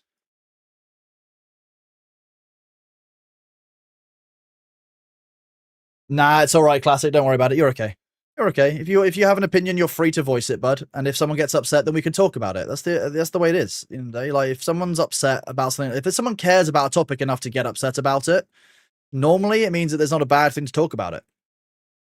Like some stuff can be kind of good to talk about, and I think that a lot of us have had issues with education across our lives. So you know, I don't think it's an unreasonable thing. Worry, bud. With a view into the barren wastelands, exactly. Nellis, you know what's up. I mean, there won't necessarily be barren wastelands forever, but for now, maybe a little bit. Prime real estate, exactly.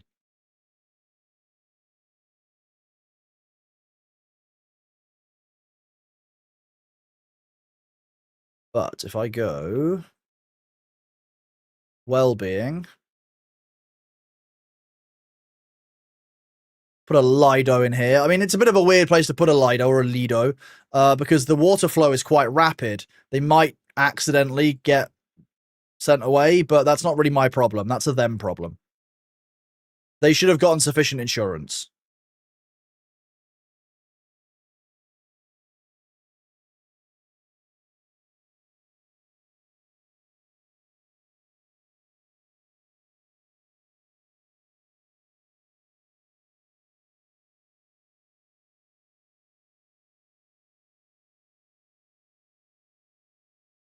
Actually, if I did that, I can probably just go... I can probably build another ladder up here, can't I? I can. Then I can build one of these. Nice.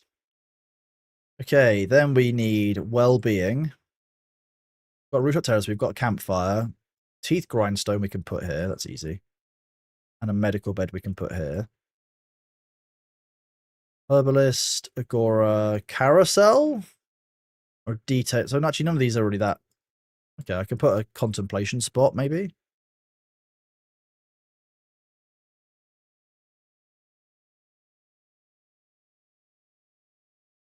then we'll put down a path so that all of those contemplation spots can be accessed and our beavers can contemplate, chat.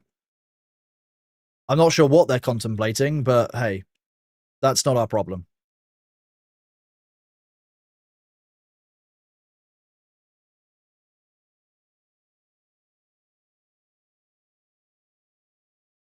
So that's a bulletin board, weather vane, lantern, and a shrub. Just to get people some well-being benefits. Are you all injured? How are you all so injured? I think I need to make some more medical beds here, to be honest with you. Maybe I need slightly fewer contemplation spots and more medical beds. That's what we'll do. Make another 2 medical beds.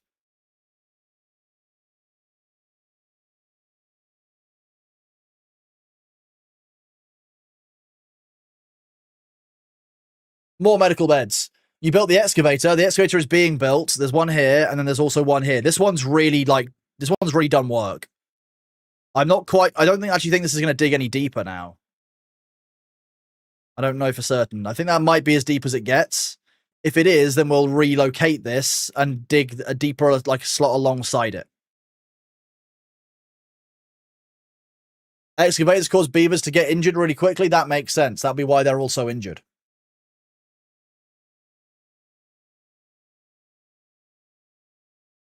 Yeah, I don't think that's digging anymore. I think that's down at bedrock now.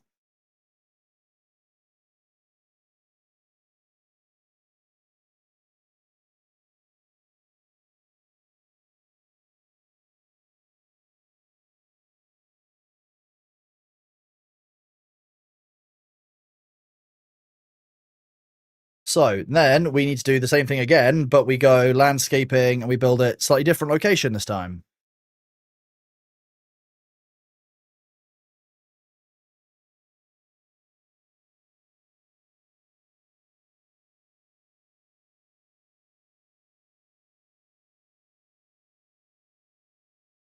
Then if we go power, I could just do this.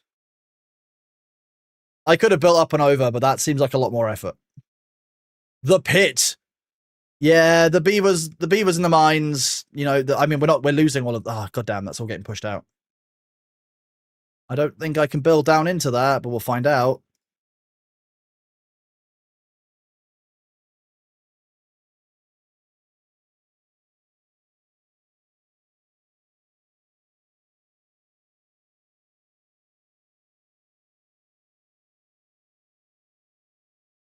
Let's see if this works. Oh, we've got a bad tide approaching. That's certainly fine. What could possibly go wrong there?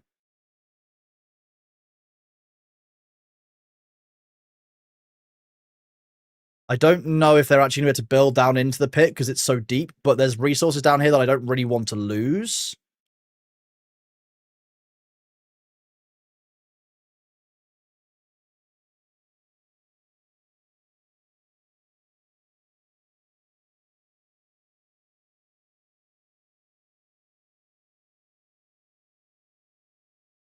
I pause that one.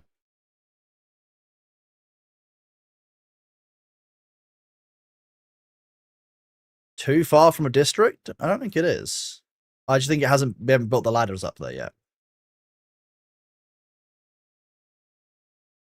Oh, actually, they can. Okay, they can build these just from the. They start the lowest square, which is kind of weird. Okay. Did I ever play Black and White? Don't know those games to remember, but Black and White was good. Black and White was a good game. I did. The pit must grow. Yes, the pit must grow, chat. We will grow the pit. I mean, we're mostly growing the pit so I can access all of this rubble that's at the bottom. I need my treated planks and my metal blocks back. They can build down infinitely. Amazing. Good news.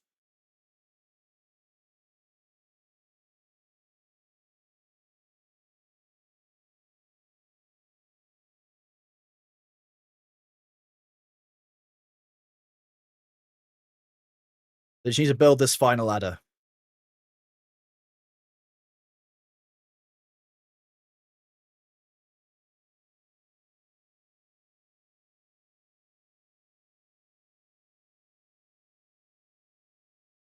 We are 2 days from the bad tide. This could be a problem.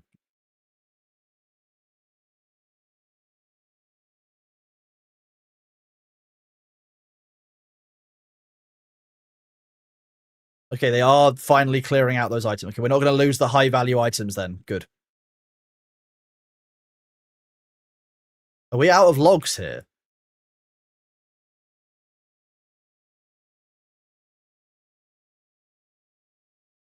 No, you guys have got logs. A little bit low on logs on the other side of the. Oh, we're low on gears, that's for sure. We'll deal with it. We'll make do.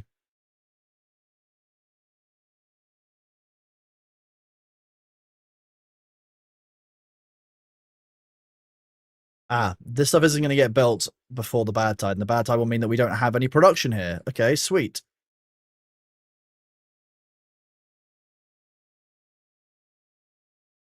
Okay, well, we'll get this excavator working at least. That's the goal.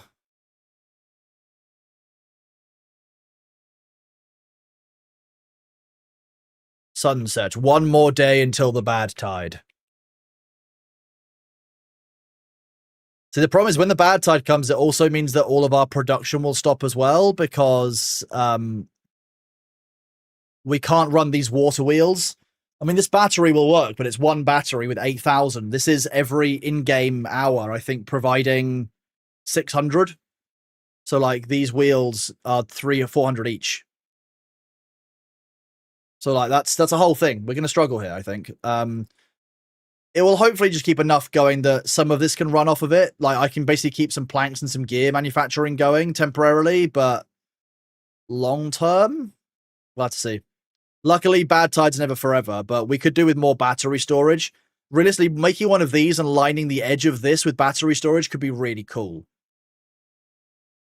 Like, because that's all the way down. So each of the blocks down is 2,000 storage. So it's 1, 2, 3, 4, 5, 6. We built it on the wall. 7. That's 14,000 power storage.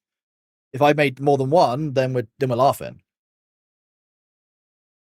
If I was really smart about it, we could make it using overhangs, and then we could make the whole thing filled up, or most of it. You missed Black and White? Black and White was. There's lots of good games though. Finding a high spot, digging out the bottom of the map can give so much power storage. Oh, okay, Elcor. So I'm glad I've worked out something that is actually a thing.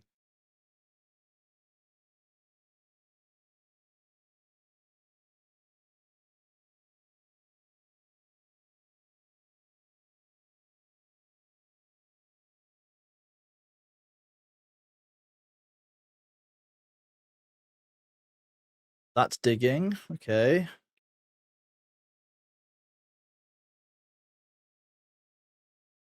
Hey, we're going. Okay, we're nearly at the bad tide though, so let's go and prep for the bad tide.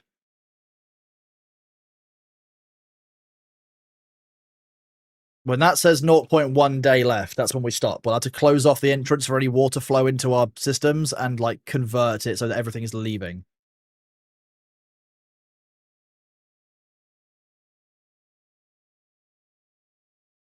Okay, we'll pause. Okay, so we need to make sure that no water is coming into the system this way. This means that this needs to be raised to 1.0. This can be dropped to go this way and to go out this way. This, we don't want water coming in. This, we want water coming out.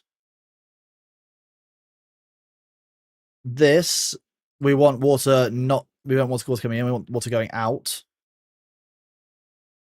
This can stay. This can stay. You can be closed off.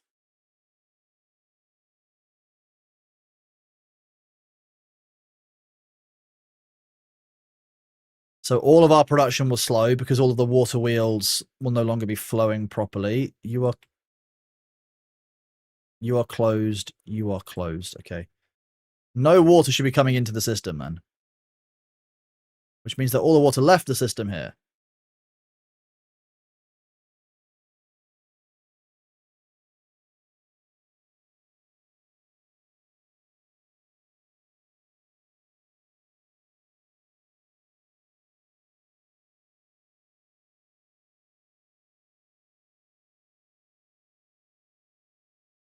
Light will come on if it's above 1.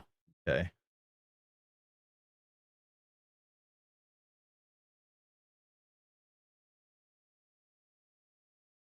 Okay, so this shouldn't be letting any water out through it at all. Okay, it's time to see how this goes. We've got 0.89 saved up. We've got what looks like a 1-day bad tide. So bad tide turns all of the water that was good on the map, for those of you who don't know, into... It will kill you, and it will kill everything around it. So we don't want it touching our systems. These automatically filter the contamination out of them, but you see this. This is bad tide. You can see it's already staining the ground. We don't want to let any of that into our bases, basically, is the goal. I'm going to block that off. Because that means that this actually will stay clear water, rather than this also flowing out. If I do this, the bad tide should flow out upwards, where it's already all contaminated and not come near our base. Because I kind of want... I don't want this area here to get contaminated, so if I can keep a buffer of fresh water, this will push the fresh water in, hopefully. We might be able to manage it? I don't know. But the bad water will very quickly, like, flood everything. So how are we doing here? We're at 0.88. Birmingham water is in the game. Wow, that's impressive. You know what? You're not wrong. The canals in Birmingham are not famous for their clean water, that's for sure.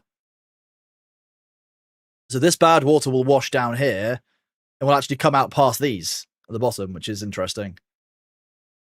These guys will need to stop collecting water at some point because the bad water tide will not be the one. I wonder if I can make it so that these guys will...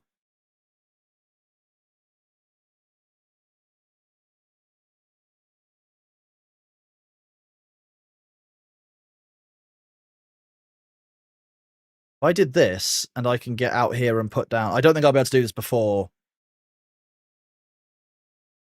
Oh, they've made it so that you can't do it anywhere other than here. That's quite far.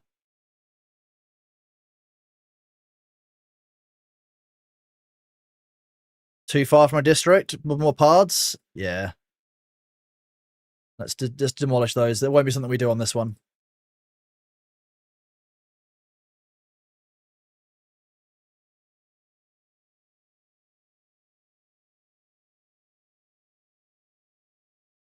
Just need to keep an eye out for the bad tide.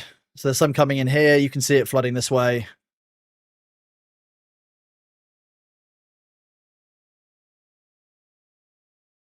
I think if I pause these, they won't do the scavenging.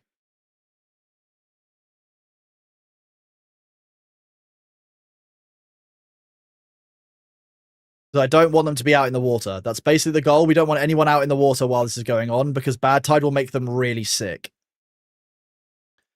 Okay, so what I could do is I could actually build a levee across here, and I can keep fresh water from flowing across this, maybe? Because I can't stop the bad tide from coming in. This is its only outlet. But is the water green? It's on grass. Yeah, this is what the water looks like when I haven't got anything selected. Bad tide looks red. Good water looks blue.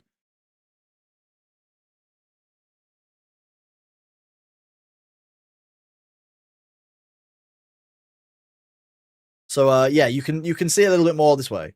Your temp promotion's been extended again. More money for you. Well, congratulations, Phil. Congratulations indeed. It's always good news. We love knowing that your promotion's been kept on, because you're a good employee. So I'm glad they're treating you right.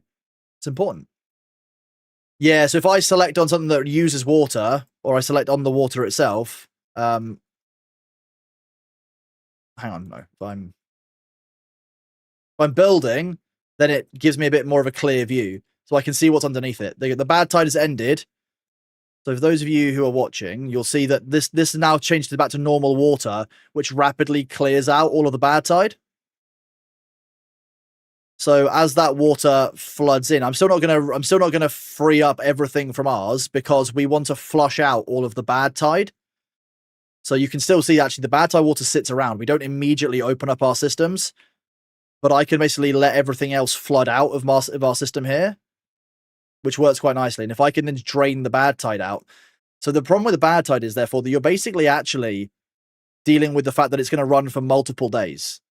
Because not only have you got the first day where you've got to clear out all of the bad tide, like when the bad tide comes in, you don't want it to fill your systems up. You've also got to wait to drain out all of this water. So if I do this,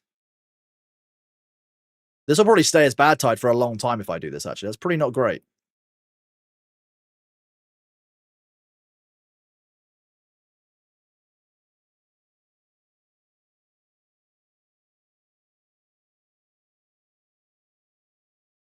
I've done things to manually flush out the bad tide before from this area. I just really don't want to have to. It is still draining, at least.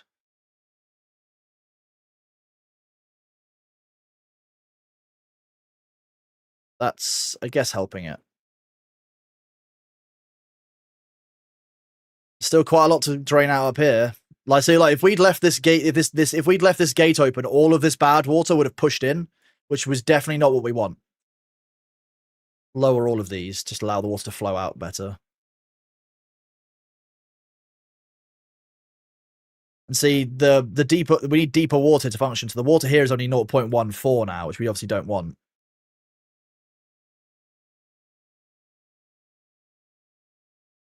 And that means this should have opened up.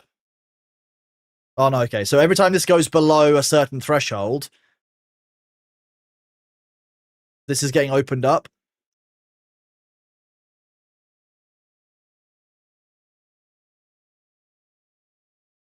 When it's off, 0.8. So yeah, inside here is now below 0.8. That's why. As water re-enters this system, this will reflood and I can push through. But it looks like we can do that now. I can re-raise this one, which will drain the water into this. Let that run for a few seconds, which means all of this water here is pushing anything that might be left. And then I can do this. That then creates the bridge system, which flows into our base. So if I lower this one again, this will all fill up very rapidly. And this will start flushing back into our base, into this system. And hopefully out through this gate in a second. I can also open up this now, and that just water? It is, yeah. Reflood the system from both ends. I mean that both of our pumps suddenly start going like no tomorrow, which is nice. This will then fill up.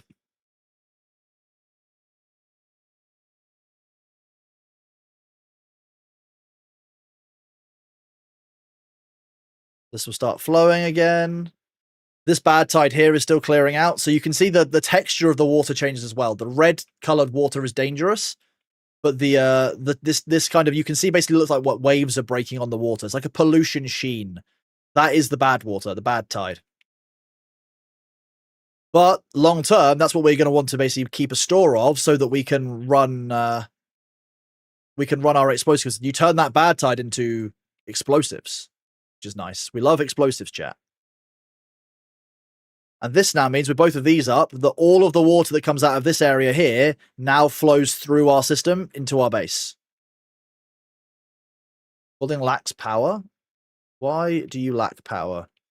Is it because this is still draining? Yes. The light is off. That is at 75.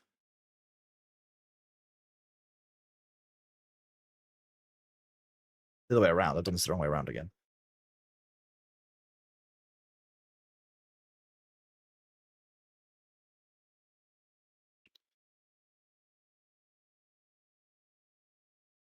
So if the water goes below 0.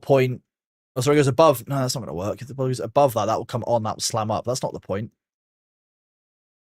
This just needs to be a lower threshold for being on. So when that's down to like 0.25, that needs to be on. And on needs to be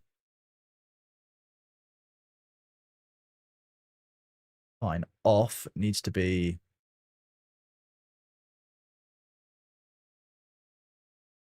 that 10. So now, if the water goes below 0.25, this light will go off. That will mean that the height of this will raise so that it protects the water automatically. What my top 3 tricks or tips for a new player. I don't know if the game has that many of them like that, but I think that make sure that you plan to build vertically long term. There are some mods that will help you with that. Things like ladders, which are like this, for example. A ladder here, which lets me go up multiple tiers as a 1x1 thing. This is part of a mod that uses planks. Those kind of things are quite good. The quality of life there is quite helpful. So build with verticality in mind long term. For example, when I made these areas here, I planned that I wanted the roofs to be, for something, but these ones here, I turned into a big block of storage, like housing storage. I still have stuff with buffs on the roof, so these are quite good. If you want to buff your units, you can build on the roofs of your houses, so people will always be walking through this area and getting that buff.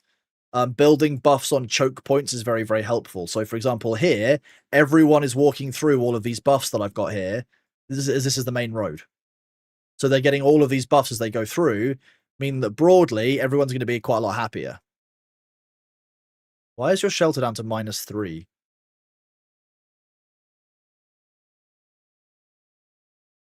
You're not homeless, you're just unemployed. You've got 19 free beds. You've got 0 free beds. That's fine. Expect that. Would I do multiplayer with Thor on Noita? Thor is a lot better than I am at Noita, so I feel like it would just be either him getting me killed or me lagging behind all the time. So I'm probably like Winky and I are probably about the same level of skill at Noita. Thor is much better at Noita than both of us put together, and therefore I would worry that we'd be upsetting his cadence of gameplay if we were playing a multiplayer. Because Thor's very good at Noita. He's done a lot of it. Well, it goes. Reminds me of the sewage. See, I haven't played City Skyline for an awfully long time. I don't remember the sewage system classic. Can you remind me what it was?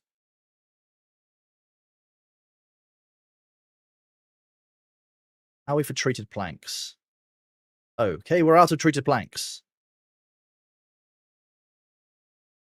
Pine resin. Are you just not... You just weren't treating any, I'm guessing.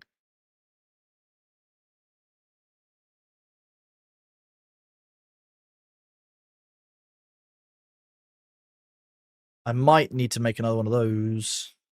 Another wood workshop. I know that people have been... Mr. Gregor was... I was talking to Greg about doing Noita with him and with Winky, potentially. Because we're all, like... None of us are particularly high-skilled Noita players. So Mr. Gregor's, Winky, and I could be quite a fun combination. Nice, so that's flowing down that way.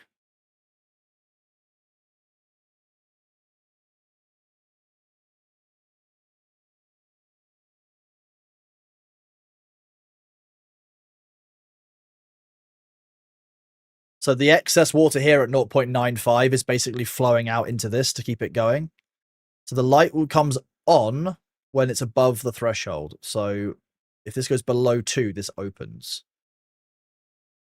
Above 2 opens. We don't want that. That's the other way around again. So when it hits 0.2 and goes off, that's when we want it to be. Oh. Oh, that's fine. This.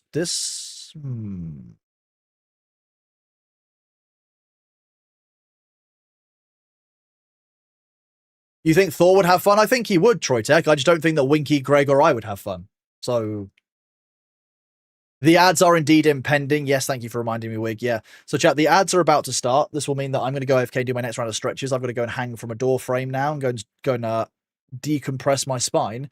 Please make sure that you're getting up, descrungling your legs, walking around, looking after yourself. It's very important. I will see you when I'm back from that in a bit. I will leave you guys with a bit of Disturbed. Why not? Twitch's ads have gotten really bad about starting up, that's for sure.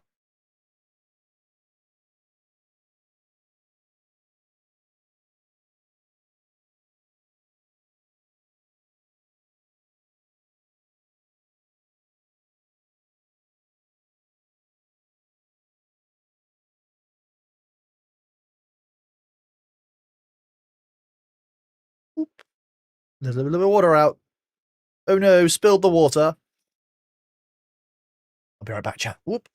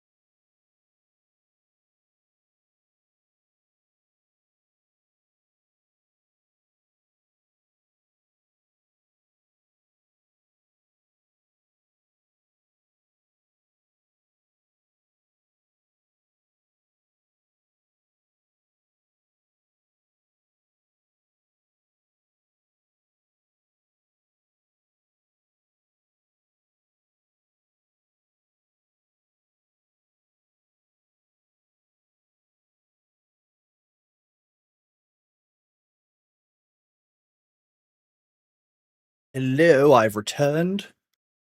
I have indeed returned. How are you doing? You returned from the EPs? Welcome back, John. How are you doing, buddy? Good to see you. Ooh. Oh, that one's always difficult on the shoulders. How are we all doing out there? It's great to see you all. Okay, so all of our water is correctly flowing into our base. We like this. I wonder if I could... Rebuilding my entire settlement seems like an awful lot of work. Well, that's not spooky at all, is it? See, what I would like to do is create a wall around here, which is terrain blocks and contamination barriers that stop soil contamination from spreading beneath it. So I think if I build this barrier like around the outside of one of these, once I built terrain around it like this, I can create a fully isolated bad water tank, I think.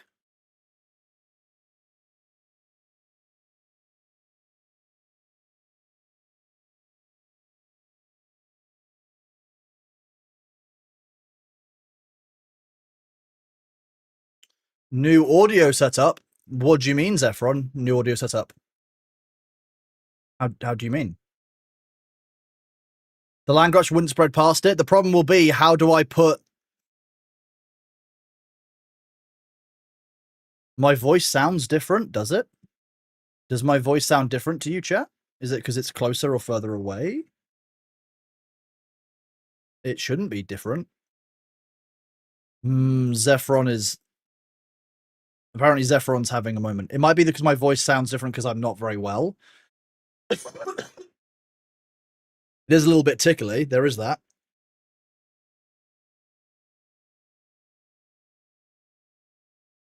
Not as much bass. It might be because I'm not sitting as close to it. Interesting. The bad water pumps are in like 2 or 3 deep, so I need to go deep. Yeah, but this will become a bad water tank unstoppable. I can just... It's just all... It'll all be bad water.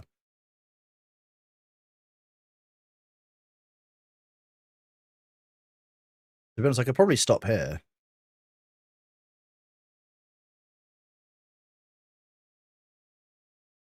Yeah, that's deep enough.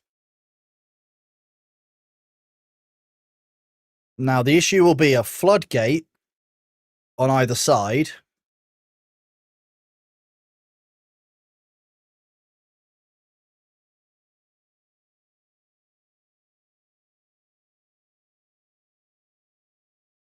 The problem will be the soil contamination barriers on the floodgates. So I think I would need to put one like this and like this to do that.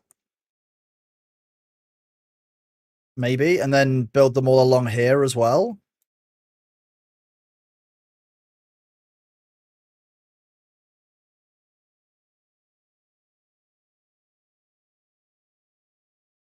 I'm obviously not going to want the ladder in there long term.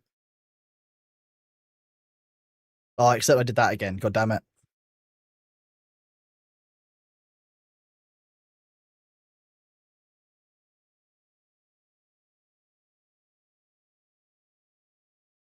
Time to make the ladders to rescue my own resources again, because I keep forgetting how to be a decent builder in this game. I'm kidding. I forget to be a decent builder in any game.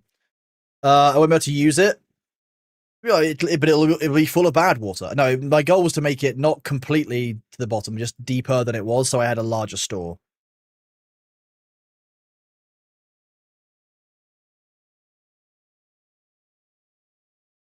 Let's see. Fast forward. So they're building the dirt walls first. Okay, sweet.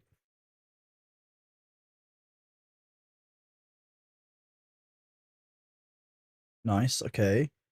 Okay, you're playing D3 again? Something like soul contamination barrier? Yeah.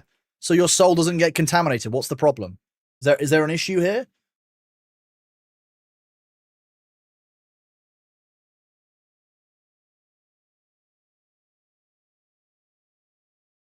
That was the difference? That makes sense. It could be how close I was to the microphone. It's always the way.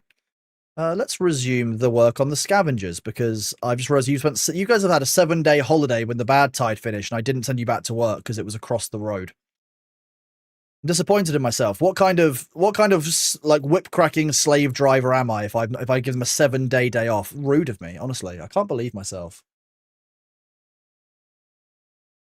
You're killing the Reaper of Souls a couple of times every day now? That makes sense. I haven't played any of the Diablo games for a long time.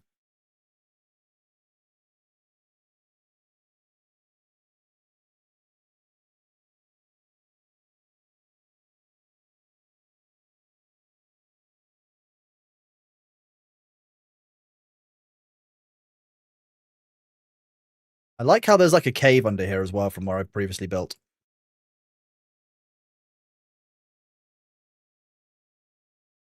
Yes, fill in the ground. Make it nice and neat for me, and then there's a little cave under here. And these scavenger beavers have gathered their metal and are going back out to chew on more metal. This is fine. Chew that metal. Oh yeah, chew it. Chew. Chew the metal, beaver. You're very powerful. I'm very impressed.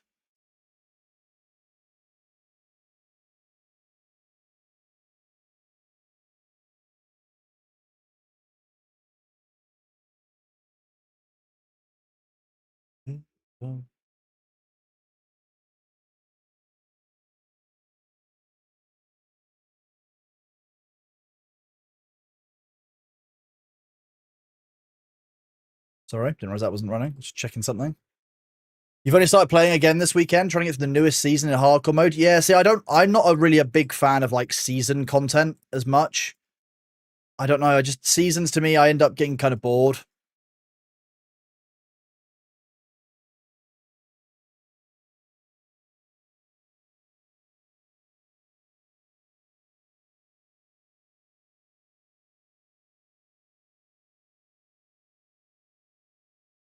Are you guys gonna gather that stuff? How are you for workers? We could probably do another hauler's hut here. If I go district management, hauling post, will be workplace lower this.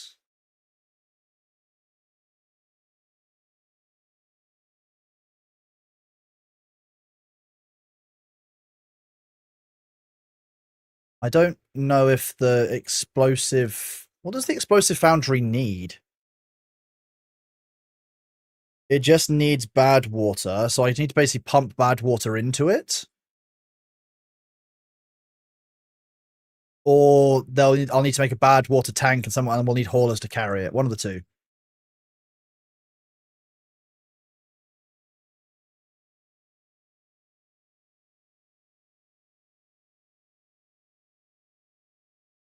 It's still something new, getting some rewards that were not there before. See, I'm looking forward to a few games that are coming out, but most of them are newer games. Even things like Division 2's update, I'm cautiously excited for, but like I'm just... They're not fixing all of the issues I had with Division, for example. Like, you know, no one never will. That's not the nature of a game. So like sometimes you like something new because it's easier than having to put up with things you didn't like in the old one. I don't know. I didn't even need to build down there because they can grab it from the top. Are you kidding? I'm not mad, I promise.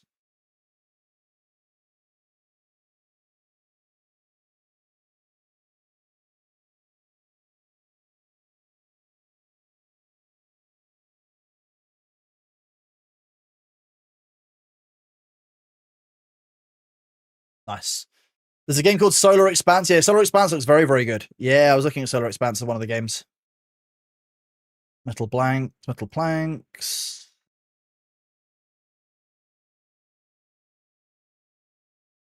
Only logs and planks now left, really. Okay, so I'm going to need an explosives factory to make, like... I'm going to change this path around. Also, you can't make a building on contamination floor, so I might need to actually make more of an area that's segmented.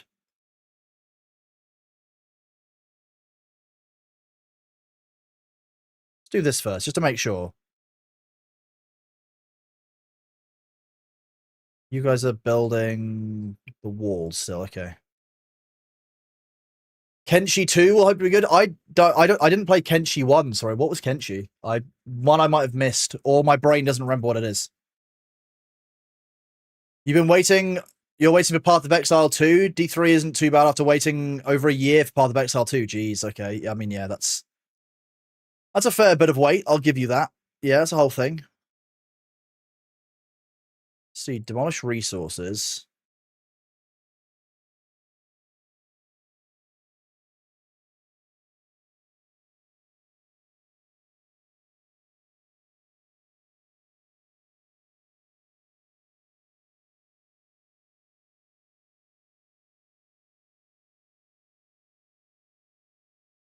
Let's have a look. What are you saying? No, you're not connected. That's why. I should probably do that, shouldn't I? I knew I'd forgotten something in relation to this building. I just couldn't remember what it was. I came back here like 3 times being like, no, I could swear I'm missing something. You're right, I was. It was a road to the building so the workers could actually attend their workplace.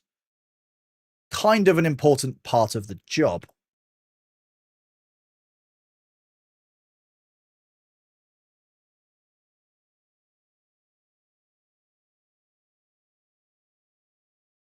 Back up to full speed. I was going to say, you haven't managed enough water flow, so of course you don't sound like a well, but had a power surge. Yeah. Definitely a thing. The other thing is June. Like I was asked earlier, like, when am I going to go back and play some more June? I'm just tired of running the same missions again. And only logging in to do those missions. It's not really good stream content, so it's probably something I will do off stream to do some June at some point over the week.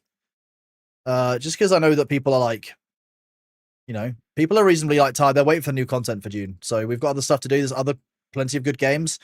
And no, that doesn't mean I now hate June. Stop it. Cease. Okay, are you guys going to start building this contamination barrier now? Yes.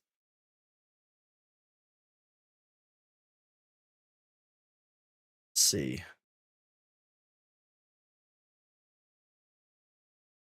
Okay, so it basically looks almost like tank teeth.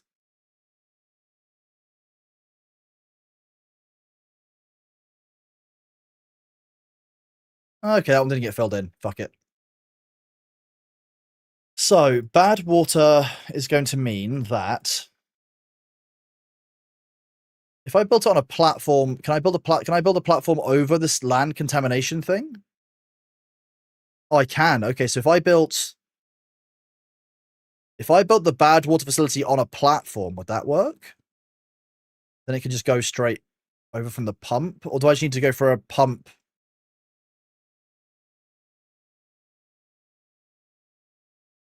Where is that? Water?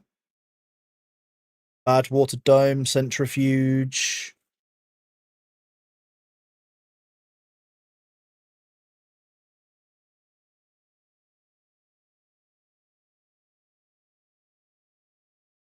Mechanical fluid pump. Pumps water or bad water up one side and discharges on the other. More efficient than a regular pump.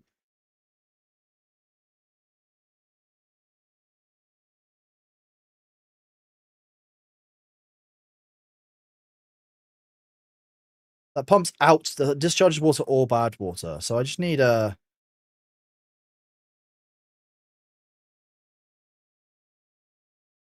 Isn't that what I was using before? Yeah, that turns it into extractable water for haulers. It's hauler. That just discharges it into there. So if I wanted to put water in manually, I could do that with bad water. If I wanted to pump water in and out, I could use this one.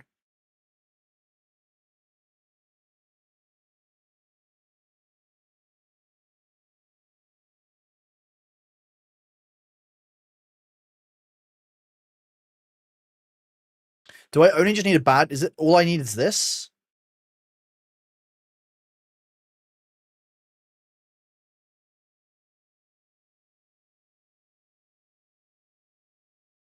Oh, no, I can get smart with this. We can get smart, chat.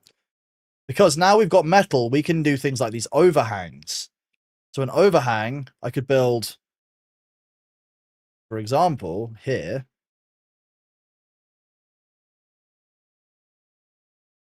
And I can start making facilities on top of this.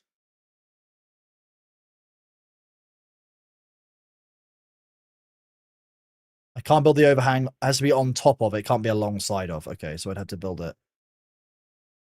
I'm going to have to get rid of the ladder and the road and turn that also into an overhang. Nice. Okay. So that can all be bad water when we're ready for it.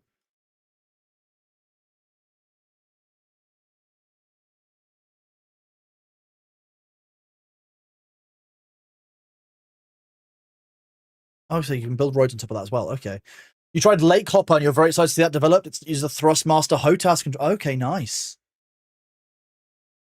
Nearly all the games in your wishes still have release dates. You have no idea what's even coming anymore. So I use the Steam DB like calendar for that, and I find it works quite well.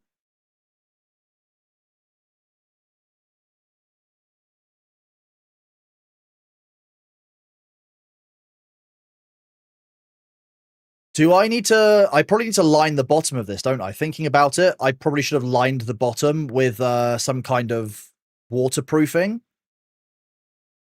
I probably should have lined the bottom of it with impermeable floor.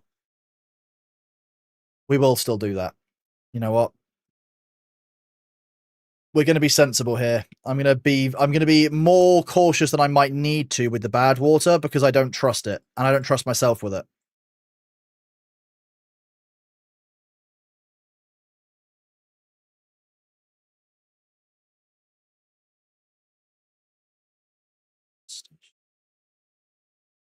Haha, he said bottom. I did say bottom. Bottom.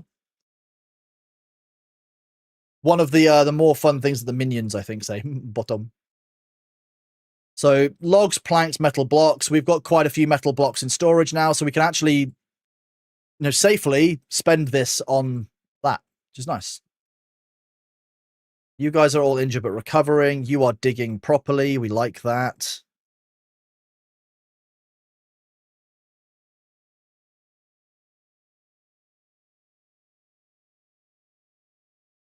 Could you tell me?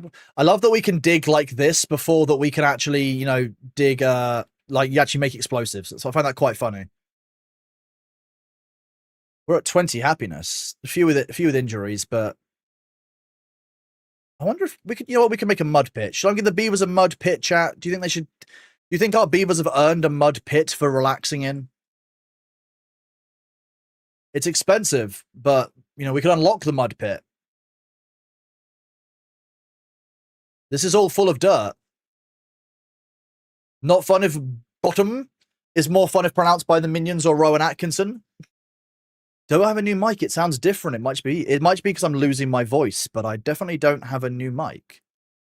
Let me go check. I can go see if anything's changed in my settings. It might also just be because I'm losing my voice and I've still not got it fully. I'm still struggling slightly.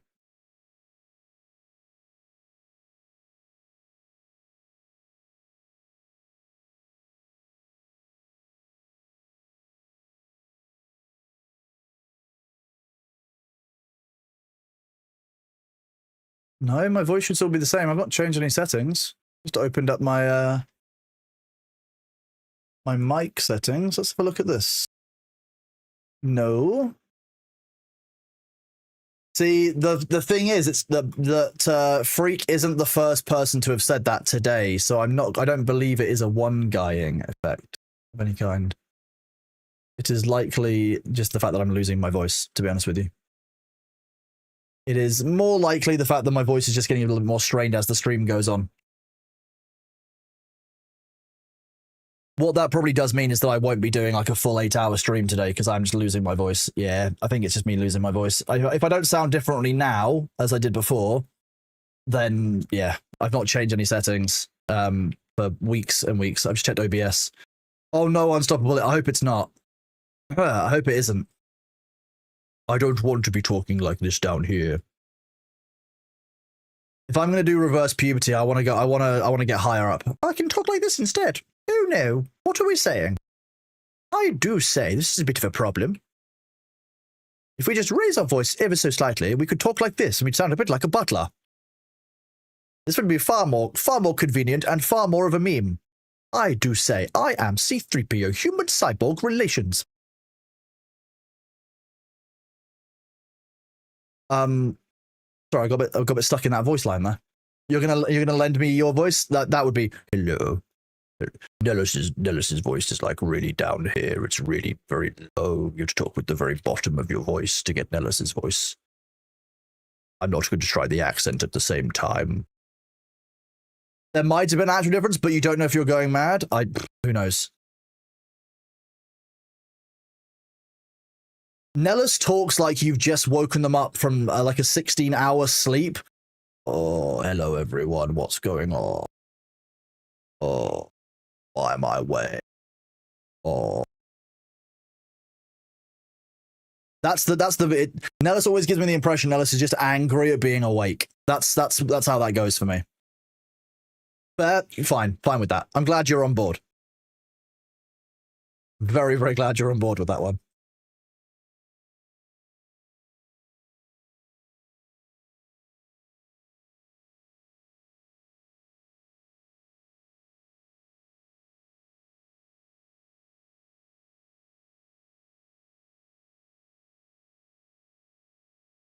Right, sorry, let's do that. Just resizing my overlay. I'm getting deeper as stream goes on. It's probably my voice getting more and more croaky. I can feel it getting like drier. I've gotten through a couple of liters of water already. Let's go through another one. This is the start of liter 1.5.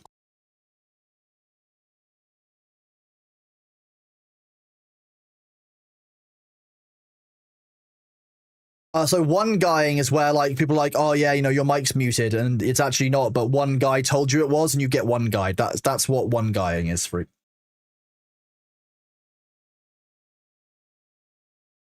Yeah, yeah, we have one thing to say about that.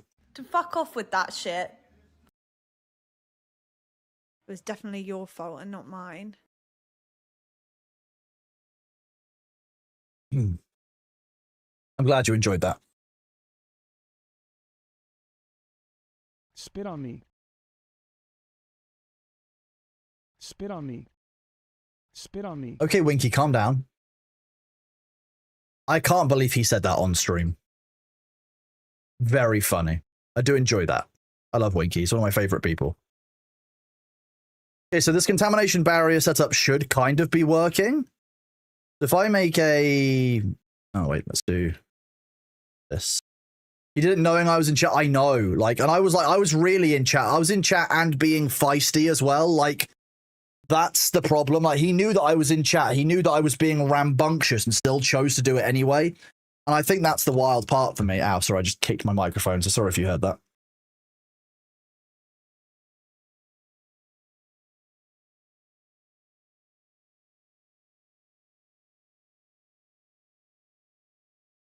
Okay, so that will get finished off. I think I can delete this one and this one.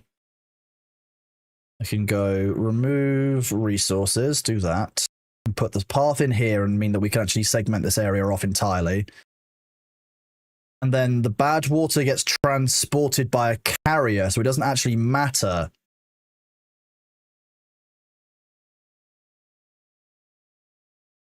As much. I could do that. I can do storage.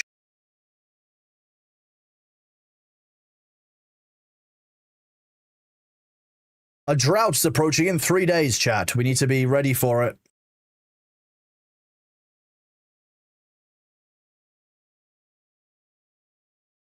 Ah, of course. Walkways are a problem.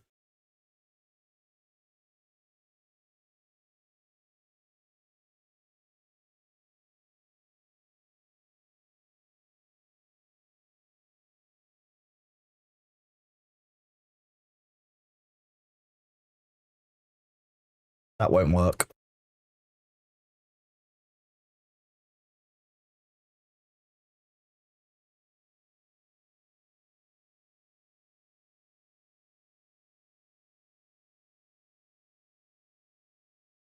Don't worry, I'm just being an idiot. Why would I decide to do it that way around? Why not just make the storage at the bit that I can actually access?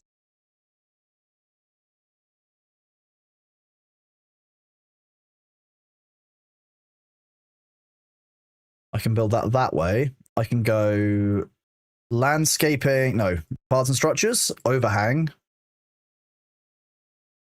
Oh no, I can't do that either. God damn.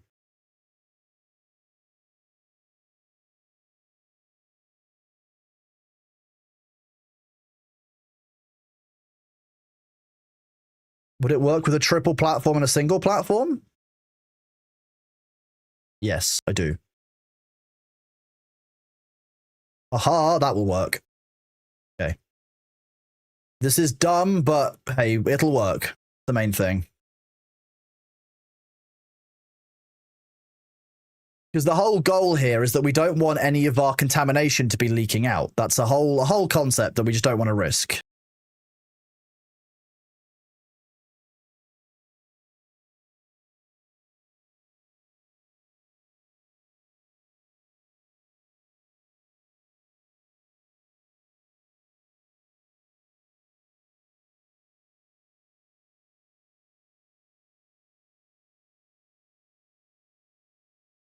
That will be fine to delete. Delete this one, this path. So I need to make, I don't really know how this contamination barrier works. So I kind of, this way I've created a whole section here, which is completely segmented off.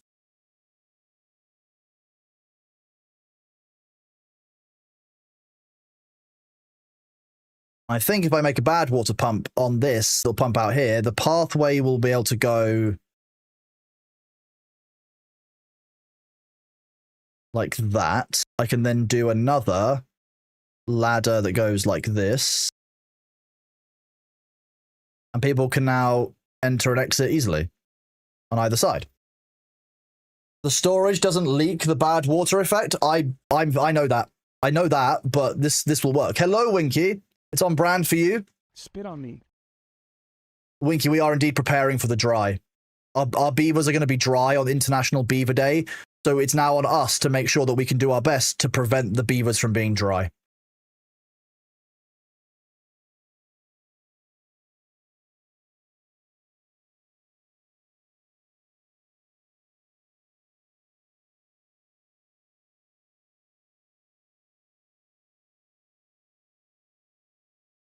Our bad water, I don't think will be made before this drought. I don't see it being done.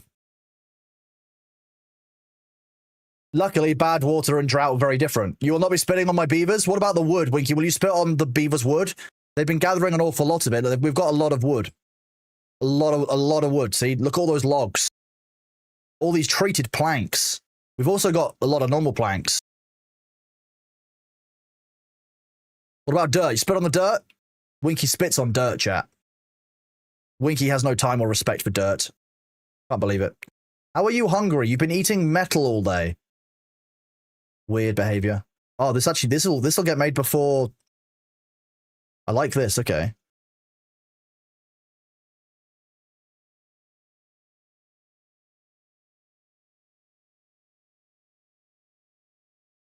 A bit of spare water in here if I ever need to backfill the system for some reason.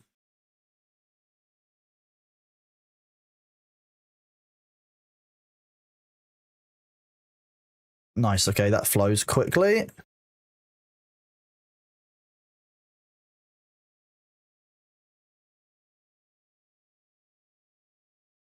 If I drop this to empty, that lower that enough.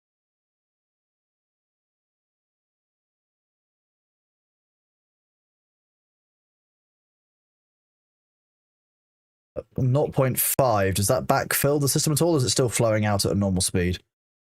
I just need to understand what happens with droughts and what happens with our setup, because you don't really get a lot of ability to test things while live, so I don't necessarily know what will happen to this flow if I do just change this by like 5 points. On the other hand, this is absolutely churning out power, so we haven't got a problem with power at all. That's for sure. I can't wait until we can fill in this. This is the next thing to fill in. Like, this is going to be great. Don't forget the ones pumping their logs in the water collector. The logs need lubrication. I'm not sure they do. I think they're fine. I think the logs are complaining. Don't worry. They're just being silly. Now, of course, the issue will once again be that we've not got a huge number of gears saved up in either of our districts for this. We've got 25 gears saved up here, 144 saved here. So gears-wise, we haven't got a lot. We do have this battery that will let our gears and planks keep being created temporarily. But I'm just going to pause it because I don't want to actually spend that battery without manually doing it. Manually choosing when we spend that energy is going to be far better so that we can actually manage our resources better during this flood. You guys have got berries, but I think this is out of berry space. Yeah. Once we get explosives as well, we can turn this channel here. We can actually irrigate the rest of this area and turn it away from being a wasteland so these people don't have to look out over the wasteland. Unconnected building? Well, it's only unconnected because you guys haven't made the paths yet.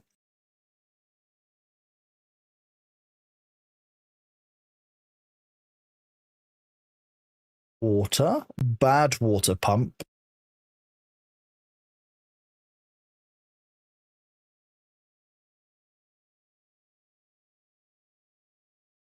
This can be used to store bad water.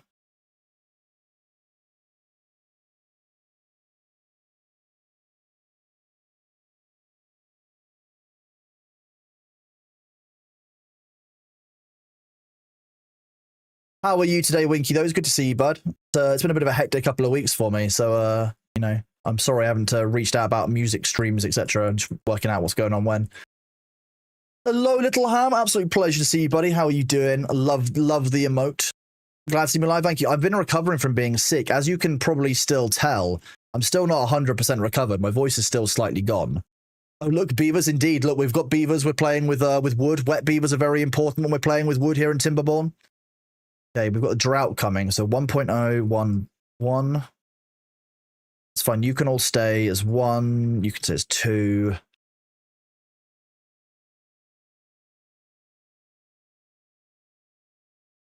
Close that off fully.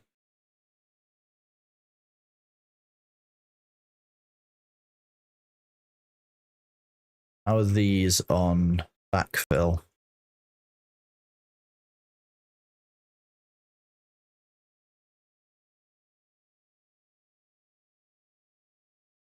Right, I need to pause this and be smart about it. If I go to 1.0 here, that will very quickly backfill.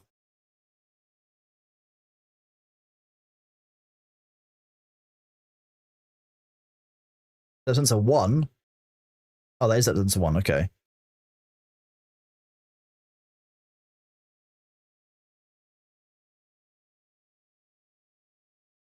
Actually, no, you could probably stay automated, thinking about it. When the light is off, it's higher. When the light is on, because it's over the threshold, you have it lower. Under the threshold, you let less water out. How does that work? Oh, that makes perfect sense. Sometimes I get a bit confused in this. Did I change name on Twitch recently? Oh, Unicorn. Unicorn might have. Does sound familiar. How full is the water here? 0.69. Put you up at full. Actually, no, I don't need you at full. Let's put you at empty and you at full.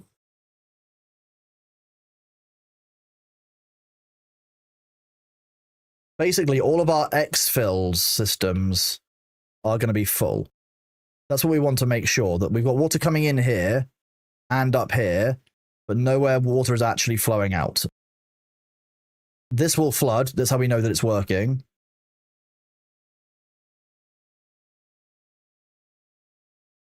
We'll put this at 9.5 to allow some water out so it doesn't flood.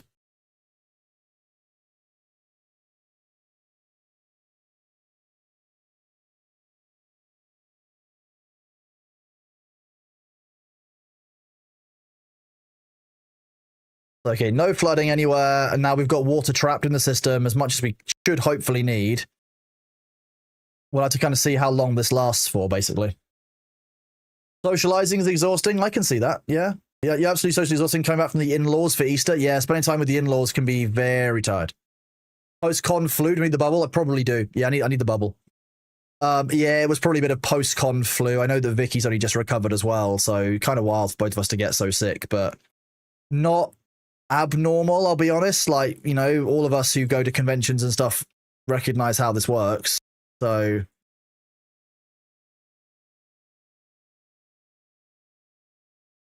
see what's going on. Okay, so there's no more metal blocks are going to get created during this. That's what we have to accept. It's just not a thing. Water saved up in here. That's good. Holy shit.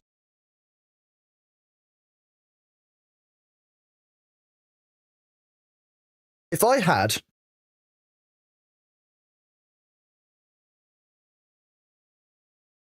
I might need paint for this. Hang on.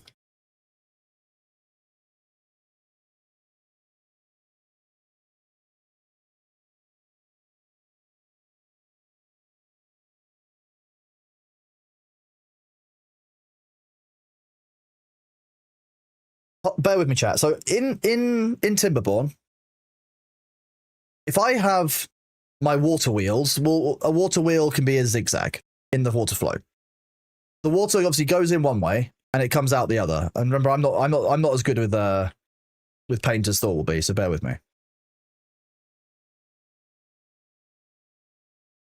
The water will come in this way and it comes out this way. If I could make it so there was a pool here, so we'll call this Y, and a pool here called X, and there was a way that we could make the water either get pumped from Y back into X, or just flow in that way, we could basically just create an infinite water system like this. As long as I can find a way to return the water from Y into X, we could basically create an infinite water wheel pond at the rate that Y can extract into X. Am I correct? Can I create a closed water loop using a pump? I would probably need to use an Archimedes screw. This is a thing. I'm not imagining this. I can make this one work.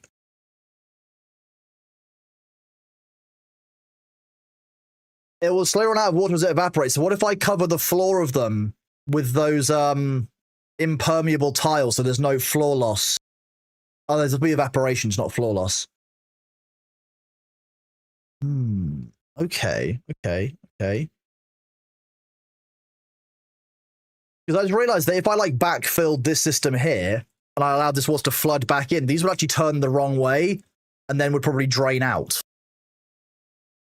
So if I could make it so that this water comes down here and somehow gets pumped up further up here and it just keeps cycling through,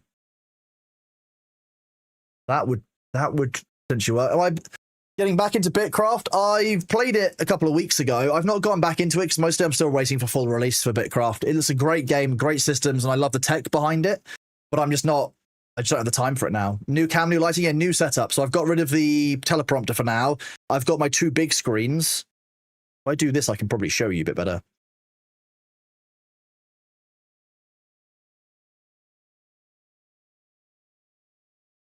So there's the game. And there's you guys. Gone is the screen that was here. This is gone. There's no screen here anymore. There's nothing, but lights. Perfect, right? It just works. It just works. You need height adjustments for that, but yes, you can make it that way. But remember, you need to be able to move enough water per tick as it's flowing down so you don't flood, and top it off for a bit because of the evaporation. So I've already got a great area where I could do this here, because water is just flowing in. It's a drought. Water flows in up here, comes down here into this system. This system doesn't need a lot of refilling. So I actually have an outlet here. But if I had the outlet here instead, I could set up multiple ponds and then pump the water back in through this system somehow, potentially with just like a long ladder of Archimedes screws, right? Because realistically, if I put, a water wheel between these and I just put like a floodgate, when I open the floodgate, it lets the water through, generates a bunch of power, close it, pump it, close it, and you can basically make that into a closed loop with just 2 ponds. As long as the speed through that you're doing of the flow is the important bit, right? It's the speed of flow that matters. And then you just need to basically make sure that I'm topping that water up enough that flow is constant. No teleprompter? Not currently, no. I do have it still. It's down there. I probably want to set that up here if I'm going to do that. So when I'm doing like Warhammer streams, I can set it to be a different angle. Because right now I haven't got the need for it. And I can set it up so that chat is basically... If I put chat here, you are basically now behind where the camera was. So it's very close to what the teleprompter was doing before. Although if I look up at myself, it's difficult to know.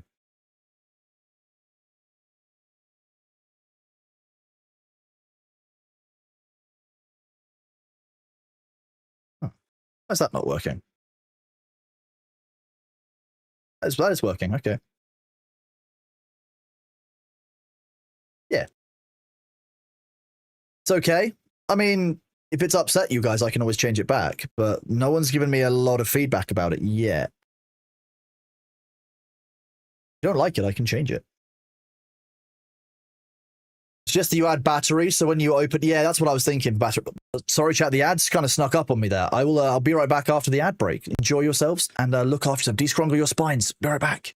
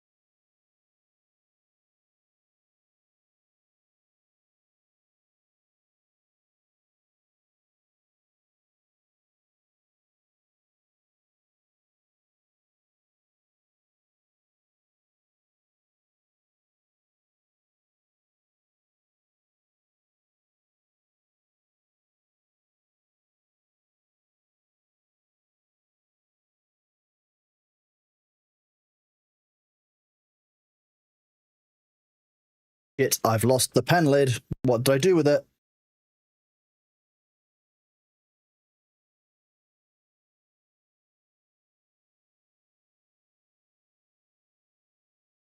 Found it. Haha. Hello. Hello, everyone. Welcome back. Sorry, I sat down and was like, oh, I've got 25 seconds. I can paint a little bit more of this miniature. I did not have enough time to paint more of that miniature. 25 seconds was not enough time, and I drastically overestimated it. Okay, we are in the middle of a 4-day drought, so our longest drought that we've had yet in-game. We don't know if we've got the water reserves for it. I believe that we do. I think I'd be happier if I'd stopped all of the water drainage from coming out here, but realistically, it's not going to be doable without a huge amount of investment. Each of the tiles, for lack of it, for impermeability, is 1 metal. So, like, for example, doing a 10 by 10 area is 100 metal blocks. That's a lot of metal blocks. We haven't really got that many to spend on just reducing our impermeability issues, but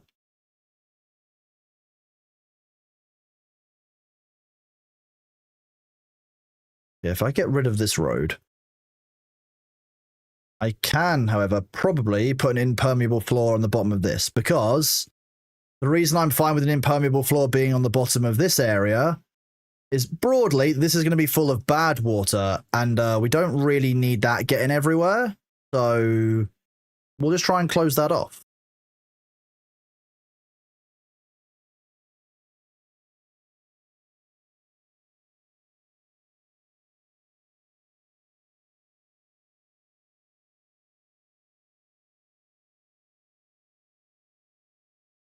They might be able to do the ones underneath this.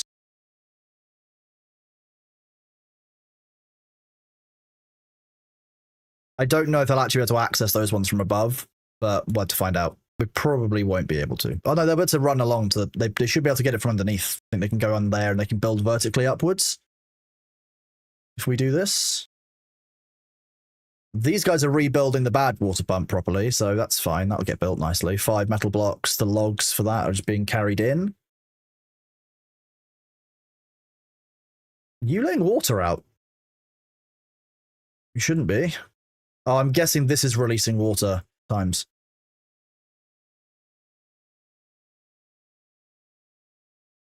If that gets too low, that will release water, so. Steps into 2, dips into 2, that's nice. Nice to be back home. I'm glad that you are home as well, Pan. It's never nice to be away from home if you don't have to be. Wait, is this area completely dry? No, it just looks like it.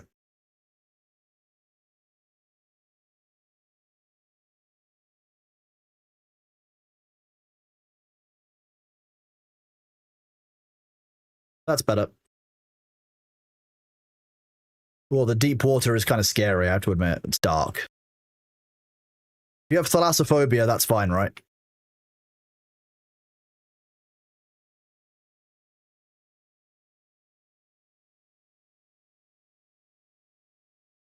There are also other things that we could use, like a throttling valve, or, you know, a fill valve, regulates downstream level. We could try some of these.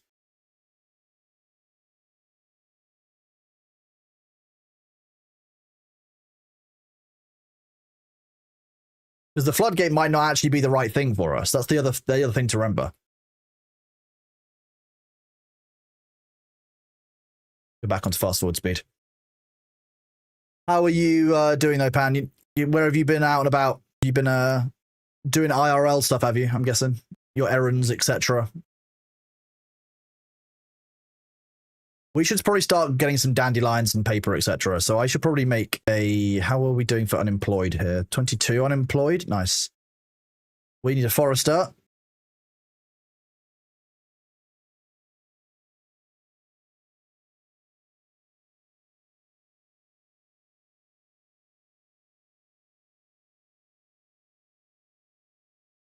Forester, plant trees and bushes. We plant dandelions. We plant them all here. That will get the dandelions. We need paper is something we also don't create currently. I think that's under wood. Yeah. Paper mill.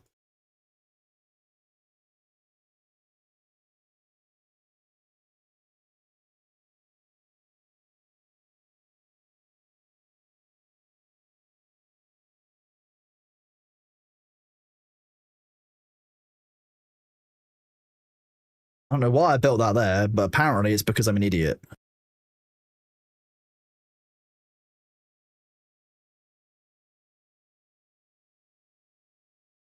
It's a very normal reason to build something in a stupid place for me.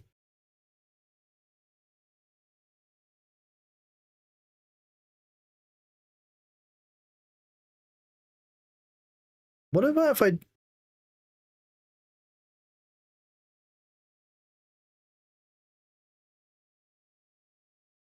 Can't build anything over those or anything, can you?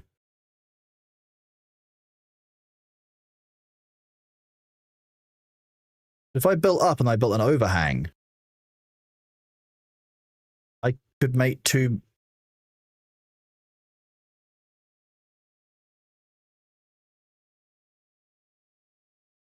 Okay, now I just want to mess around and find out if I can actually build just an overhang on it.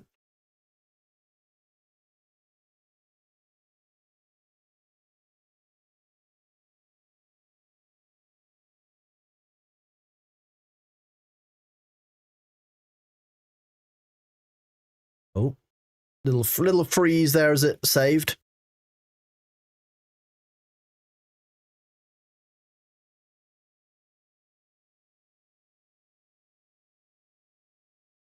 A 4x1 overhang? Don't mind if I do. This is kind of ridiculous just to help their commute, but I find it deeply funny, so I'm doing it.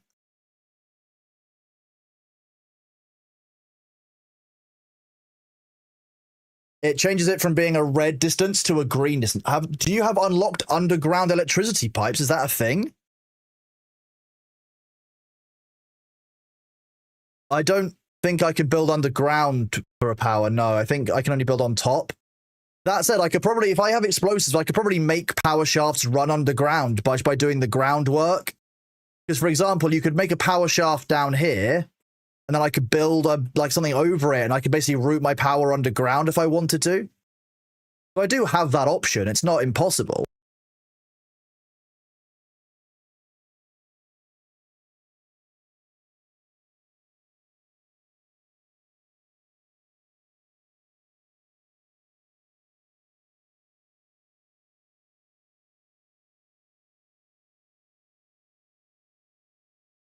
Water. Mechanical fluid pump.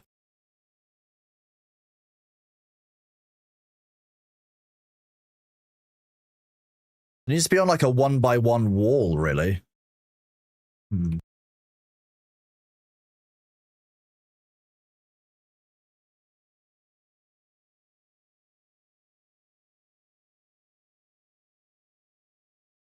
it also needs a huge amount of power. That's the kind of the problem of this pump style. 700 horsepower is a huge amount of power to try and pump somewhere. I don't see a way that I can make that work. That's more than 2 water wheels at full pace is creating. Wild.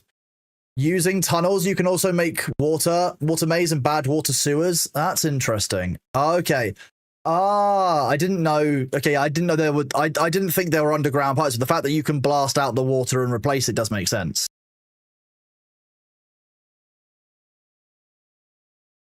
Okay, we're getting low on the water levels around here. That's you're at 20 centimeters. You are at 0.28. So let's see when the next flood of this happens, if it even does happen.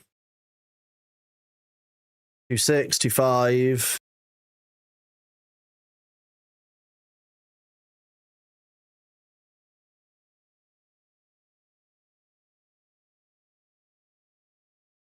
Yeah, when the light goes on, it releases a small amount of water, or it should do, but we're now out of water. We're now below 0.8 in the storage. So if I put that down to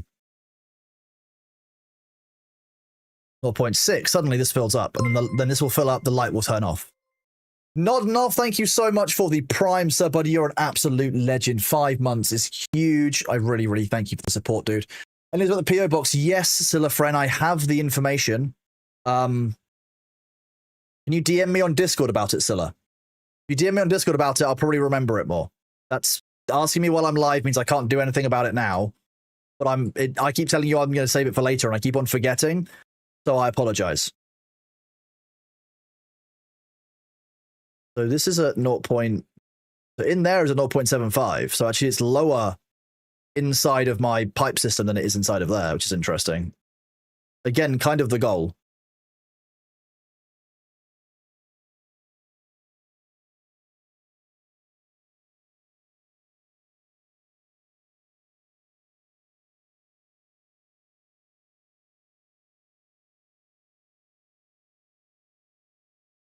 So because this is below 0.25, the light has gone off. So this has been told to lower the barriers. When it's on, the barrier height comes back up. So if I put that up at 0.3, you'll see it switches and the barrier comes back up again. And basically, so this is regulating how much water gets flooded back in. Now, what I need to do is have a way to regulate this. And when this gets down to like 0.10, this water will backfill into here. But the drought cycle has ended, so what that will mean is the water back up here will restart. So if I go back to seeing the water view, you'll see that the water here starts to flood back down from the source blocks. As it rehydrates the area and resoaks through the land, this will start flooding through again, and we'll see this break through. This will flood, apparently. I didn't know that that was like that, actually. Interesting. I should send somebody up there to try and deal with that, because that's kind of annoying. But this is now flowing. So all of this will now flow back into our system. That's the goal for that. We did indeed hijack it from flowing down here. The water now flows back into our system, into here. This is going to refill all of our supplies, all of our stores. This will slowly start flowing. However, because obviously I've not got any of this open, I need to do this and reopen this up to stop all of this flooding, which means that I very much need to rapidly get down here and reduce and open this up so that that doesn't have a problem. And we should slowly, I hope, see the water come flowing. I say slowly, it's going to start shooting down here, I reckon. There we go. That's adds the flow. All of our industry is back up and running. We are good on that one, right? Naught is 0, yes. Yeah, naught is 0. Sorry. Person in Murder Documentary, this is a small town. Things like this don't happen here. Based on the shows I watch, it will happen. I would say that, yeah, TV makes it look far more likely that you're going to get murdered in a small town than you actually probably are. Let's be real. Flooded building? It's fine. It's fine. We can just do this.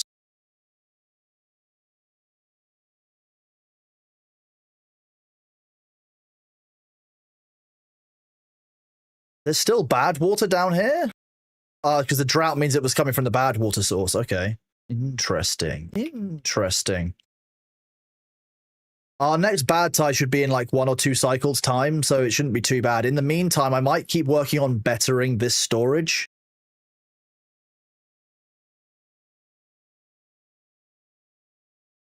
Or we could use it to manage some of our long-term plans better.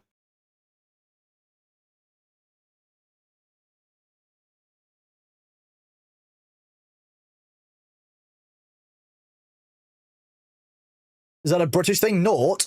Maybe it is. I don't know if saying naught is a British thing.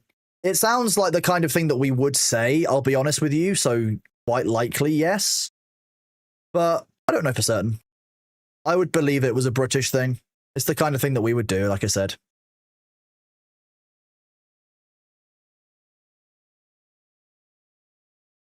I'm going to do this.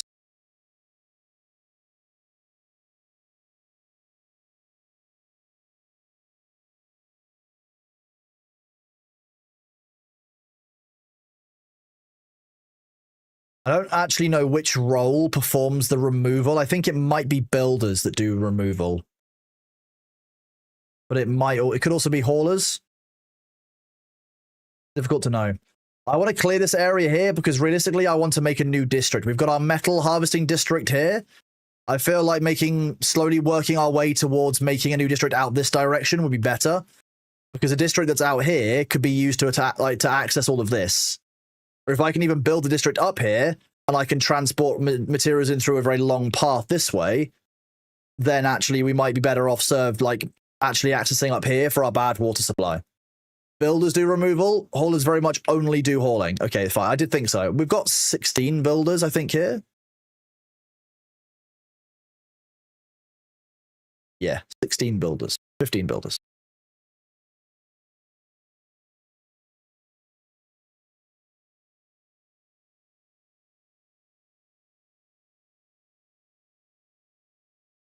Pause this. You don't need to run.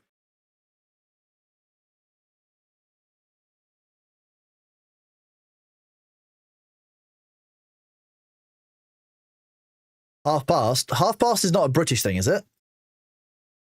Oh god, is half past a British thing?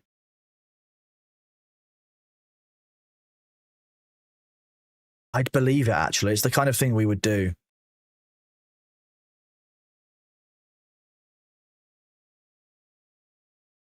I know that some European countries don't use half past. But I thought that was people like France, who count everything in 20s because they're crazy.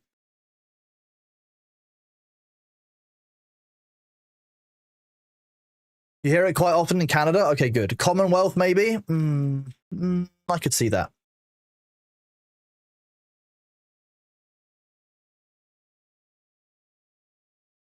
We don't even say, you say meet half 12. Half 12 is how you shorten it. Yeah, you say half 12, half 3. Yeah.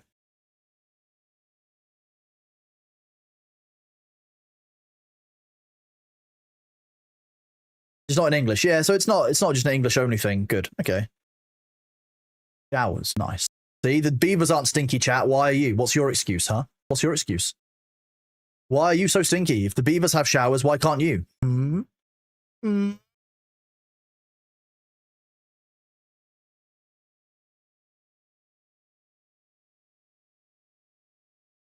How are we for metal, etc.? Okay, you guys doing a great job actually of harvesting and clearing out this area. I like this.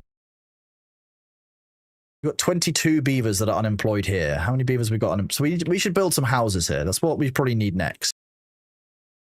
Let's go housing. Double lodge. 1, 2, 3. That's fine. We like having those.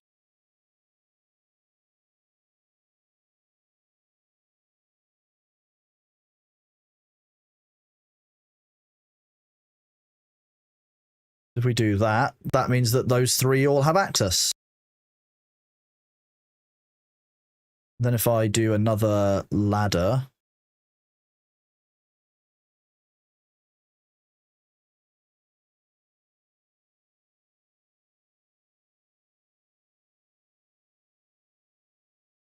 this one I can do a well-being rooftop terrace on that one. Then up here, we can probably put... I'll put a medical bed, a contemplation spot, and a teeth grinder. So we've got all of the utilities that one might need. A campfire out the front. In the corner of them, decoration-wise, we can put a lantern. We'll hit... actually, no, we could do a...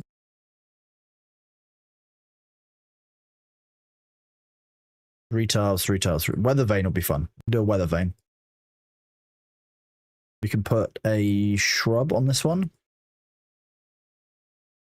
And on the way in and out of their base, we'll put a beaver statue and a bulletin pole so they can get the buffs from those.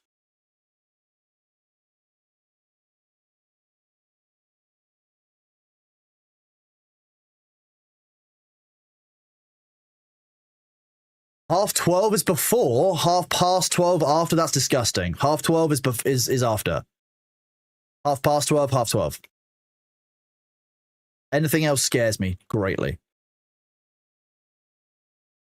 Okay, so that is this now too far out of the way that you guys can't reach it? Is that the problem? Too far from a district and can't be reached. Yes.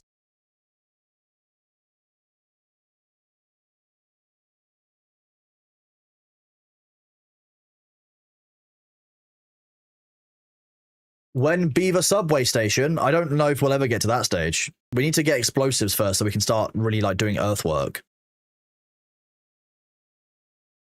We've got quite a lot of dirt saved up though, so I think it's probably time that we gave our community a mud pit.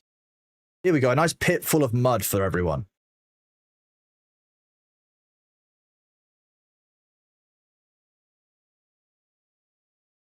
And I'll put a single shower in up here.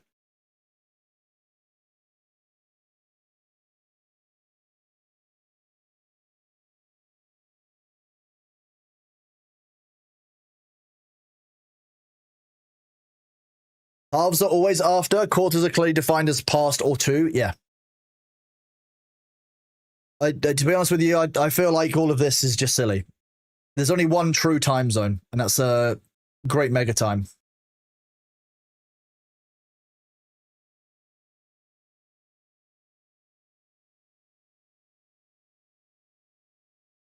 It is indeed. Thank you, Nellis.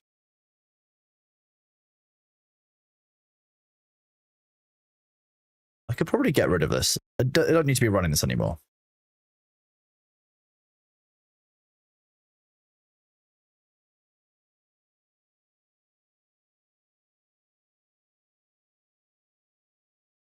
I'm not even sure they can access this. Oh, they probably can, yeah.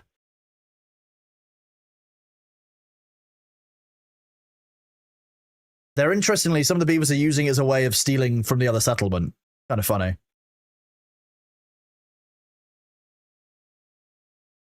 I don't even know why I've dug this deep. I can't even pump water out this deep, I don't think.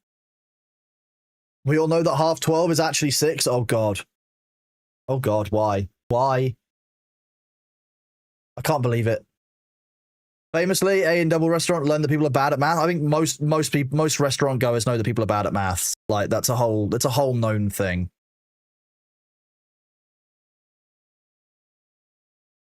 Wait, why am I messing around like this? This is dumb.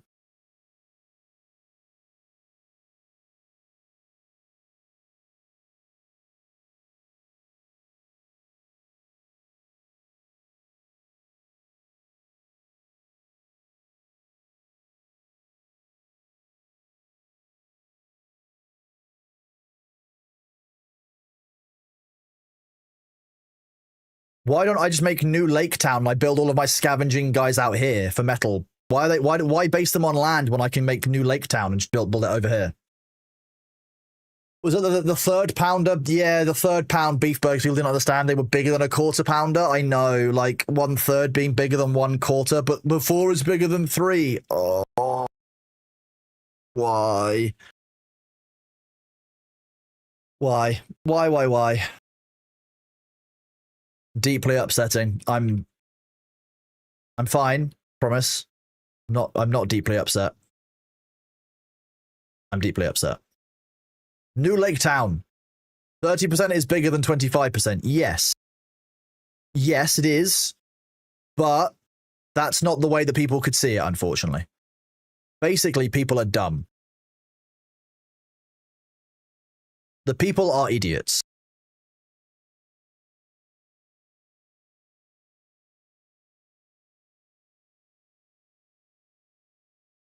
I'm not saying we should let children play with coyotes, but there is an argument to be made. I guess if it's about an overpopulation argument, Mango, so be it. There's definitely an argument there somewhere.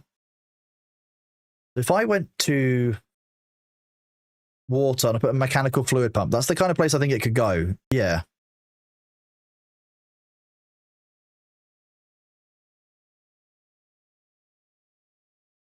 Maximum depth is 5 meters, so that would work quite well for pumping water into this.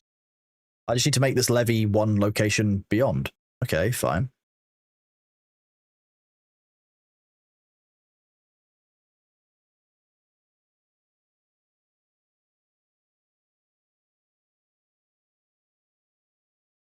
I think this will work. I'm 30% sure this is going to work.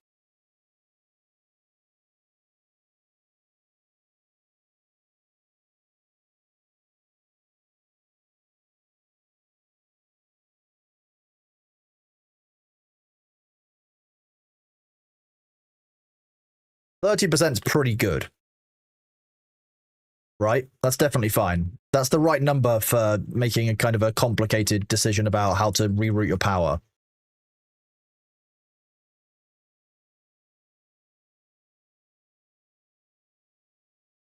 Already build a levee there as well.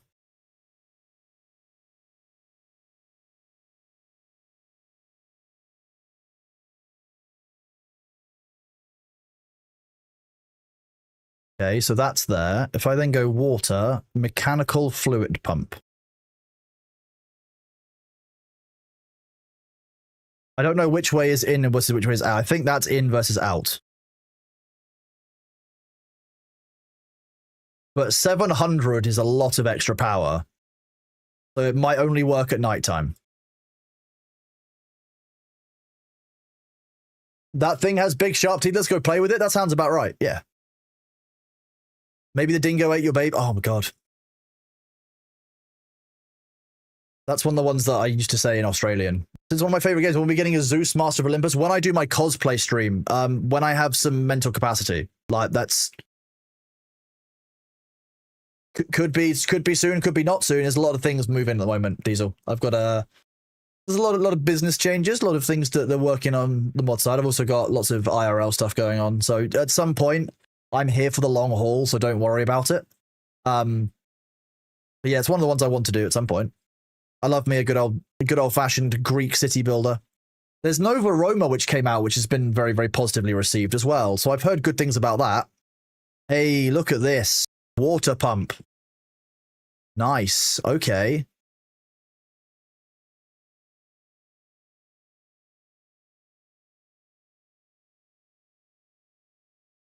I do like this. This is cool. You can limit the depth that it will pull from. You can't reverse the fluid flow. When Bailey cosplay, that's a different stream. That's I don't know what you're talking about. You tried Nova Roma, it's pretty fun. I've heard about an Aztec. Oh, Aztec. Oh, Latauani? Latuani? How do you pronounce that one? My South American is not my best.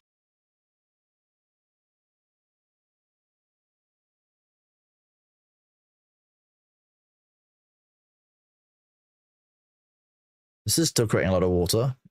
You've got nothing to do in rain. See, this is why we needed to make New Lake Town.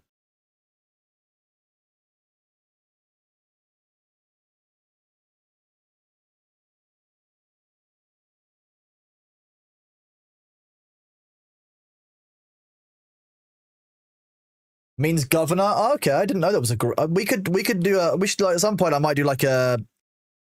Why does that need wheat?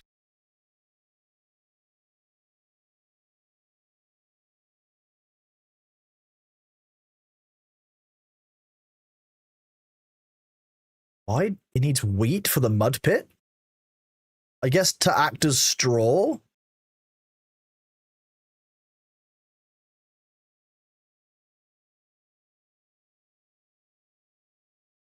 Fine. Export wheat.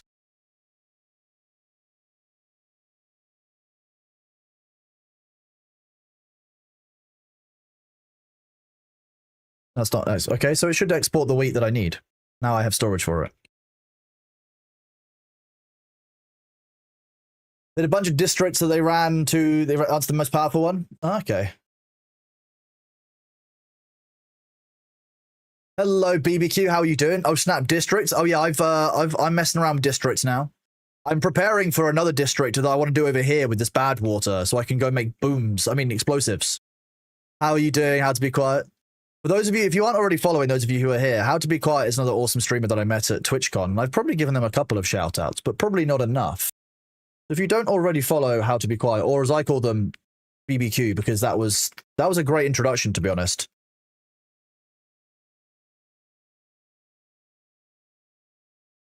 Do this. You should definitely go and give How to Be Quiet a follow. So the reason I say BBQ is it's how, and then you got to be quiet. To be you. BBQ. Thank you. I like the canal town. It's very fun. It's good laugh. We've been messing around today with some like large water storage. So the way this works was that originally I was like, okay, I want to steal some water source. So I stole this and turned it into an aqueduct that I flooded off a whole area. So if I really want to, I can just flood the entirety of my base and clear out the port. I mean, never mind. But yeah, just messing around with canals, some of the kind of the systems, working on. At some point, I'm gonna, when this next kind of floods with bad water, I'm gonna let this reservoir fill up with bad water as well, which will be fun. But yeah, this is what we're doing. This is how we do. Glad you're doing good, bud. Good to see you. Right.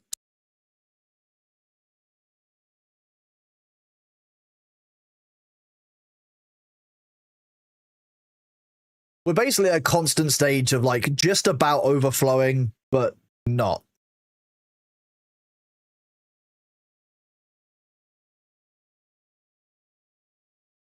This is still going surprisingly well.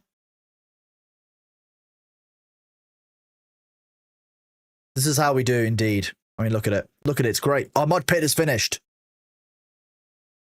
Oh, look at them. They love the mud pit. They love the mud pit. They're all in the mud pit. I didn't realize how popular the mud pit would be. Apparently, it's just the most popular that we've got.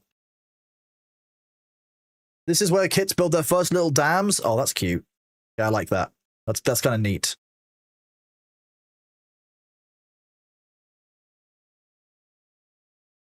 I don't really know why I've got all that wheat stored there, but fine. I guess we can just keep harvesting. We've got a lot of bread. We've got a lot of leftover bread, okay? We can probably afford to let them have that.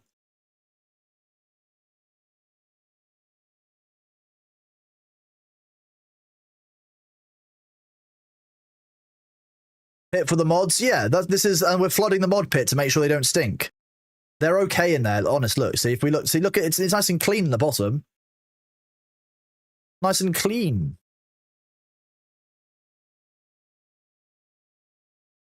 These do work pretty damn well. If we'd made one of these at the start, we wouldn't have needed all the really annoying little manual ones that we had here, like these fluid dumps.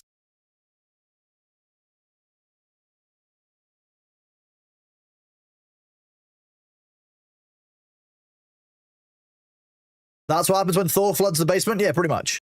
Hello, Thor's Gross's quote was taken out of context. He will not flood the poor. What he means to say was, I will revitalize neglected neighborhoods. Exactly, Stream HR. You're exactly correct. Yeah, we'll just revitalize the neighborhoods just by opening these gates. By,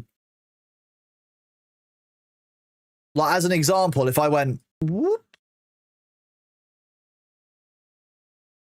just a small little flood wave, like it's just a small little flood, and it obviously upsets the water flow further upstream. The whole thing. And then just sits there and evaporates. How are you guys still getting... Oh, you're probably getting injured doing this. Yeah, medium chance of industry if they're working at a smelter. That makes sense. Building lacks goods. Are you guys... Okay, we're out of metal. That's why. Because New Lake Town is being built. That's what we were doing. We were building New Lake Town. Metal. Scavenger flags.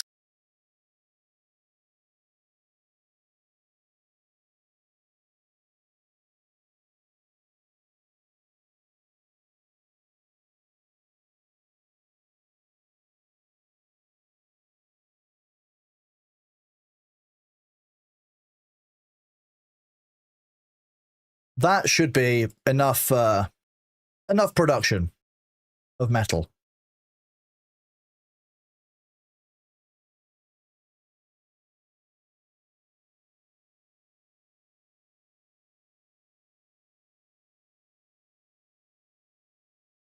By then,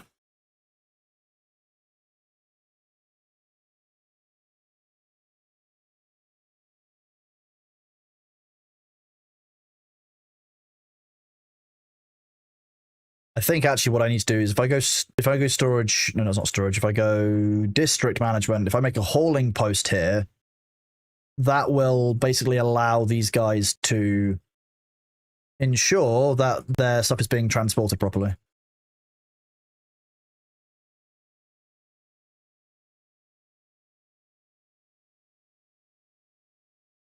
Is it actually International Beaver Day? It is. Go to Google, Red Falcon. It is indeed actual International Beaver Day. International getting wood and making sure your beavers are wet day.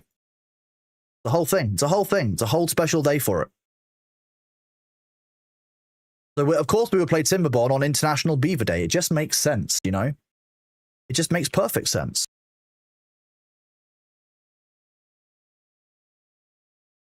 Okay, we need some storage for the dandelions. That's probably something I've not thought about. There's also nobody harvesting the dandelions, which is a whole thing as well. Oh, there is. Here we go. That's been harvested. Storage, large warehouse. No, we probably want...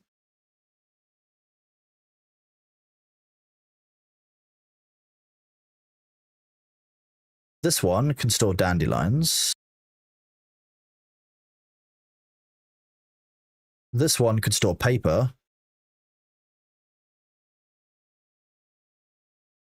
And then we create a final one that has antidotes in it.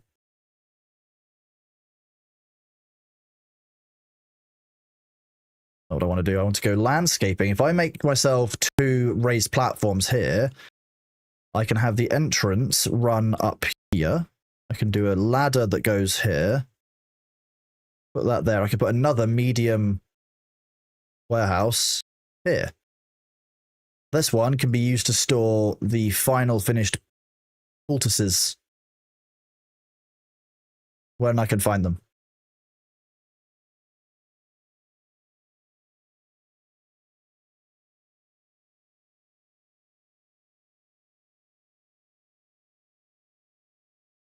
Antidotes? What do you get stored as antidotes? Why can't I see antidotes in here?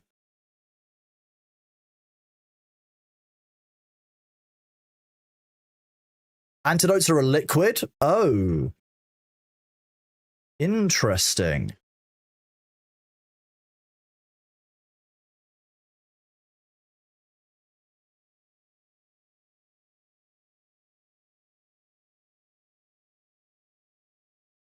So it is. Nice, thank you for that. What's your beaver doing? I have no idea right now, Tibbets. Now I've lost track of which beaver is where.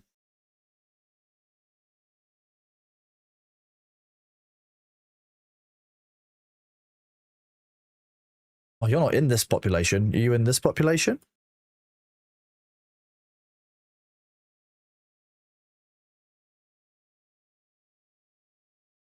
Yeah, Tibbets, no, you are currently... Oh, I can't see where you're working. You're a hauler. You're currently hauling things, Tibbets, no. There we go. Good job hauling. You're doing a great job. Right, okay, so so Lake Town is now back up and running. We're creating a bunch of metal, which is good. The haulers are doing their job excellently.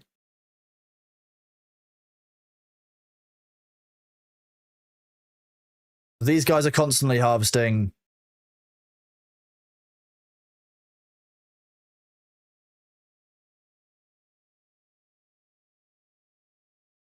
We've got a good flow of metal going into the stores. That's great. We'll slowly decimate this, but we can probably turn this into New Lake Town at some point and actually like regulate the water flows, etc. Over time, we're clearing this. This will become a new district as we work our way over towards here. Should we work in the observatory if it was accurate to IRL? Well, luckily, I don't need to get that level of accuracy. Also, this is definitely overflowing, so let's do 0.9.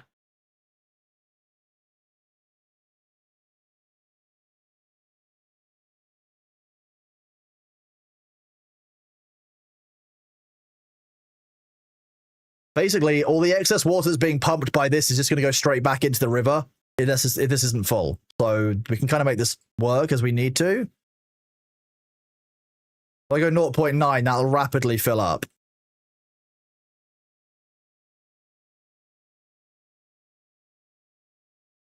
You can kind of see the water level rising along the side. Dump some water, and you guys can watch the water level rise.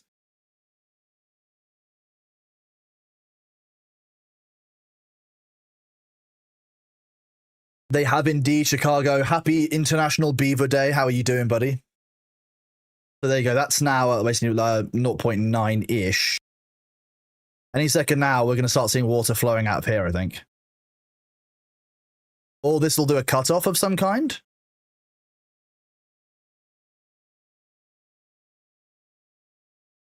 Or is this running out of power? Yeah, power is the problem on this.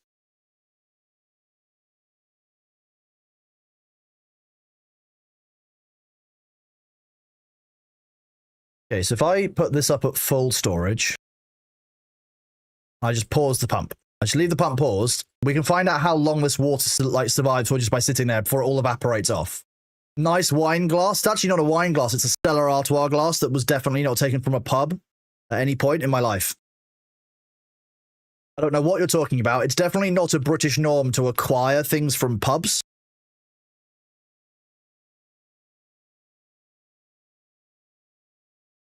We don't actually have paper production going, I don't think. Unless I made a paper plant somewhere? I don't think I did. Oh, I did, didn't I?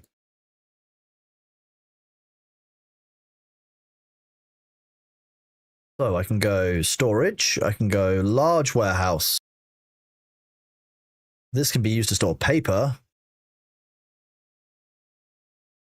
This can then import the paper. We can do it this way.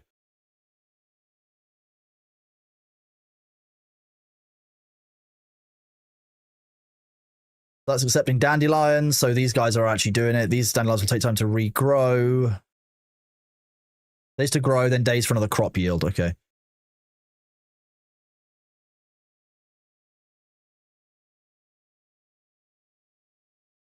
The big tanks are kind of great. I do kind of love them. Like, need water? Big tank. Big tank, good. Can big tank go on top of building? Oh, it can. Oh, we can build real tall and make big tank on things. I like that. That's good fun. Yeah, the ads are going to be here in about 15 or so seconds if Twitch actually delivers them on time. I'm going to go AFK and nip to the bathroom because I've not been yet since 5.5 hours into the stream. So I will be right back shortly. In the meantime, please do stand up, stretch your legs, grab a drink, grab a snack, say hi to your pet, say hi to your other humans. Ignore those emails in your inbox, maybe go touch some grass, and I will be right back with you in a second. Tibbets and I, have a great night, bud. Take it easy. Have a good one, dude.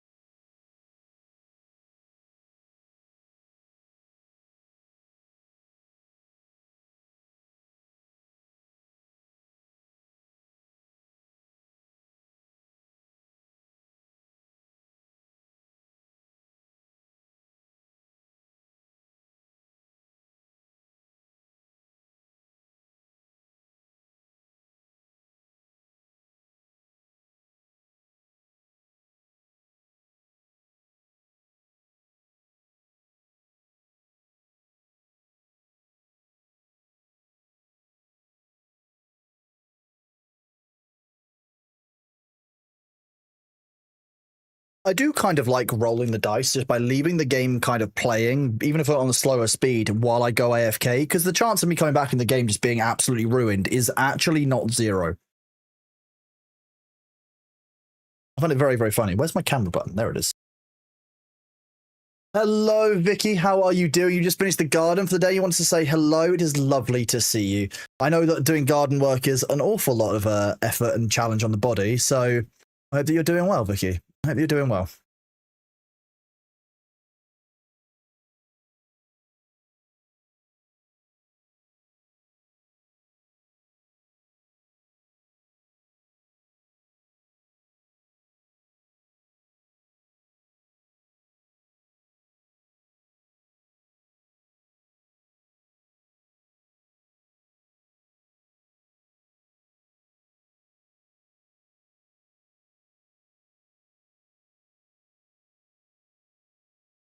I was answering a quick message there.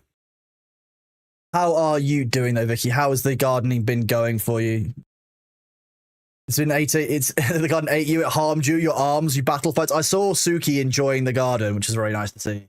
I'm hoping that when you've got it all done, she'll be able to like have a bit more time out there, because it's obviously that she enjoys the outside and the stimulation. And I also know how excited you've been for this, because like you've been working towards this for a long time, and I'm just glad that you're going to be able to have a garden that you can actually like use and enjoy again, which is great. Hello, Motsuso. Well, I mean, I'm at least one of those things. At least one of those things I can share with you. How are you doing, bud? Welcome on in.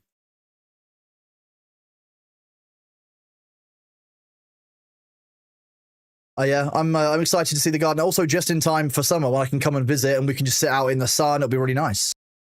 Vicky's all 4 apparently. Wait, but there's 5 there. Classic. There's 5 listed. Which 4 are Vicky? I need to know. She's clearly a femboy. That one's easy. We very much know that one. That's obvious. It's right there. Like clearly, definitely a weeb as well. You can tell from all of the anime clothing. But the other 3, it's a big toss up. Everyone's welcome here. I do, yeah. That's the one I'm diagnosed with. I haven't been diagnosed with furry, weeb, femboy, or autism by a doctor. So you know that's where we're at. You've got weeb ADHD. Is that what it is, Vicky? You diagnosed me with weeb. Oh no! The body pillows, they're coming for me. Part of the weeb, the worldwide weeb. Is that how this starts? I can't believe it.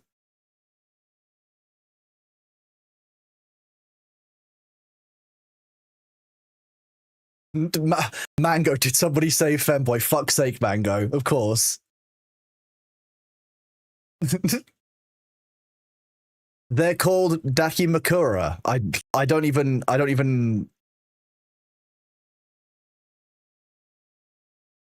don't know. I liked solo leveling. I enjoyed free run.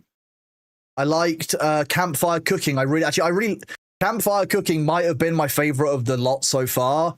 It's just needlessly fun and dumb. Mango's like a dog hearing a biscuit tin rattle, or like you like chat with jangly keys. Mango, is that what it is? You know, ooh, what's that? Hilarious. Hello, Gerbil. How are you doing, buddy? It's great to see you, dude.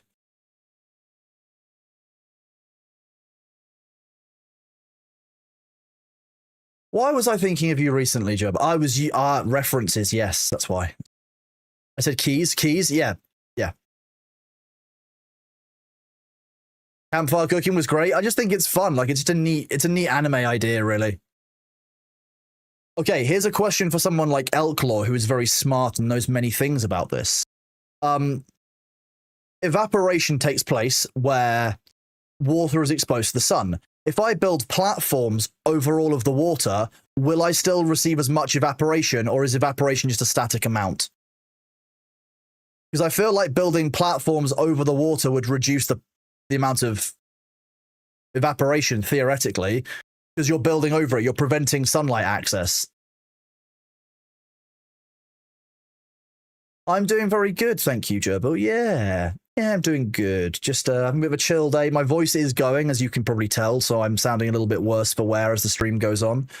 So it won't be a late stream today, but I'm really enjoying playing Timberborn on International Beaver Day. And then tomorrow we'll be playing a new survival game that I'm quite excited for, which is basically a single-player hardcore version of Tarkov called Road to Vostok, which I'll show you guys again later. We'll walk through it on the stream. You don't really like waifus? Yes, you said the illegal word. What? Really? I can't believe you said really. It's just. I think after that, we're going to have to ban you, of course. I'm kidding. You can say what you want here. You can have whatever opinion you like about anime, waifus, etc. I don't care. It doesn't bother me. As long as you're not like throwing anime body pillows out of a plane and like bombarding my house with them, I guess I can kind of deal. But that sounds like Mango's dream as well. Don't tell Mango that. Mango will probably give you like, wait, that's something that we can get? You meant the illegal sentence. Fair. Very fair. I think the illegal sentence is I don't really like waifus that much. I don't understand the concept. There's nothing you can do to reduce how fast it evaporates. That feels wrong. I feel like if I build over it like this and I build structures on top, the evaporation would drop, right? You can completely seal it in, it'll evaporate the same. See, I don't like that. That doesn't seem right. But I understand why they've done it. I do understand that. Don't like it.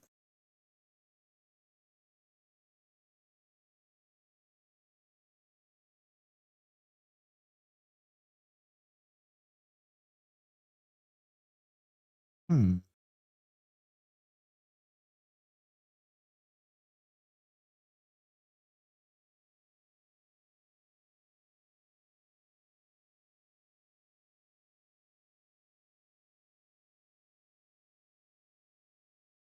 I could probably do some artificial land stuff.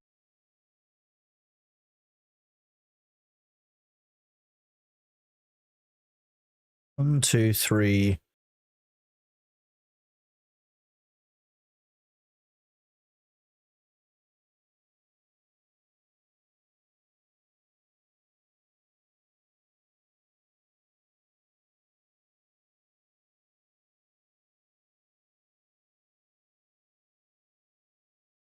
Have I started the Timber bot uprising yet? I haven't unlocked Timber bots yet. I think I understand what they are, though. They seem quite cool, but I know we haven't got anywhere near robotics yet in this.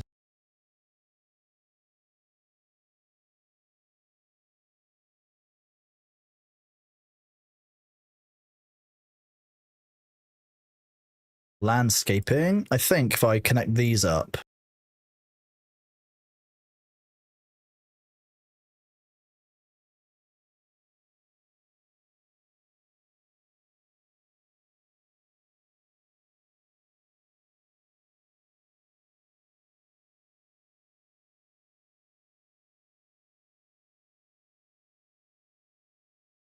If I did a floodgate in there.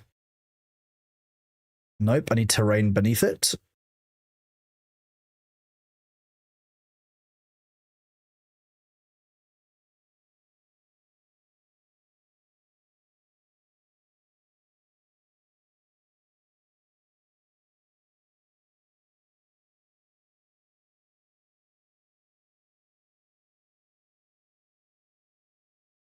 We can do kind of fancier things, I think, with this.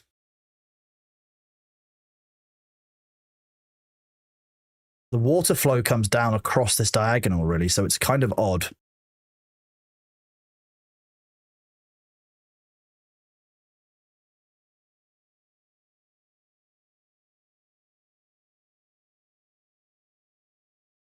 Not too far away, it is.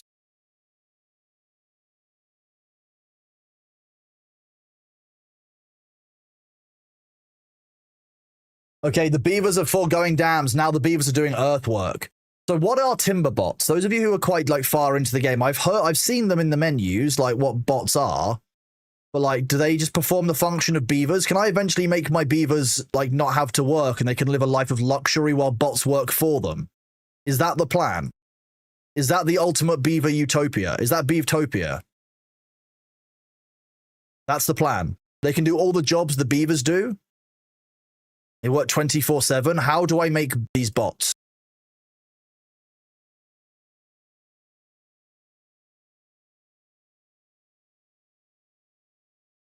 Metal power automation. Bot assembler. Okay. So refinery makes fuel for bots. Carrots and water. So basically biomass and water makes power.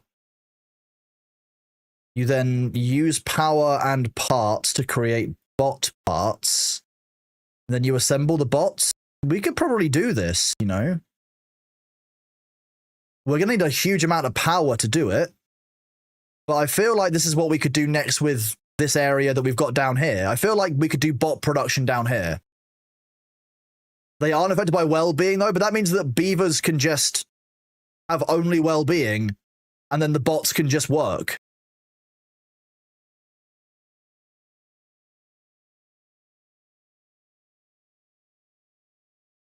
I'm going to need to be able to harvest water energy better.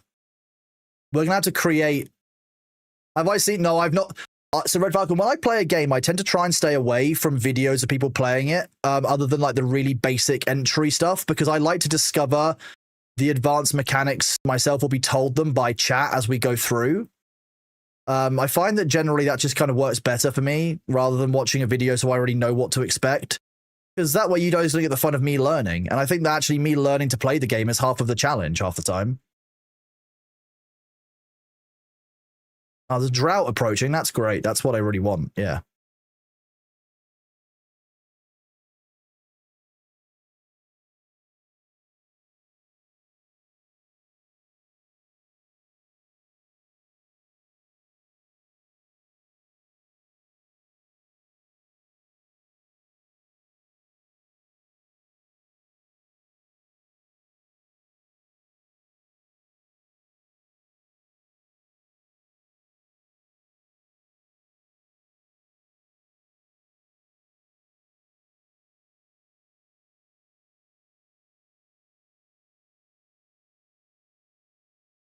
I'm not sure this is the most efficient way of doing what I'm doing.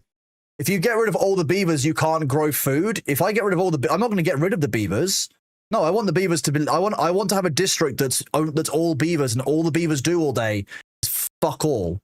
They have their own mud pits. They'll have they'll have nice happy Lidos to play in. We're gonna make a beaver utopia powered by the AI because that's how it works, right? That's definitely not a thing. Bots can't be scientists. We've got 16,000 research. I don't even know if we need scientists anymore. Other than like the API endpoint unlocks, which are like, 5.5 each, 7,500. And that unlocks for all settlements. So like we can just have that for the next time we do it. I can just give you guys the ability to control things. I don't know if I want to give you guys the ability to control things. I'm going to be honest. I think that's probably a bad idea. With all the love in the world, I'm not sure I actually trust many of you to control like water supplies and stuff because, let's be honest, you're all kind of trolls. You know about the science hub, but they can get you science, so they can work the observatory. Interesting. Interesting. So what would we need? We're going to need to start making refineries. Refineries are going to be making most of this from water and from... Potatoes seem to be the most efficient thing that we could do. So, which settlement is which? You've got 3 unemployed, 6 unemployed. You've got 9 unemployed. So where do we do this? This is where most of our food is created for actual eating purposes. I don't want to mess with our eating food supply. So we could potentially make another set of farms down here. At that point, why would I not just make a new district that's doing my... I might get rid of this bad water facility I set up. I'm going to be honest with you. The more I do this, the more I think we can turn this into a huge power production area. You need to unlock permissions with every work building with science. When you get your first bot, okay, so you have to tell. Okay, we're gonna need to. We've got 17k science, so we can still do a lot there.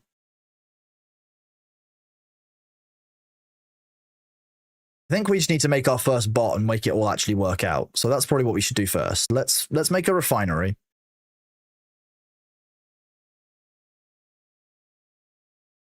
The recipe for this, what have we got a lot of? You've got a lot of potatoes, a lot of water, but potatoes will be the recipe.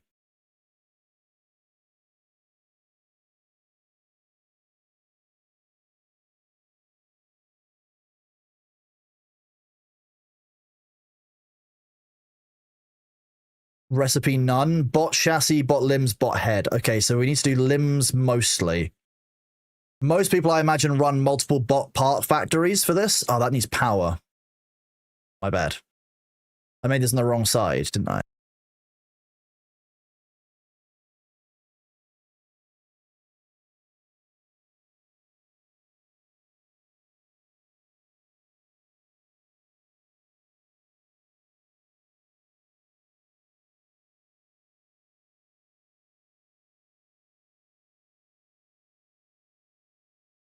We'll have enough power production there. That'll be fine.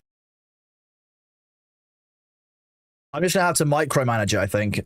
We'll try what it makes them. Bot assembler assembles them. It also requires power, so that's going to be a bit of a difficult one to do because I haven't got space for it. I may need to relocate something, or I could just do it like this.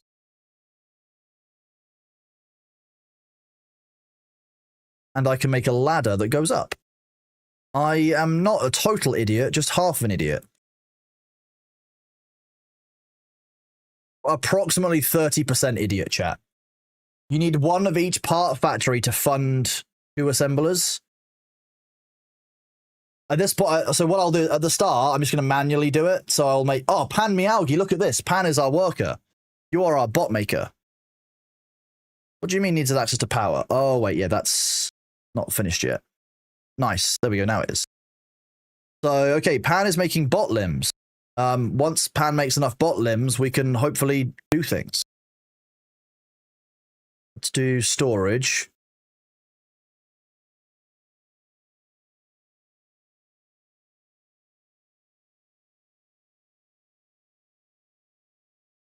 Do these.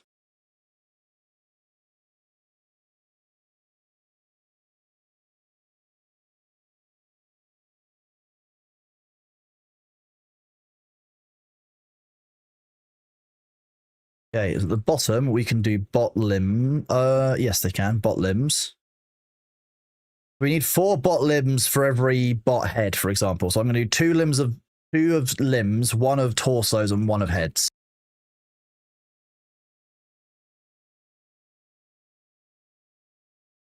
Okay, you build that.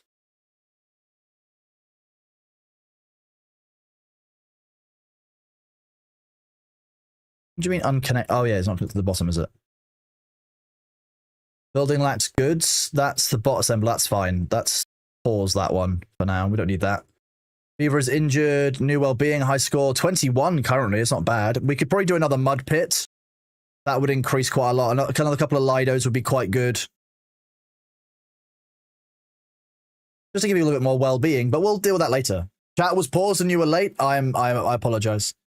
Windmills, all of the windmills. I could make more windmills. They're just annoying kind of space-wise, but I've made them work so far, I guess. Okay, so this hasn't even... Oh, we've got a drought. Pause.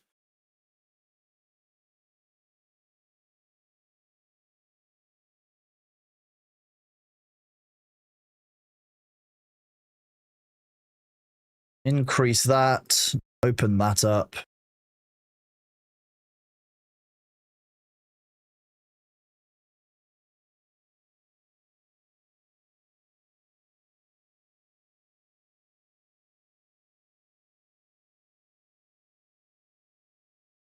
One meter down, so that will flow into that. Put that up somewhat.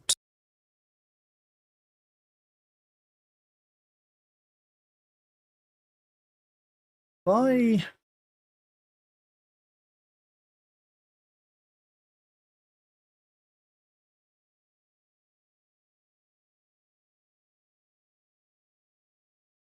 Unfortunately, that brings all of our power to a stop, which is not ideal.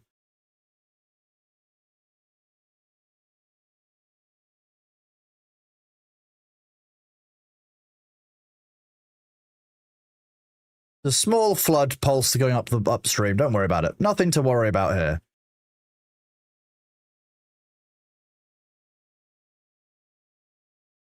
And pump that flood water out, though, quickly by doing that.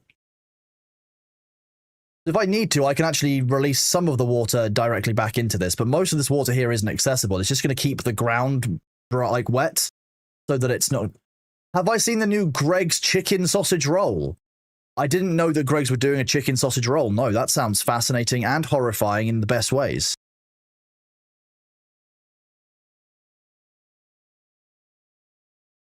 I mean, these will keep pumping endlessly is the problem. Where is the water coming from?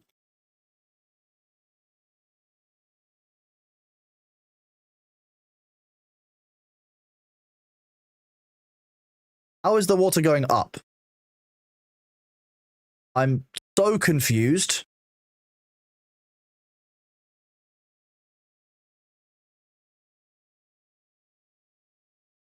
Where is water coming into this system from? It might just be leveling out. It launches on Thursday. I might have to go and get a Greg's on Thursday so that you guys can get like a launch day Gregory's. No water coming in down this one. Okay, now the building lacking power makes sense. I can see that. That's fine.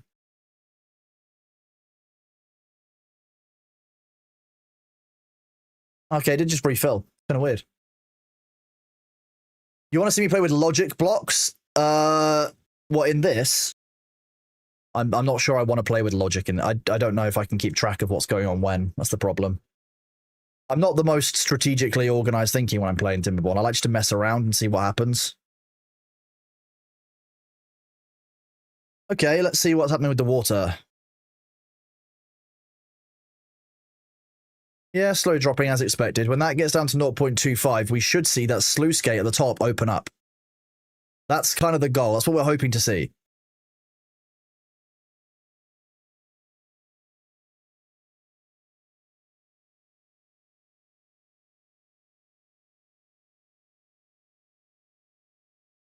Where is the water coming? Okay, I don't understand why this water is going up again.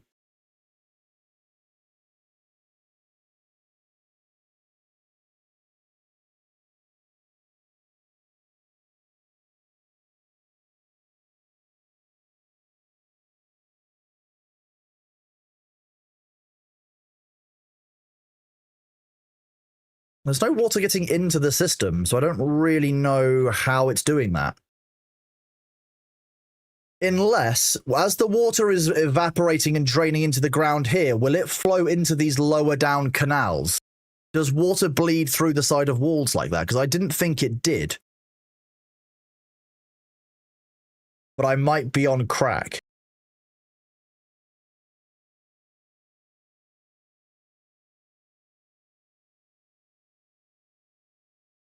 It doesn't go through diagonals. I know that, but I mean, the water here is obviously bleeding into the ground and evaporating. Is it coming through back into these channels? Because I don't understand how this is filling up otherwise.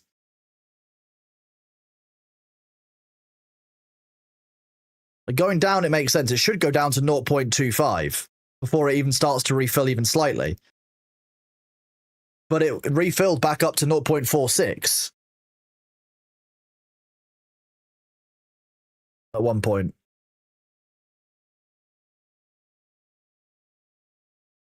When it hits 0.25, it should open the sluices at the top of the screen and allow water into the main network. There's none of the areas where water can come into this network are open to let water into the network, is what's so confusing about it.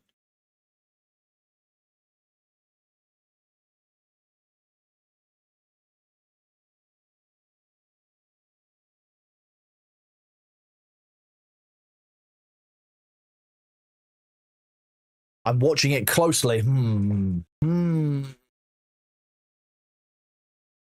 There's nowhere that the water was coming back in system from, so unless it was some kind of sensor issue or the water in the sensor area getting filled up more than it should be. That could have thrown it off as well. The fact that there's a slightly raised wall in that. It should all be an equalized system. Crank down visibility at level 1, and you'll see the map features.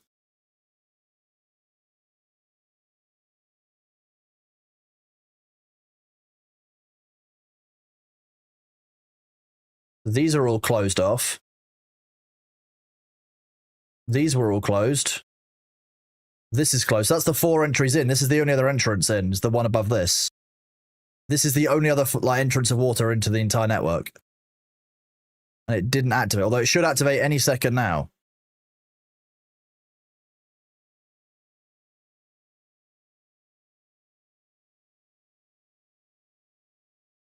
When that goes to 0.24, this should open just for a second and allow some water to flood in from up here. See, there you go. Opens for a second, some water floods in, and it shows that the overall network sits at far higher rate. So that's working as intended. It's just a little bit weird. It's only letting it for a second until that water flow actually hits it. It'll take a time to level out the whole system.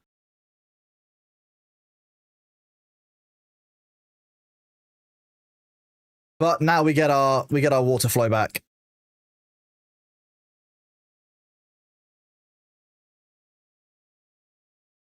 Which is nice. You got in a fight with your dealership because they told me that your car's 36,000-mile warranty expired. Because it was 37,000 kilometers. There's a whole thing to do. You didn't check the units. That sounds about right. Yeah, I can believe that. I'm not even remotely shocked by that one, to be honest. We've got 6 bot limbs. Let's get to 8 bot limbs.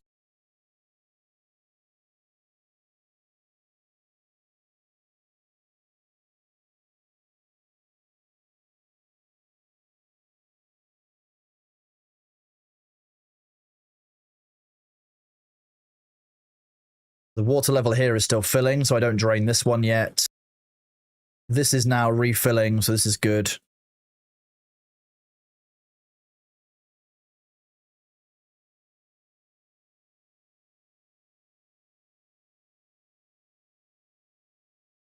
That's fine. Why are you flooding slow? Is that just the water, the pulse of water? Could be. What law are you surprised is a law? America's hire and fire laws confuse me, but that's just a cultural difference. The problem is when you say what law are you surprised you're a law, that just depends on the environment in which you're in. So like in some places, for example, in predominantly, you know, predominantly Roman countries, you'll see a different codices of law than you would do in non-Roman countries, even going back even 2,000 years later. So like, I don't know. The laws in like any law for me will feel weird to me because of the culture I've grown up in. So, for example, I would find arranged marriage laws very, very strange. Certain cultures will find those very, very normal. That's just the nature of cultural difference inside of law.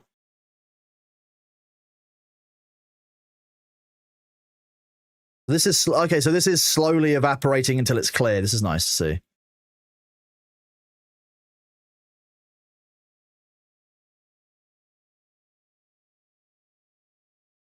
If I did.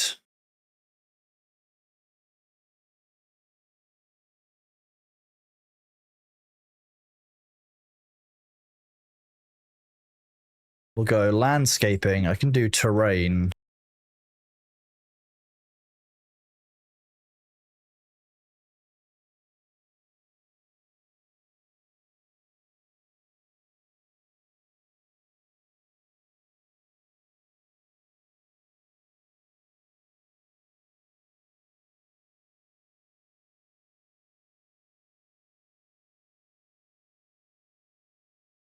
Let's do this as well. We don't actually want to be walking in the water anymore. It's just not good for us. It's not nice. It's just not fun.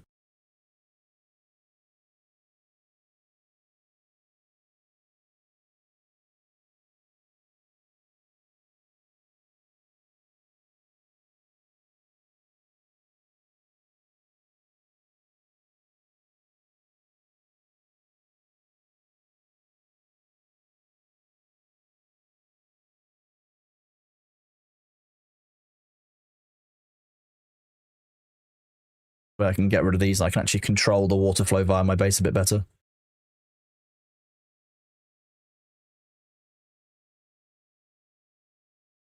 Because I can turn these into controllable sluices.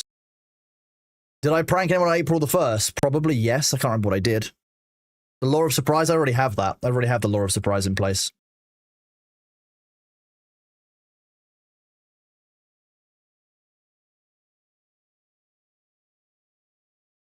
Do you guys not have a builder's hut? I should probably make a builder's hut here.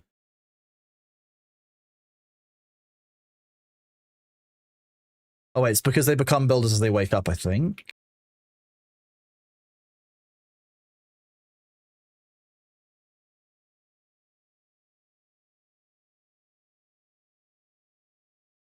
could have sworn I had some oh yeah, I do have some builder's huts. They're just not listed as build. Oh, it's because they're not building right now. Okay. Maybe? I don't really know, actually. I can't quite remember what that one means. I'm going to be honest with you.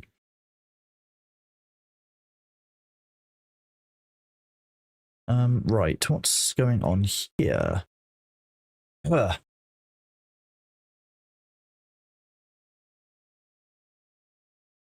Right.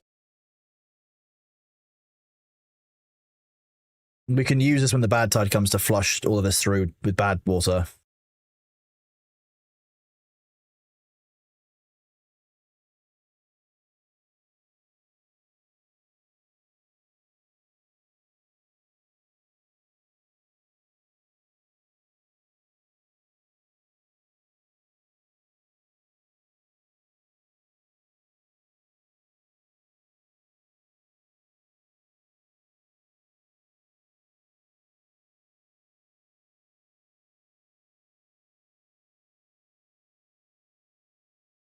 I can fill this up with water. It's quite nice.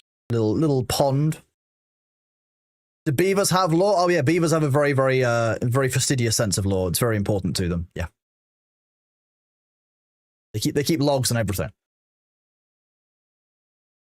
I'm not even sorry for that one. That was a great bad joke, and everyone knows it.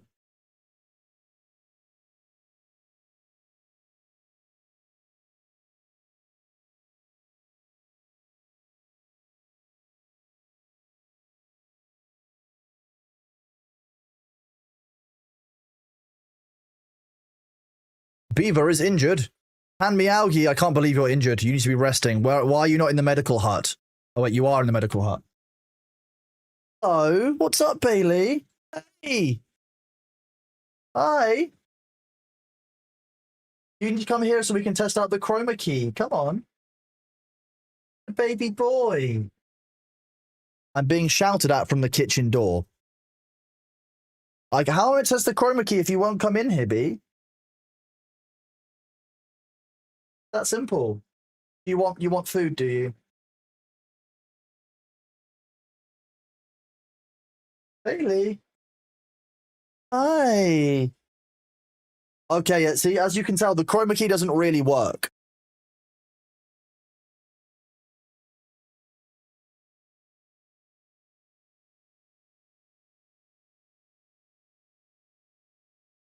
Sorry, that one didn't work, chap. I did tell you. I did say it probably wouldn't work. I apologize.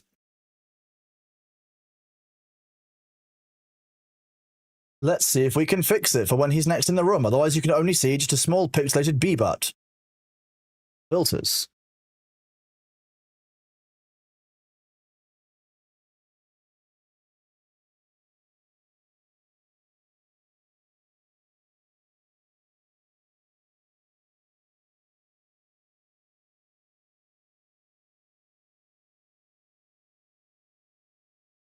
Let's see if we can do it this way next time he comes in.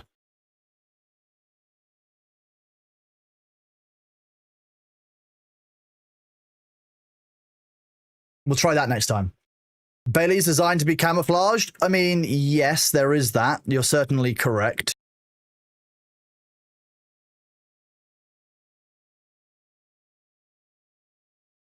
How are you doing? So you've made a bunch of bot limbs. Let's do a bot chassis now. We've made enough bot limbs for 6 bots. That's quite a few. Go on, Klabooey Krebs. We can do this. We can do this. Ghostly Bee.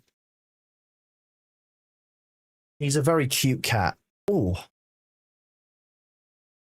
Okay, so this will make 3 chassis in one go. Oh no. You can hold the ingredients for up to 3 chassis in one go. It's 18 hours to make 1 chassis? Okay, wild. Done. Wait, what is this screw doing here? Perfect. That's how building a laptop or like rebuilding laptops works. Wait, where did this one specific screw come from?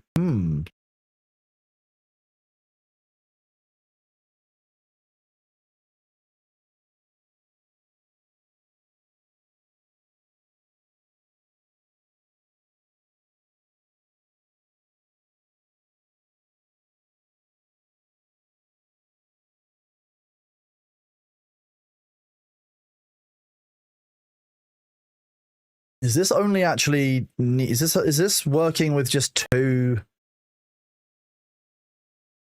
I would have thought there were more source blocks that were filling this, but apparently this is actually holding with just... Only 2 of these opened. Oh, that's because that's at a lower height.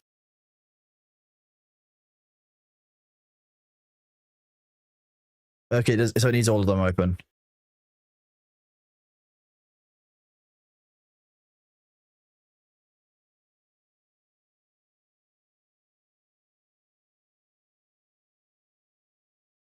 You upgraded your laptop around the day and taking the thing apart and putting it through this. Taking apart laptops is one of my least favorite IT jobs. I'm going to be honest. It just sucks every time I have to do it.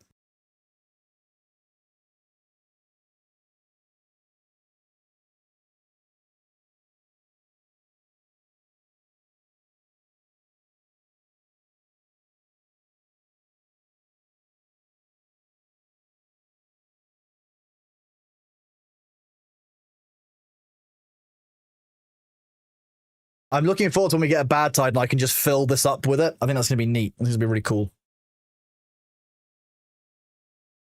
Great fun. Hang on, I just need to do another copy across of the viewer list. Give me a second. Give me a second.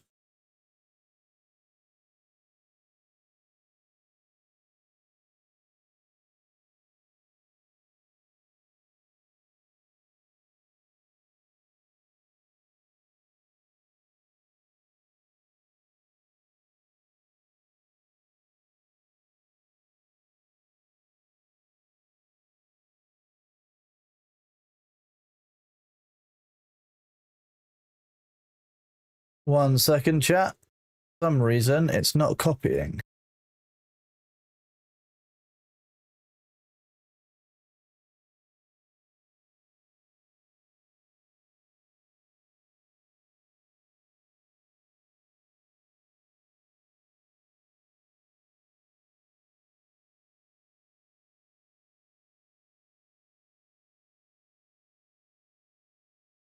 Right, there we go. Save. It is dynamically pulling them, which is nice as well. Like when I save it, it doesn't. I don't need to restart the game in order for it to work. It's kind of neat. Okay, so you've got 12 unemployed. What about you?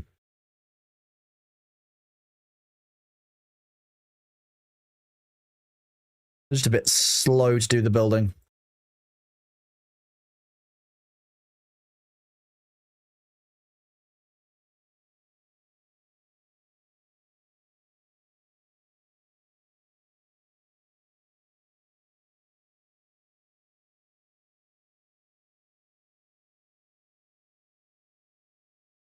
What are we struggling on here? We do for planks?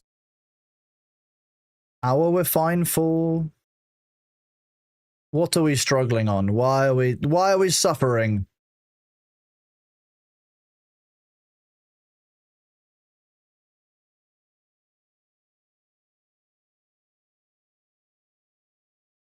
We basically just need to make a series of like I basically need to make like a maze for the water wheels that's too wide. That's what I need to do.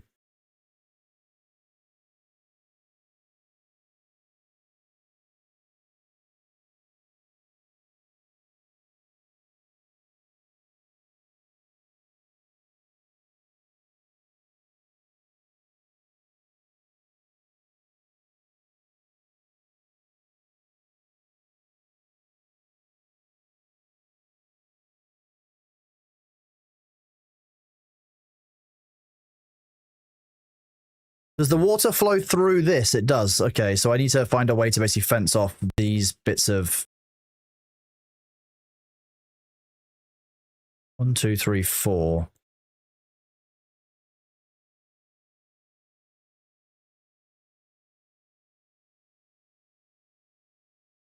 I mean, these guys will slowly keep breaking down. The scrap metal is just a huge amount of it. We've got an awful lot of scrap here. We just need to keep working through it all.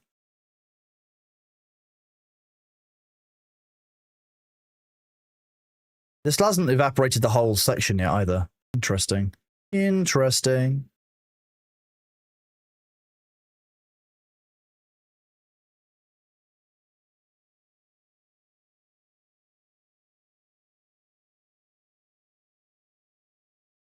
Realistically, I think I built this in the wrong place.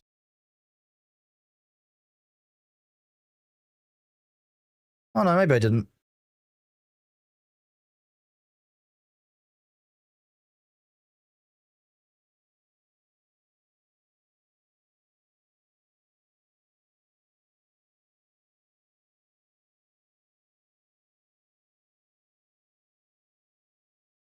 I think if I make a floodgate across here, I can basically control like a left-right split then if I need to. Goes down to 0. Because if I can bring the water up here and then turn it around and then basically kind of go back, like basically make the water do a bit more of a loop, it will work better. It'll just work better for, I can basically put water wheels along and I can basically create like a long amount of power transfer and we can manage power more effectively, right? That's just how that's going to work. Now, the ads are about to start, so I'm going to get up and do my stretches, move away from my PC for a second, but please do look after yourselves. Do some, grab yourself some water, unscrungle your spines, and we will be right back. Hope that you are all taking care of yourselves today and you've been having a good time with Timberborn. You're having a good time, and I will be right back. Whoop.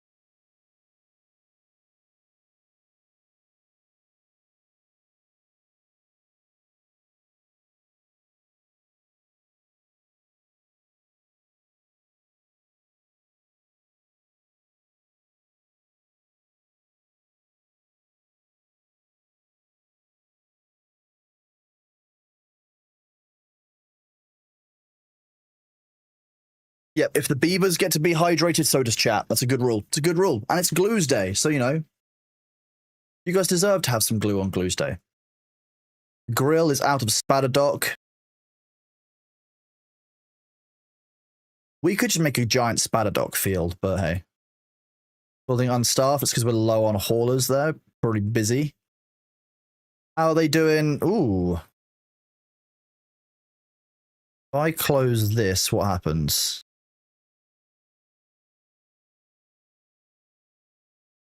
Okay, and now we're talking. It creates a real nice churn of water flow.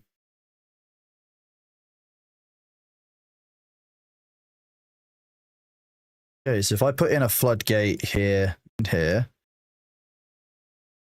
and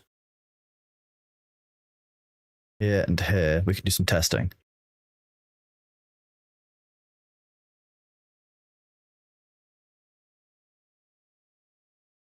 If we open this one, the water will flow down here and potentially bleed out here. So we actually need to pick another one of these and one of these here. Because that way we can completely isolate a bad water flow should we want it. But that is flowing quick. So if we were to put, like, say, you know, for example, power generation in here, we could actually like transport that power up here quite nicely. We could actually do quite a lot with this. This is very quick water flow. Because we have got the water flow for this entire set of river here. all coming through these two blocks, which is kind of huge. Kind of wild, to be honest. Kind of wild.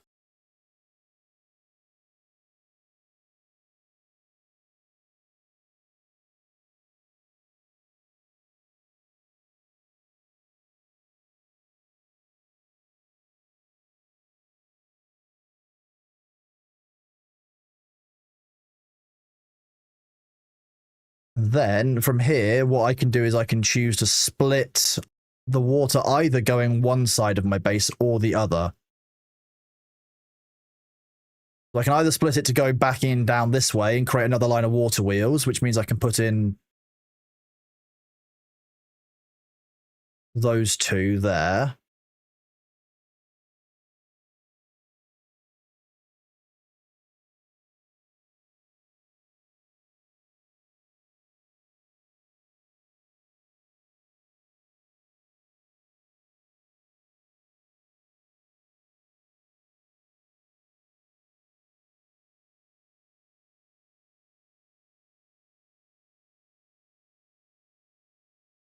Do that for now.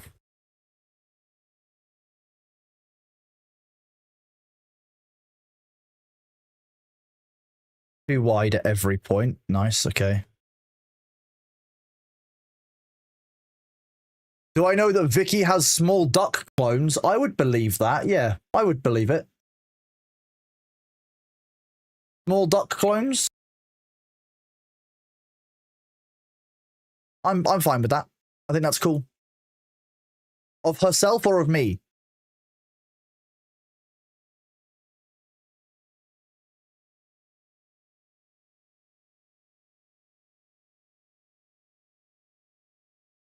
Yeah, this is pretty rapid water. Is that even... That's not open, is it?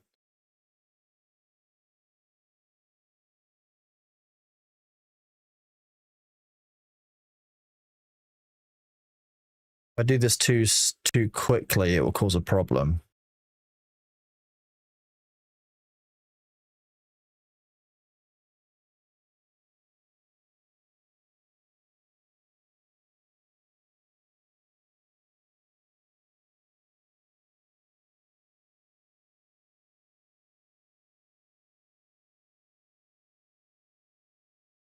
They basically want to try and equalize the flow out so that it's only going through one of them. There we go.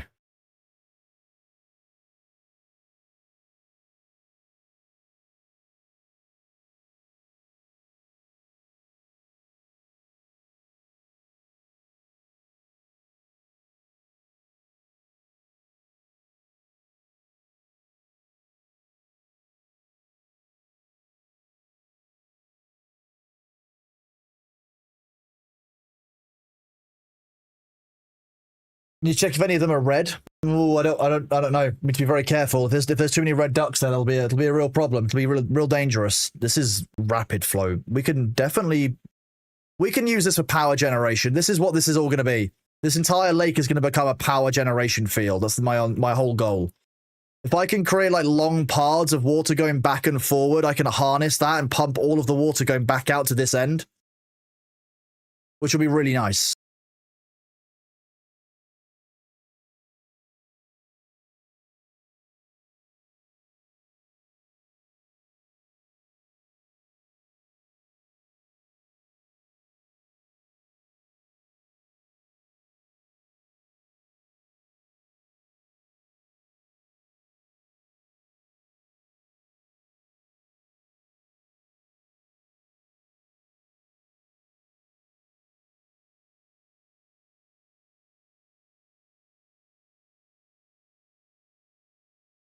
Click that.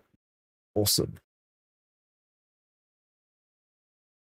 Or I was just fixing my overlay again. You know what I'm like. Always messing up my OBS. It's my specialty.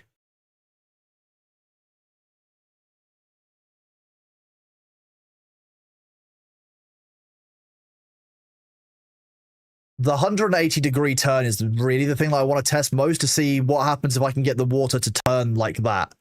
Because that's an awful lot of force. I don't quite know how well it will be able to do this.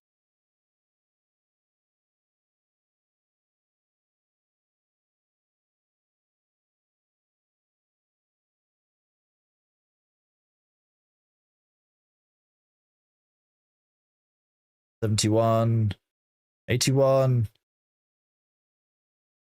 91, 100. There we go.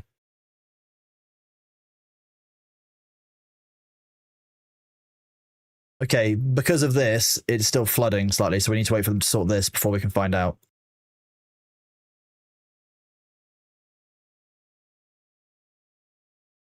Okay, so it definitely works to move the water in such a tight environment. Okay, I'm honest with you. I was expecting there to be a little more problems. Obviously, this game doesn't simulate erosion. In real life, this block on the corner here would be broken down so quickly that it's unreasonable. This would be eroded in hours. Like, you think about what the motion of the water would be doing to this one block on the corner here. It's wild. But this means that we could do this. If we made this like a really long stretch, so I closed off, if I open off this one, and I close this one,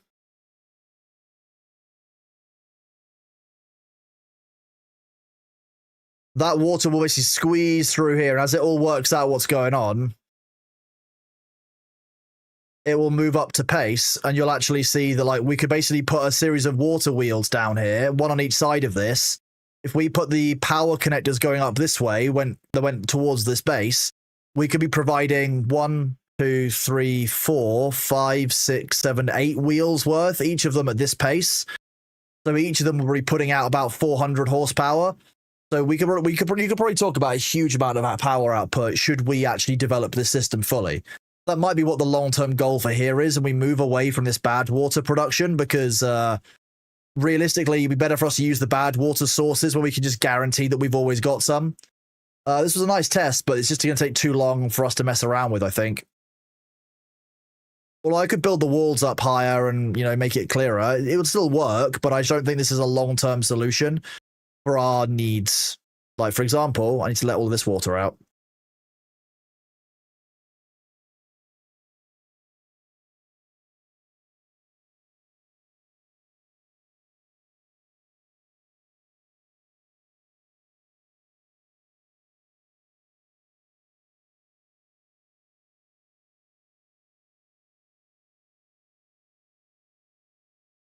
Yeah, so that does a little flood there.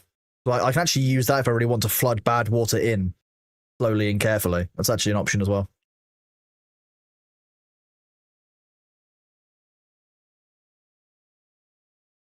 This is going like pretty well. Like, if we wanted to take advantage of this, we really could.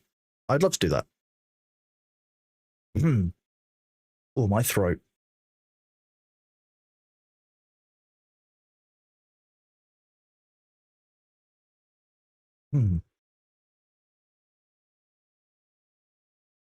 So how many source blocks are we dealing with here? I think I've stolen...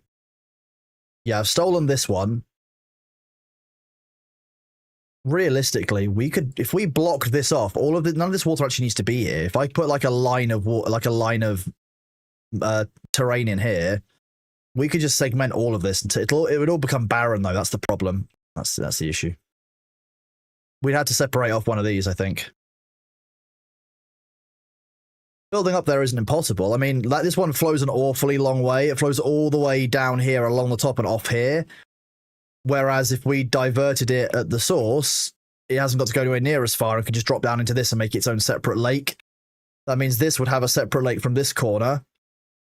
And it keeps it all separate. What flows into this? Is this downstream? Oh, all of this fills off of this lake as well. So we can actually take advantage of this area down here as well at some point.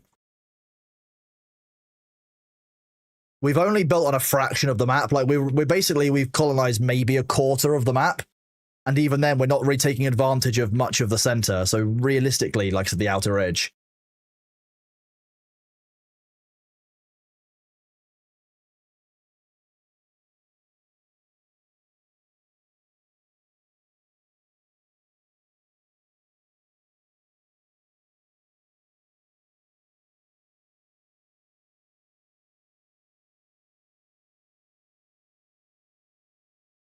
If I went... Oh, that's too far away from a district, that's why.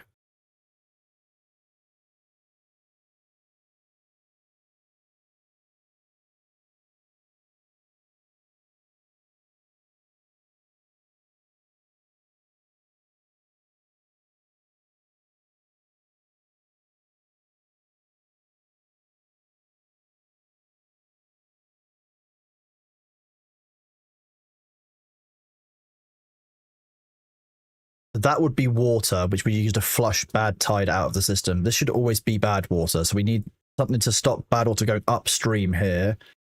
Means 2 floodgates.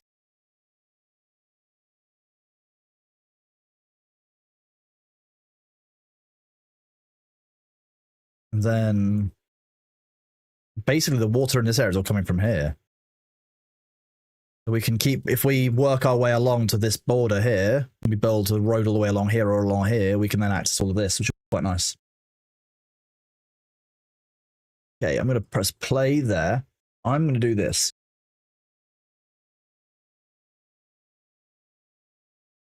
Yeah, I am going to end for the day there. We are going to raid out. We're going to raid a great friend of mine, Vicky, who many of you know, who was in chat earlier. I don't need to tell you how awesome she is. Many of you know.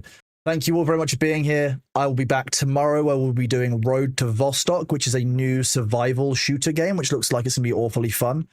I will be heading off so I can go and rest my voice. So thank you all very much for being here. You guys are awesome. I hope you've had a great day watching Timberborn on International Beaver Day, and hopefully you have a great evening, and I will see you all tomorrow. Have a great day. Take it easy. Bye-bye, Elclaw. Thank you very much for your help and for me being able to ask questions. I appreciate that. It's been very helpful. Thank you all very much. I will catch you all later. I will also be doing some spray painting shortly where I go and base coat all of those intercessors I built yesterday on Discord. So there will be more Warhammer painting this week as well. You will get to see that on stream. Thank you all for being here. Take it easy and enjoy the raid into Vicky. Have a good one.